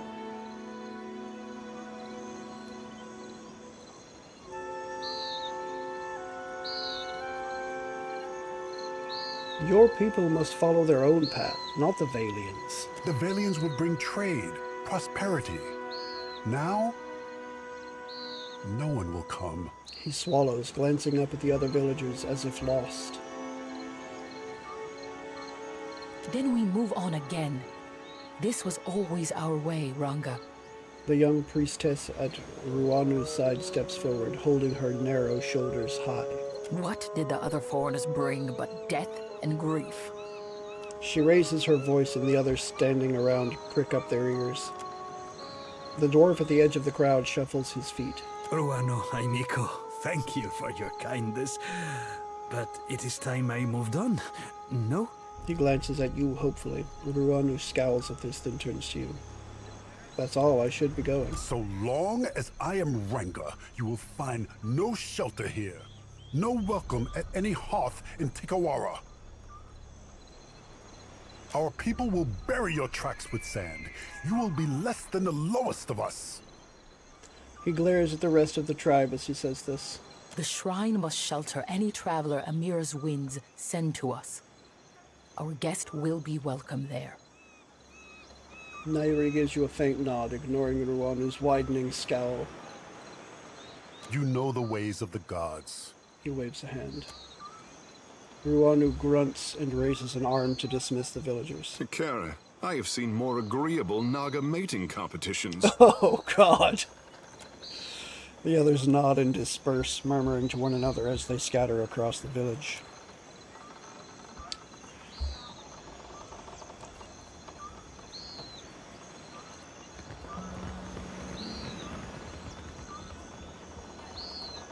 So the hatching scampered off then. He scratches the back of his head and shrugs. I hope they recall this as nothing but a bad dream, Akira.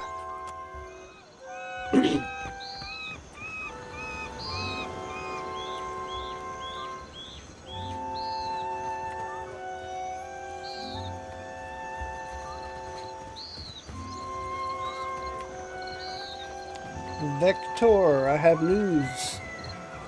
Soon the director will send a ship to fetch the rest of the supplies. And me. Unless you have room on your ship?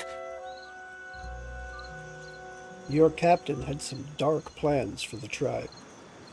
Wait, what do you mean? He takes the pages from you and flips through them. Then he stops, one hand frozen above the stained paper. He looks up at you and laughs nervously. Percomplancanet, you cannot take these things so seriously. As I was an academy brat hoping to catch the director's notice. Fresh beads of sweat pop from his forehead. And anyway, this has nothing to do with me. I am just a cook. Vector tugs at his collar, peeling the sweat-soaked cloth from his chest. Better prove it by cooking us something real tasty. Dare looks around hopefully for supporters. But I will see this gets back to the director in Neketaka. No need to worry. He gives you a strange smile and tucks the papers away as fast as he can. I found the remains of your expedition. That you mean? Madiko. His thick brows raised in alarm. If the expedition failed, the company will hesitate to finance a second one. They might close the book forever.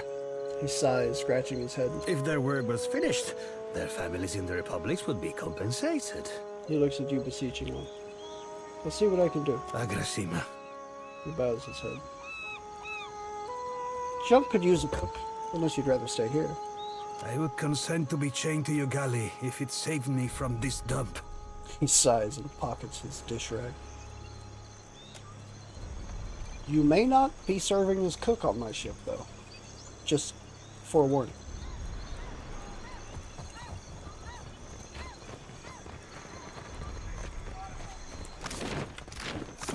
Okay. Veiling Trading Company at Queen's Birth. Return to Atsyria, the Brass Citadel. Report my progress to Atsura. From the Brass Citadel.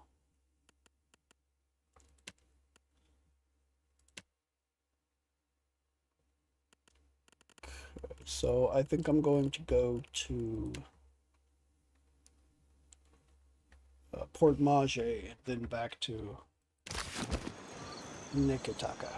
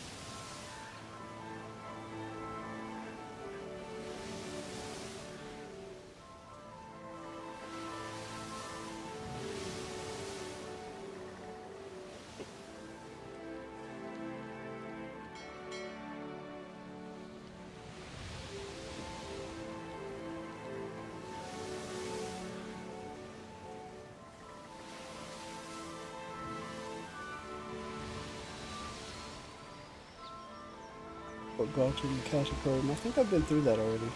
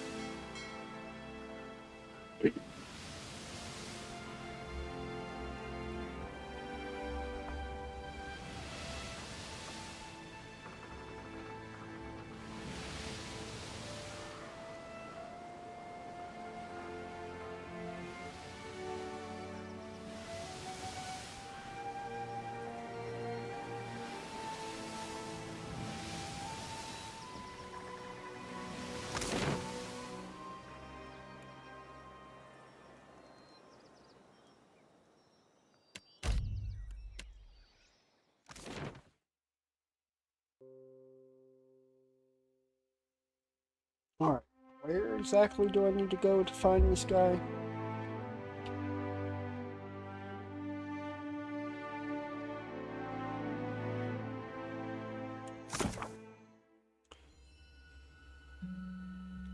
Tuaha. Tuaha suspects she's being followed and won't accept me as submissive until her stalkers do it. She described him as an average-looking Juana male.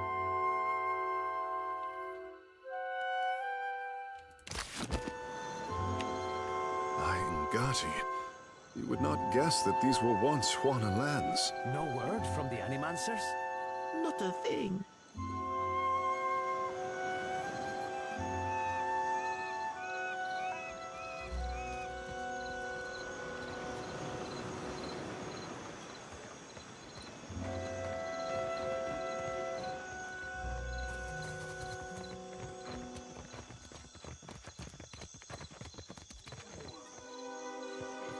Is he dead? Or must I handle everything myself? There's no easy answer to that. I was her commanding officer on a number of voyages. Later, we were absorbed into the trading company and found ourselves on more even terms. I taught her how to distill mare's milk. She taught me how to read a Valian sundial. It's been a most useful acquaintanceship. You could just say we're friends. Good friends. Maya nurses her brow and says,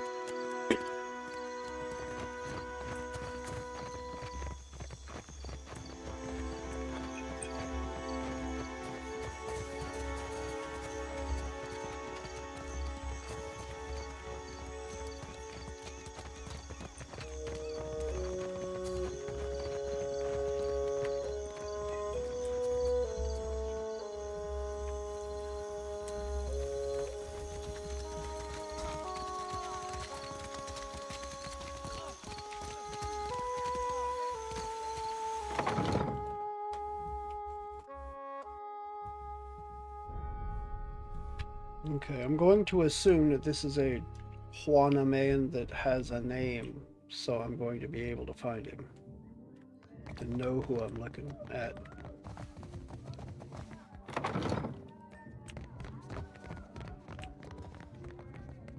Maybe Norgund? Welcome back.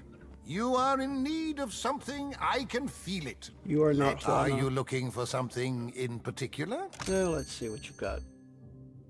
You have nothing.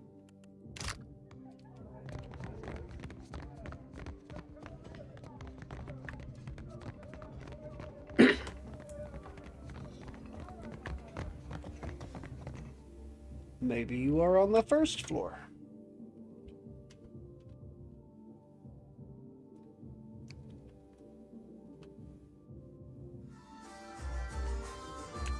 Maybe we cut them loose. Not leaving anytime soon.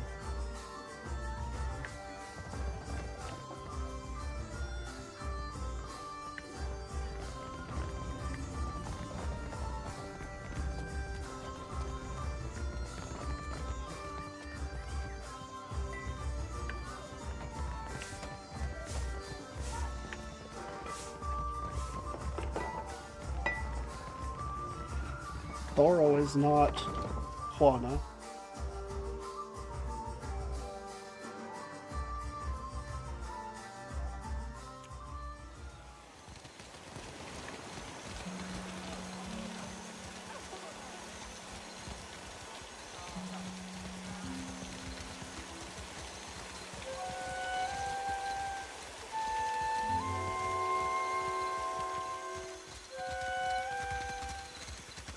Fresh fish!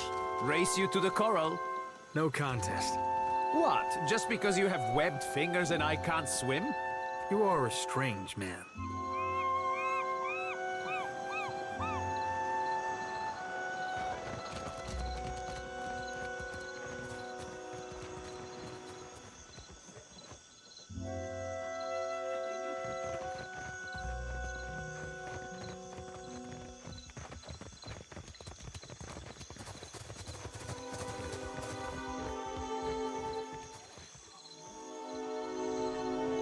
Gods, I beg you, grant me a posting on the far side of the world.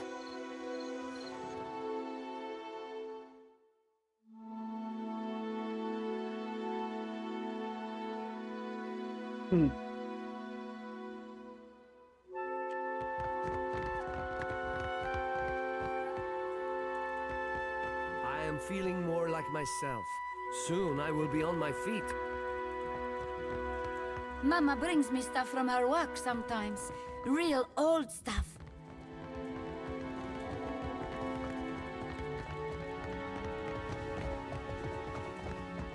Where's this damn stalker?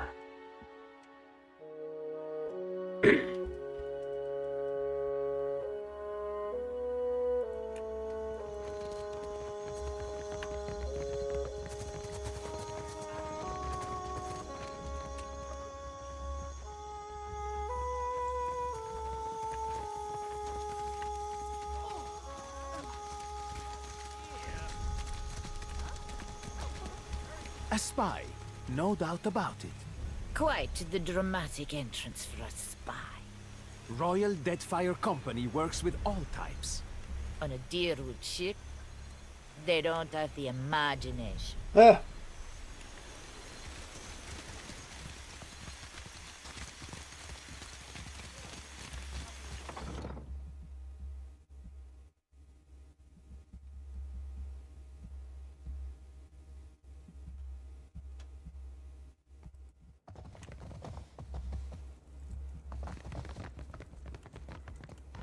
Hmm.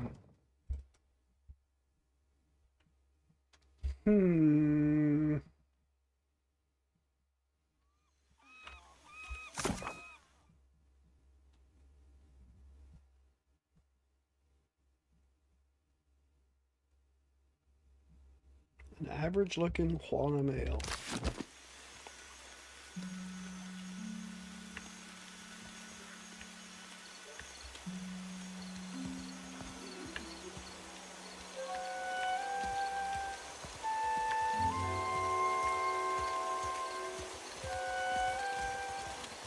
What say, you need something? An unassuming Amawa turns to you with a smile. Sniffing, Maya passes you a subtle nod. That goes for you or your fetching friend. He smiles at Maya, winking. He possesses the warm tones of an island Amawa, calm eyes, and a minute scar on his upper lip. Your close scrutiny unnerves him, and he takes a cautious step back. That's close enough. He scratches his ear, glancing to the left and right. What are you doing? I am getting some air. He gestures to the surrounding port with both hands, smiling all the while. Likely story. Maya folds her arms and studies him. Do we have a problem, friend? He glances from Maya back to you.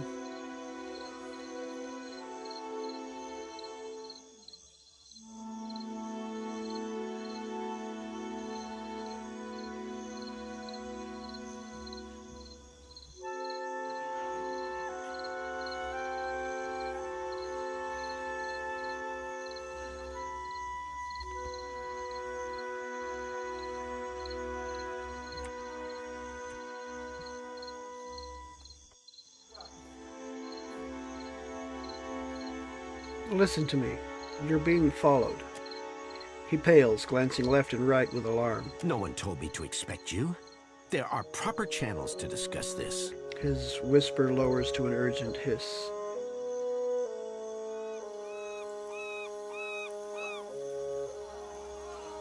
I was the one who argued to spare your life. Don't make me change my mind. Or go ahead and give us an excuse. Maya raises her brow and gives him room to speak. He raises the trembling hand to his mouth and shakes his head. I withdraw myself from the mission. Our cause is too important to chance on my incompetence. I will deliver my report and accept disgrace.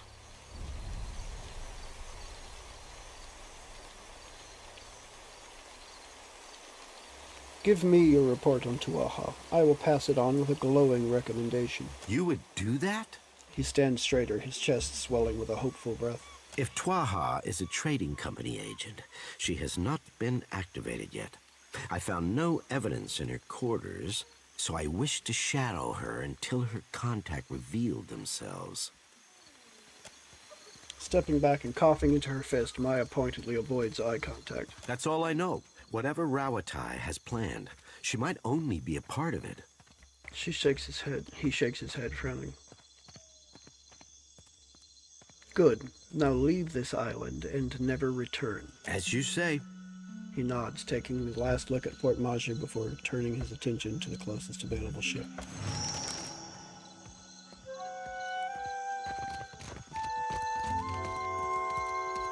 Is he dead? Or must I handle everything myself? You don't have to worry about your tail any longer. Is this so? Tuaha blinks, saving any hope for when she hears it from Maya. We took care of it, just like I said we would. Winking, Maya holds out Atsura's missives. Tuaha snatches the papers away with a blur.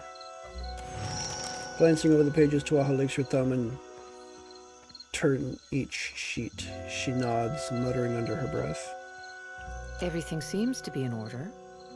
I'll see to it that these are addressed in good time. The edge of her mouth creeps up in a smile. That stalker acted like he was a spy. Maya and Tuaha exchange an uncertain glance, mirroring each other's frown. That's classified. Maya rolls her eyes as she and Tuaha say the same thing at once. We should be going. It's been an absolute delight. Maya clasps her hand, but Tuaha winces at the contact. That's enough of that, soldier. Atsura will know your performance was adequate. She pulls back, wiping down her palm. And you, Watcher. Rawatai thanks you for your service. She bows swiftly. Maya, we're discussing what happened here later. Yeah, I thought we would. Shrugging, Maya delivers a hard and meaningful salute to Tuaha, even as the other Rawatai turns, acting in every way a stranger. I need to check in with Atsura. Mind if we take a detour to the Brass Citadel? Maya raises her brow. Reporting in on your mission, I take it? Something like that. Atsura probably wants to make sure I'm not wasting too many resources on his little errand. Nothing to worry about. Maya shrugs, gesturing to be off. Why do I have a feeling I'm going to end up clashing with the damn brass citadel?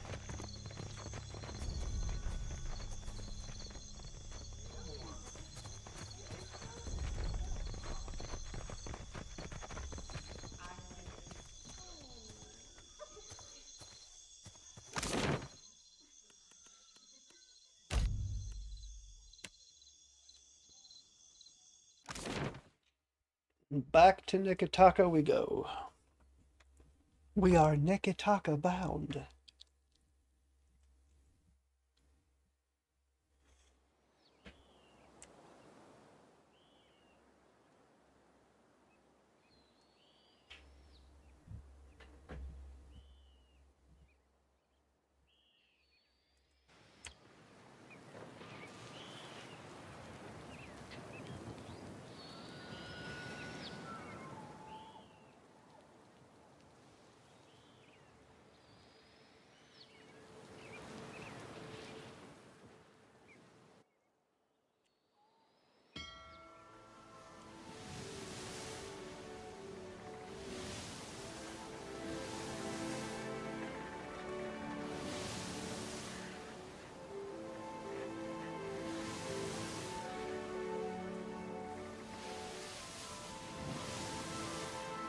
Tavern of Schwar Tuk Tuk.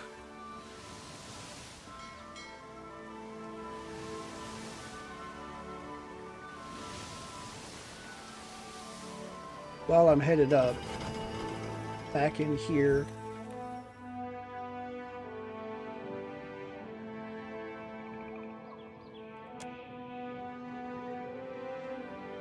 I'm showing you the top of the pyramid.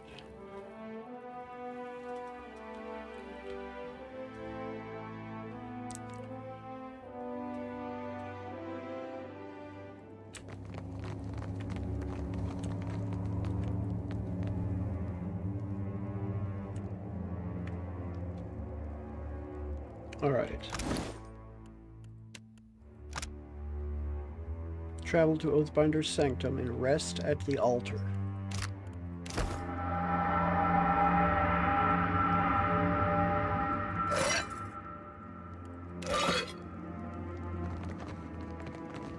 Just because I don't remember what's down here.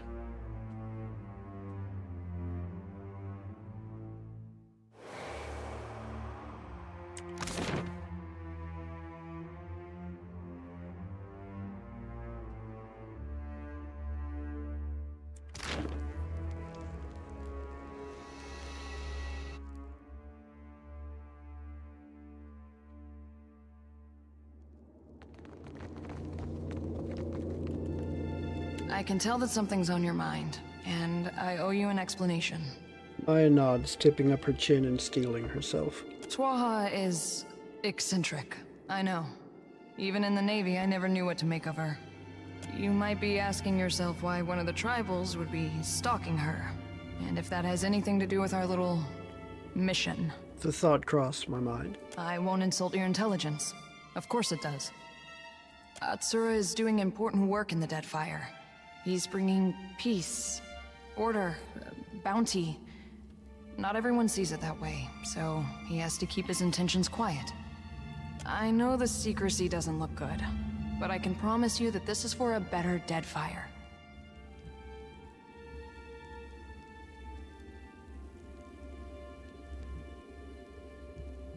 Are you both spies? If I pass information from one place to the next, does that make me a spy? I suppose it depends on what side of the fence you're on. Her stalker wasn't just some creep or thief, was he? Probably not. Leave it to the Huana to distrust a lone Rauatayan who knows her business. Doesn't surprise me that they'd want to keep an eye on outsider business, or get in the way of it. Is there anything else you're not telling me? Yes, of course there is, and plenty else besides. You think Atsura tells me everything? Whatever he has planned for the Deadfire, I'm only a small part of it. But I still need to protect my part. That's all. For now. For what it's worth, you're doing a great thing for the Deadfire. You'll see that someday. We'll see one way or the other. Alright, I think this is where I'm supposed to rest.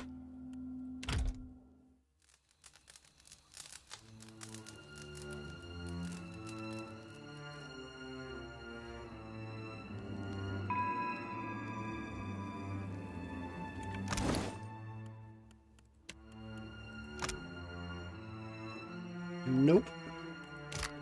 Okay, it means I gotta go down.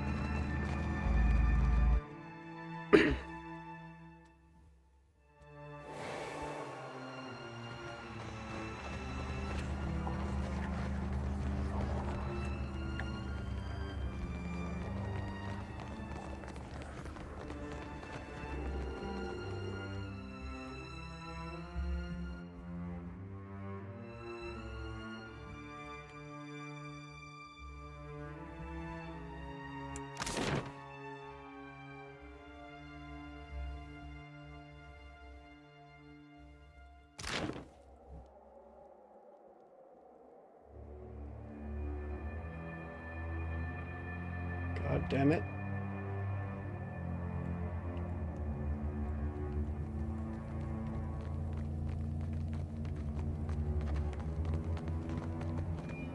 I'm stubborn. I will out-stubborn you every time, game. Every single time.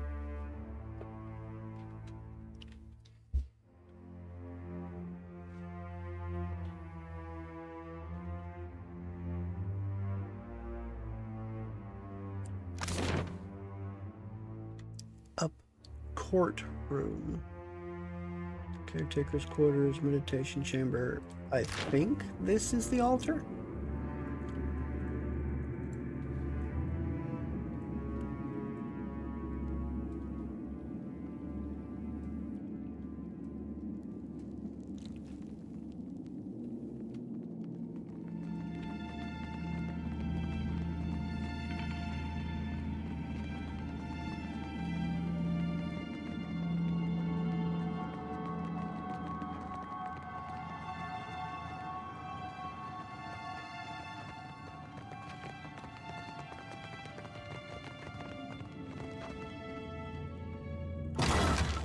Yep, that's the altar. So let's rest one more time.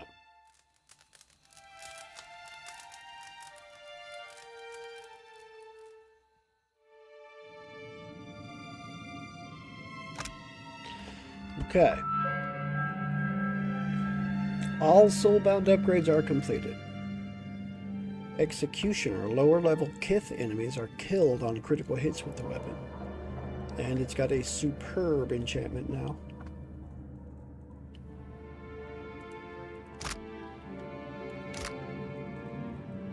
Okay. Hey there. Pretty damn good, man.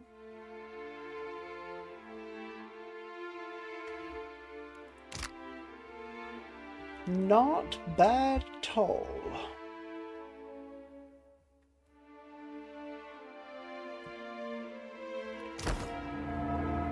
Hey there.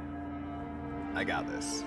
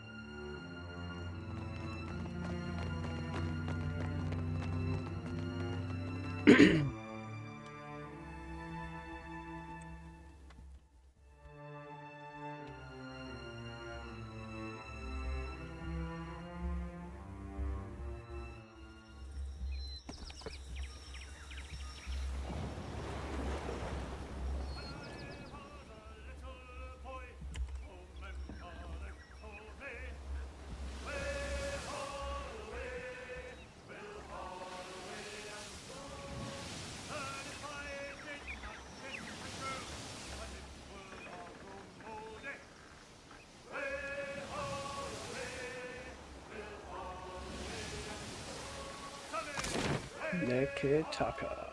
Okay, so I know there's something in Queen's Birth.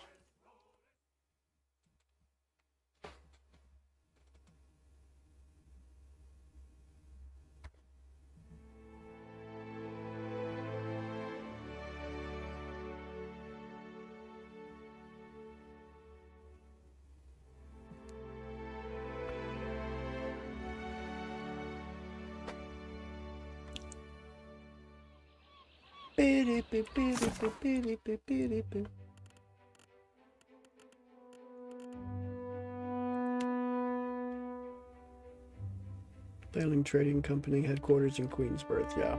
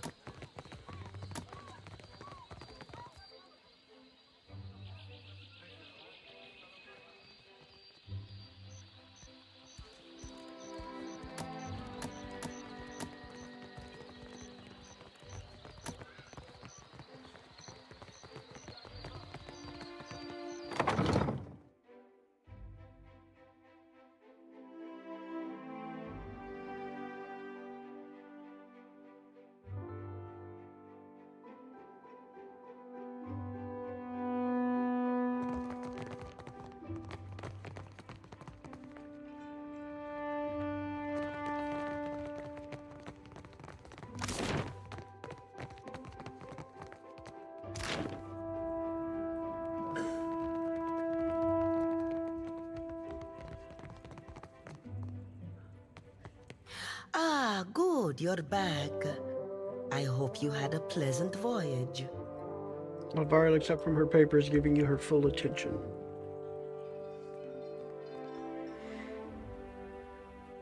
I found the Adra vein. Ah. Before you get too far on the way, I think you ought to come with me. Director Castol will want to hear from you in person. Okay.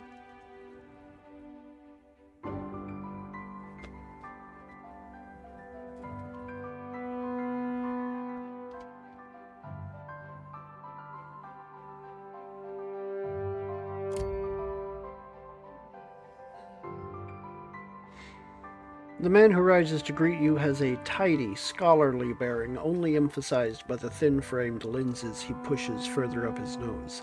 He clasps his hands together, offering you a smile equal parts polite and relieved. Alvari tells me you are kind enough to look into this business on Poco Kahara for us. I hope you bring good news. Only if you consider losing your people and the Adra Pillar good news. What poor luck. I hope we might have more encouraging word for the Council. And the crew. Beza and the others. They died in the ruins at Poco Kahara. The defenses were too much for them. A sorry end for such dedicated individuals. How very fortunate that you lived to tell their tale. I believe I can take things from here, Alvari. Agrasima. The Watcher and I have more business to discuss. Oh, and do pay the man for his trouble first. Alvari wordlessly thumbs you a coin purse. She bows stiffly, then turns to depart.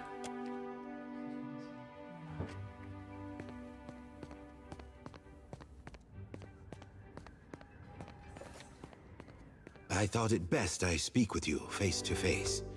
Watchers are not so numerous here in the Deadfire, especially those of such storied backgrounds as yourself. I'd read much about your exploits alongside the Crucible Knights in Defiance Bay. Their little experiments. And I think that we are, each of us, in a position to offer each other something that we cannot find elsewhere. The Valiant Trading Company has had a presence on this island for nearly a century now. We have the greatest fleet on the seas, the support of the richest men and women in the world. What can the Royal Deadfire Company offer? A soldier's wages, so that you can elevate the fortunes of a distant king? And the Queen? A place in the Kahanga tribe among all the rest of these neglected people. You've lived outside the caste system all these years. Are you eager to return to it? I can give you money, fame, certainly. But the men and women of the company, we set our aims high. And if I only wanted to offer you work as an Adra inspector, I would have let Alvari deal with you.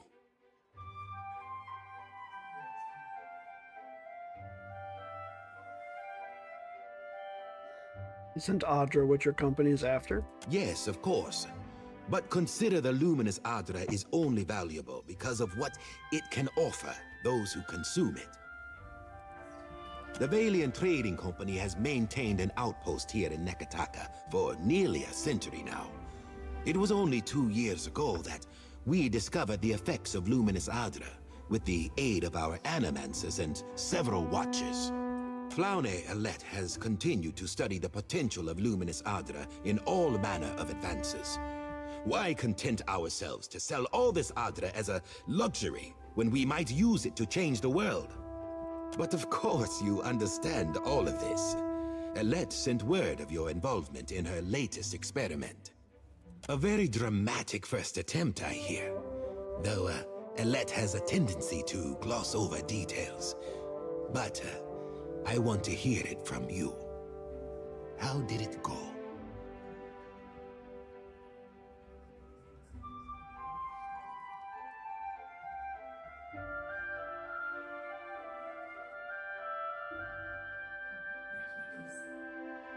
Your star animancer's an idiot. My soul was sent into the beyond, into one of Rimmergan's realms. You'll put the priest into a frenzy with talk like that. Communion with the gods is their business. Despite the levity in his voice, Castel regards you with gloomy regret. A near-death experience does little to recommend Alette's efforts.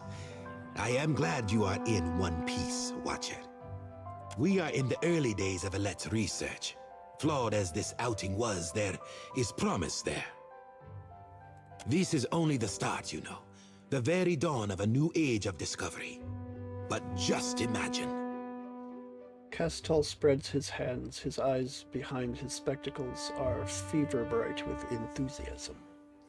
Imagine if we could transport goods and people more quickly than any vessel or horse. Cure every kind of ailment. Perhaps cure disease altogether.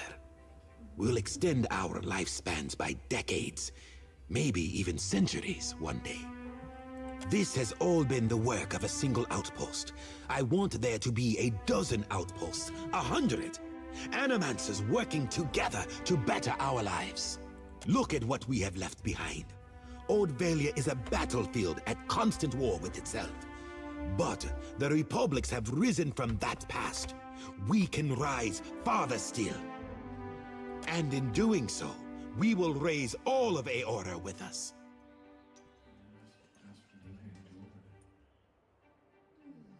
Lofty goals, Castel. Yes, but achievable, I think. I may not live to see it, but I will see the groundwork done. But I've said enough. Too much, I think. There will be more experiments to come. Until then, I have a more grounded task I need assistance with. Nothing that should put your spirit in any danger. Nekataka sees its share of smuggling. I doubt that would surprise anyone. But we've learned of a particular exchange that will have more dire effects than a few spoiled Hawana peasants. There are no peasants in the tribes. Your people created this term. Peace, man. They certainly aren't kings or queens, are they? There is a Royal Deadfire Company official by the name of Quarno, who has been meeting in secret with one of the Principi. I do not believe he works with the approval of his masters. He meets with a Captain Tola, a known pirate and smuggler. I hope I don't have to tell you that an alliance between a crooked royal official and the Principi is not the kind of trouble any of us need. I have a woman, Britza, waiting in the luminous bathhouse in Periki's Overlook. The smugglers do business there, and she has kept an eye on things. I promise to send assistance. Find her, and she will tell you what she knows.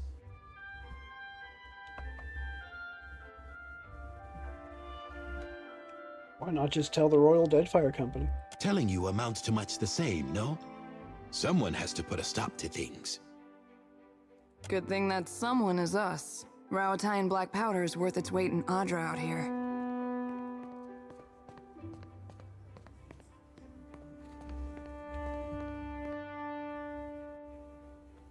Of course.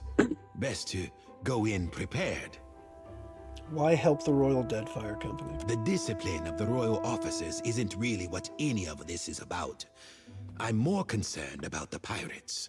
In this particular case, the companies share an enemy. Can you tell me about Brizelle? A fine Valian woman. Steady temperament. Good sense. The bathhouse sees an enormous number of patrons every day. It is a useful place to have a set of eyes and ears on hand. Do you know anything else about these smugglers? Only that Tola is a captain of middling repute and some small ambition. I expect she feels that a partnership with Quarna will give her an edge. Britza will know more. Excellent. Meeting you has been a stroke of luck, Watcher. I'll await your report. Right here. Sure.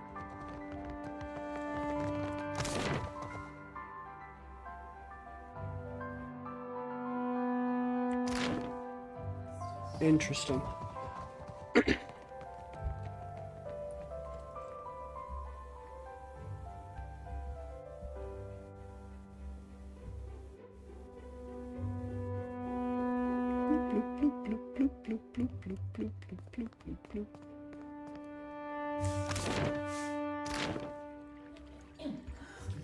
All right, exit to Queensbirth.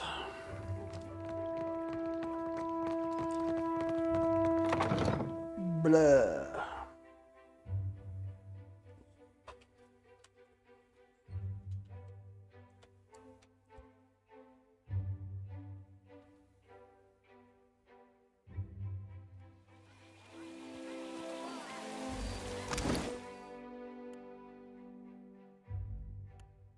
All right. The other thing that I needed to do was go to the Brass Citadel. To Atsura at Imperial Command in the Brass Citadel.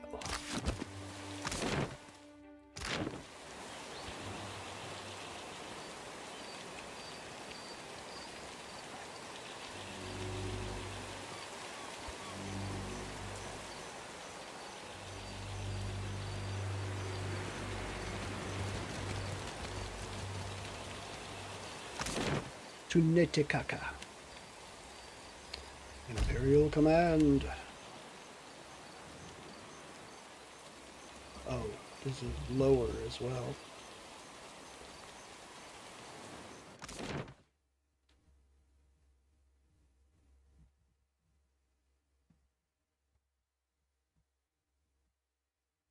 Atsura.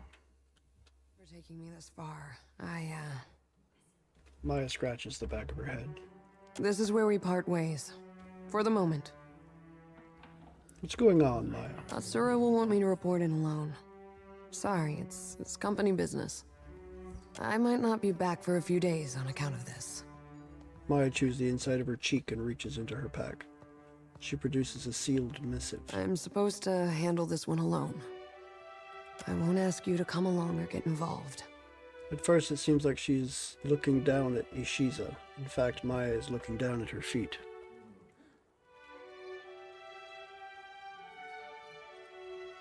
Don't I have a say in this? Sorry, Captain.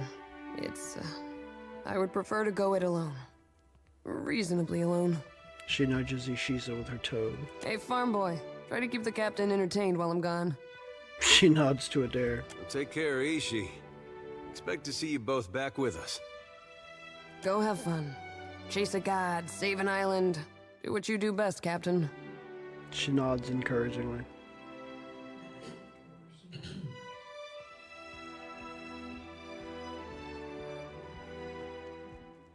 Safe travels, Maya. You as well. Just don't have too much fun without us. She nods to you, holding your gaze for an extra moment before she clicks her tongue to summon Ishiza.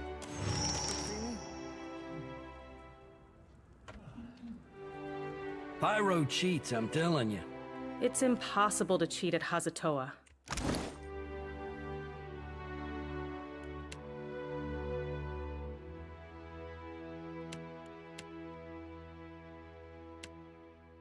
Damn it, she took off and took my items with her.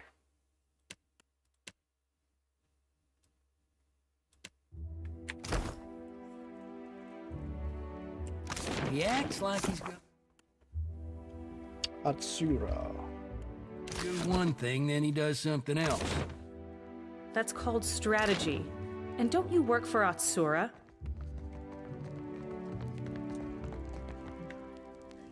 Clear skies. He tilts his head as he watches you, his eyes unblinking. I destroyed the luminous Audra at Pococahara. Excellent. My reports confirm a certain amount of confusion in Queen's birth. He smiles. Nevertheless, I'm more interested in reports the storms around the islands have cleared. What do you know of this? He leans a little closer, his hands folded behind his back.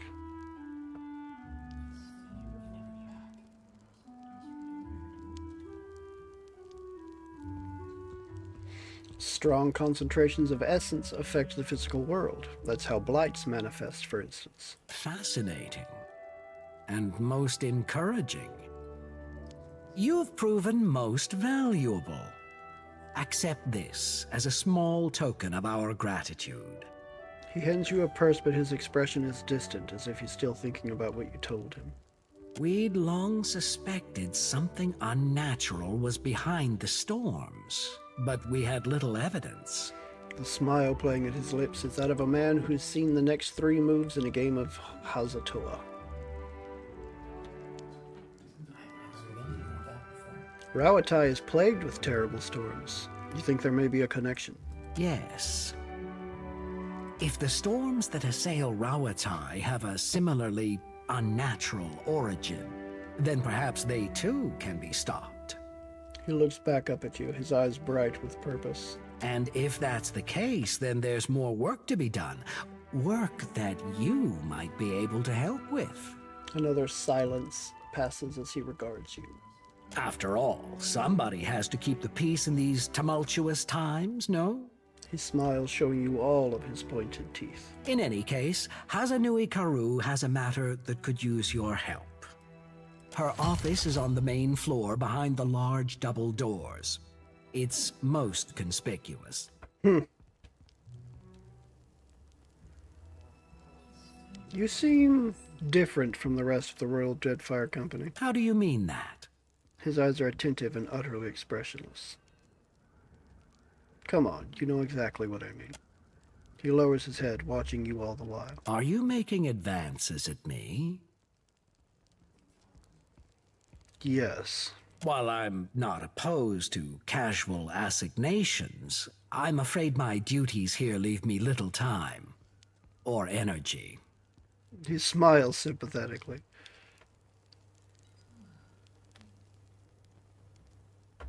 Or any way to observe sarcasm, I see. If that changes, I promise you'll be the first to know. Thoughtful, thank you.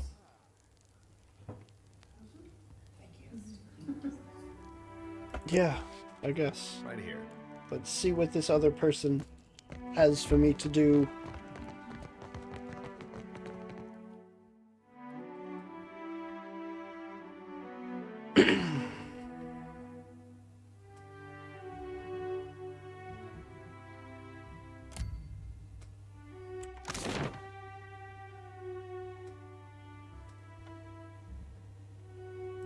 Hazanui Karu's office.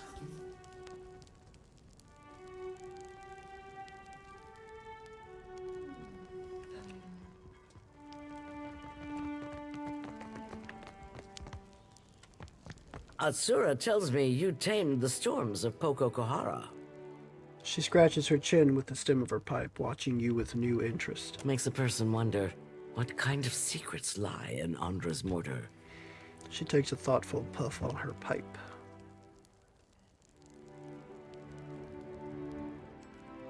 Why do you say that? She grins, smoke curling between her teeth. Don't tell me you've never gazed at a horizon and wondered at what lies beyond. Or seen a no trespassing sign as a challenge. Mischief tugs her smile across her broad jaw. In that moment, she looks somehow younger.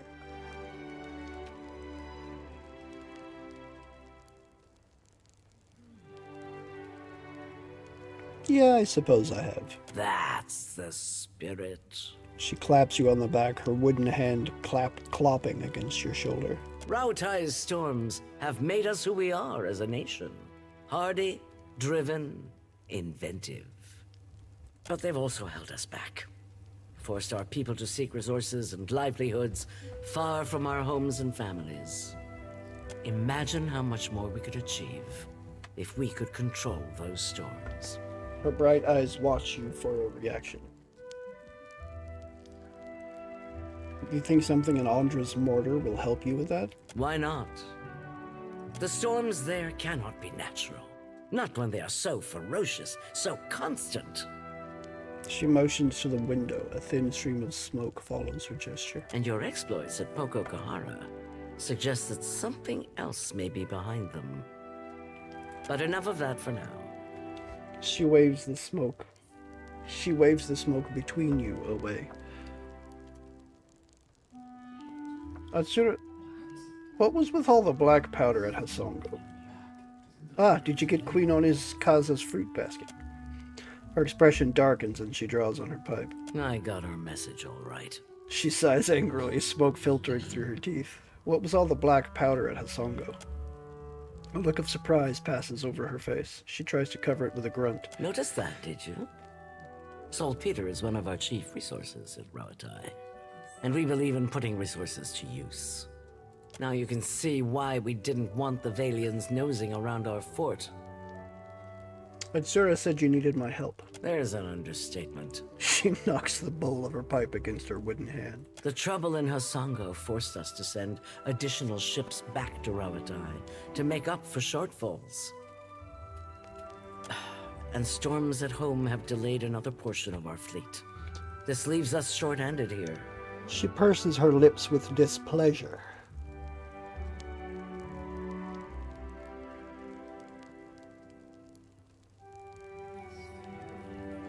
What are you asking of me? We're due to collect a special shipment for delivery to our port at Sayuka. You used to deal regularly in trade goods, so you'll know how to handle yourself. We've contracted with a captain named Widla. A flicker of distaste passes across her face. Meet her, complete the trade, and take the cargo to Sayuka. Fleet Master Okaya is overseeing the development of some special projects there. She takes a thoughtful draw on her pipe as she looks at you, seemingly deciding what to say. She's one of the brightest minds in Rautai, and it shows. You two will get along. Her amusement manifests in the barest lift of her eyebrows. Most of her work is, or should be, under wraps for now. But perhaps she can give you a taste of what we have to offer. Widla and her crew, who are they? Good sailors with a fast ship and no mind for questions. She chomps a little harder on the bit of her pipe. Forget I asked. Any other questions? Why didn't you send Widla's crew to Sayuka? Her laugh sounds like a grunt. Let's just say, I'm not keen to invite them to a port where we're developing experimental technologies. Any other questions? What's the shipment? It'll be easier for Okaya to explain. She puffs a thick cloud of smoke between the two of you. She doesn't break your gaze, but the effect is almost the same. If it's important, I can handle it. What's next? Widla's agreed to meet our courier out at sea, away from the heaviest traffic. She gestures on her map to the open water west of Nekataka. This is her payment. We've already negotiated with her. She hands you a purse. Fleet Master Okaya will see to your compensation once you arrive with the cargo. This is the kind of job that's best completed quickly and quietly. I'm counting on your famous discretion. Clear skies. Calm seas. Hey there, I got this. Well, it looks like I'm going to be grabbing the little blue Orlin back for a little while. Because Maya has left me. All I got to say is she better bring back all the shit that I gave her. I will be very cross if she does not.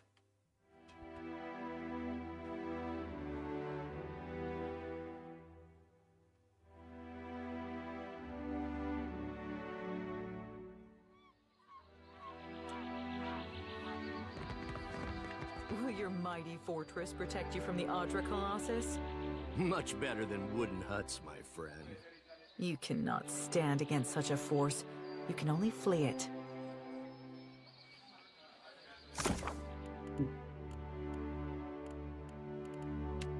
Dirty laundry. Alright, I think I'm going to go ahead and call it a night right here. It is 12:39, that is 39 minutes after midnight Central Standard Time. And I want to take a minute to thank Drew for stopping and hanging out with me for a while this evening. I always appreciate seeing you, my dude. I also want to thank anybody else that might have stuck their head in this evening, anyone who might be lurking, anyone who might be watching the VOD. I appreciate each and every one of you. And I hope everyone sleeps very well this evening. I hope everyone has a fantastic day tomorrow. And I will see anyone interested tomorrow night when we step back into our playthrough of Assassin's Creed Odyssey. So, until that happens,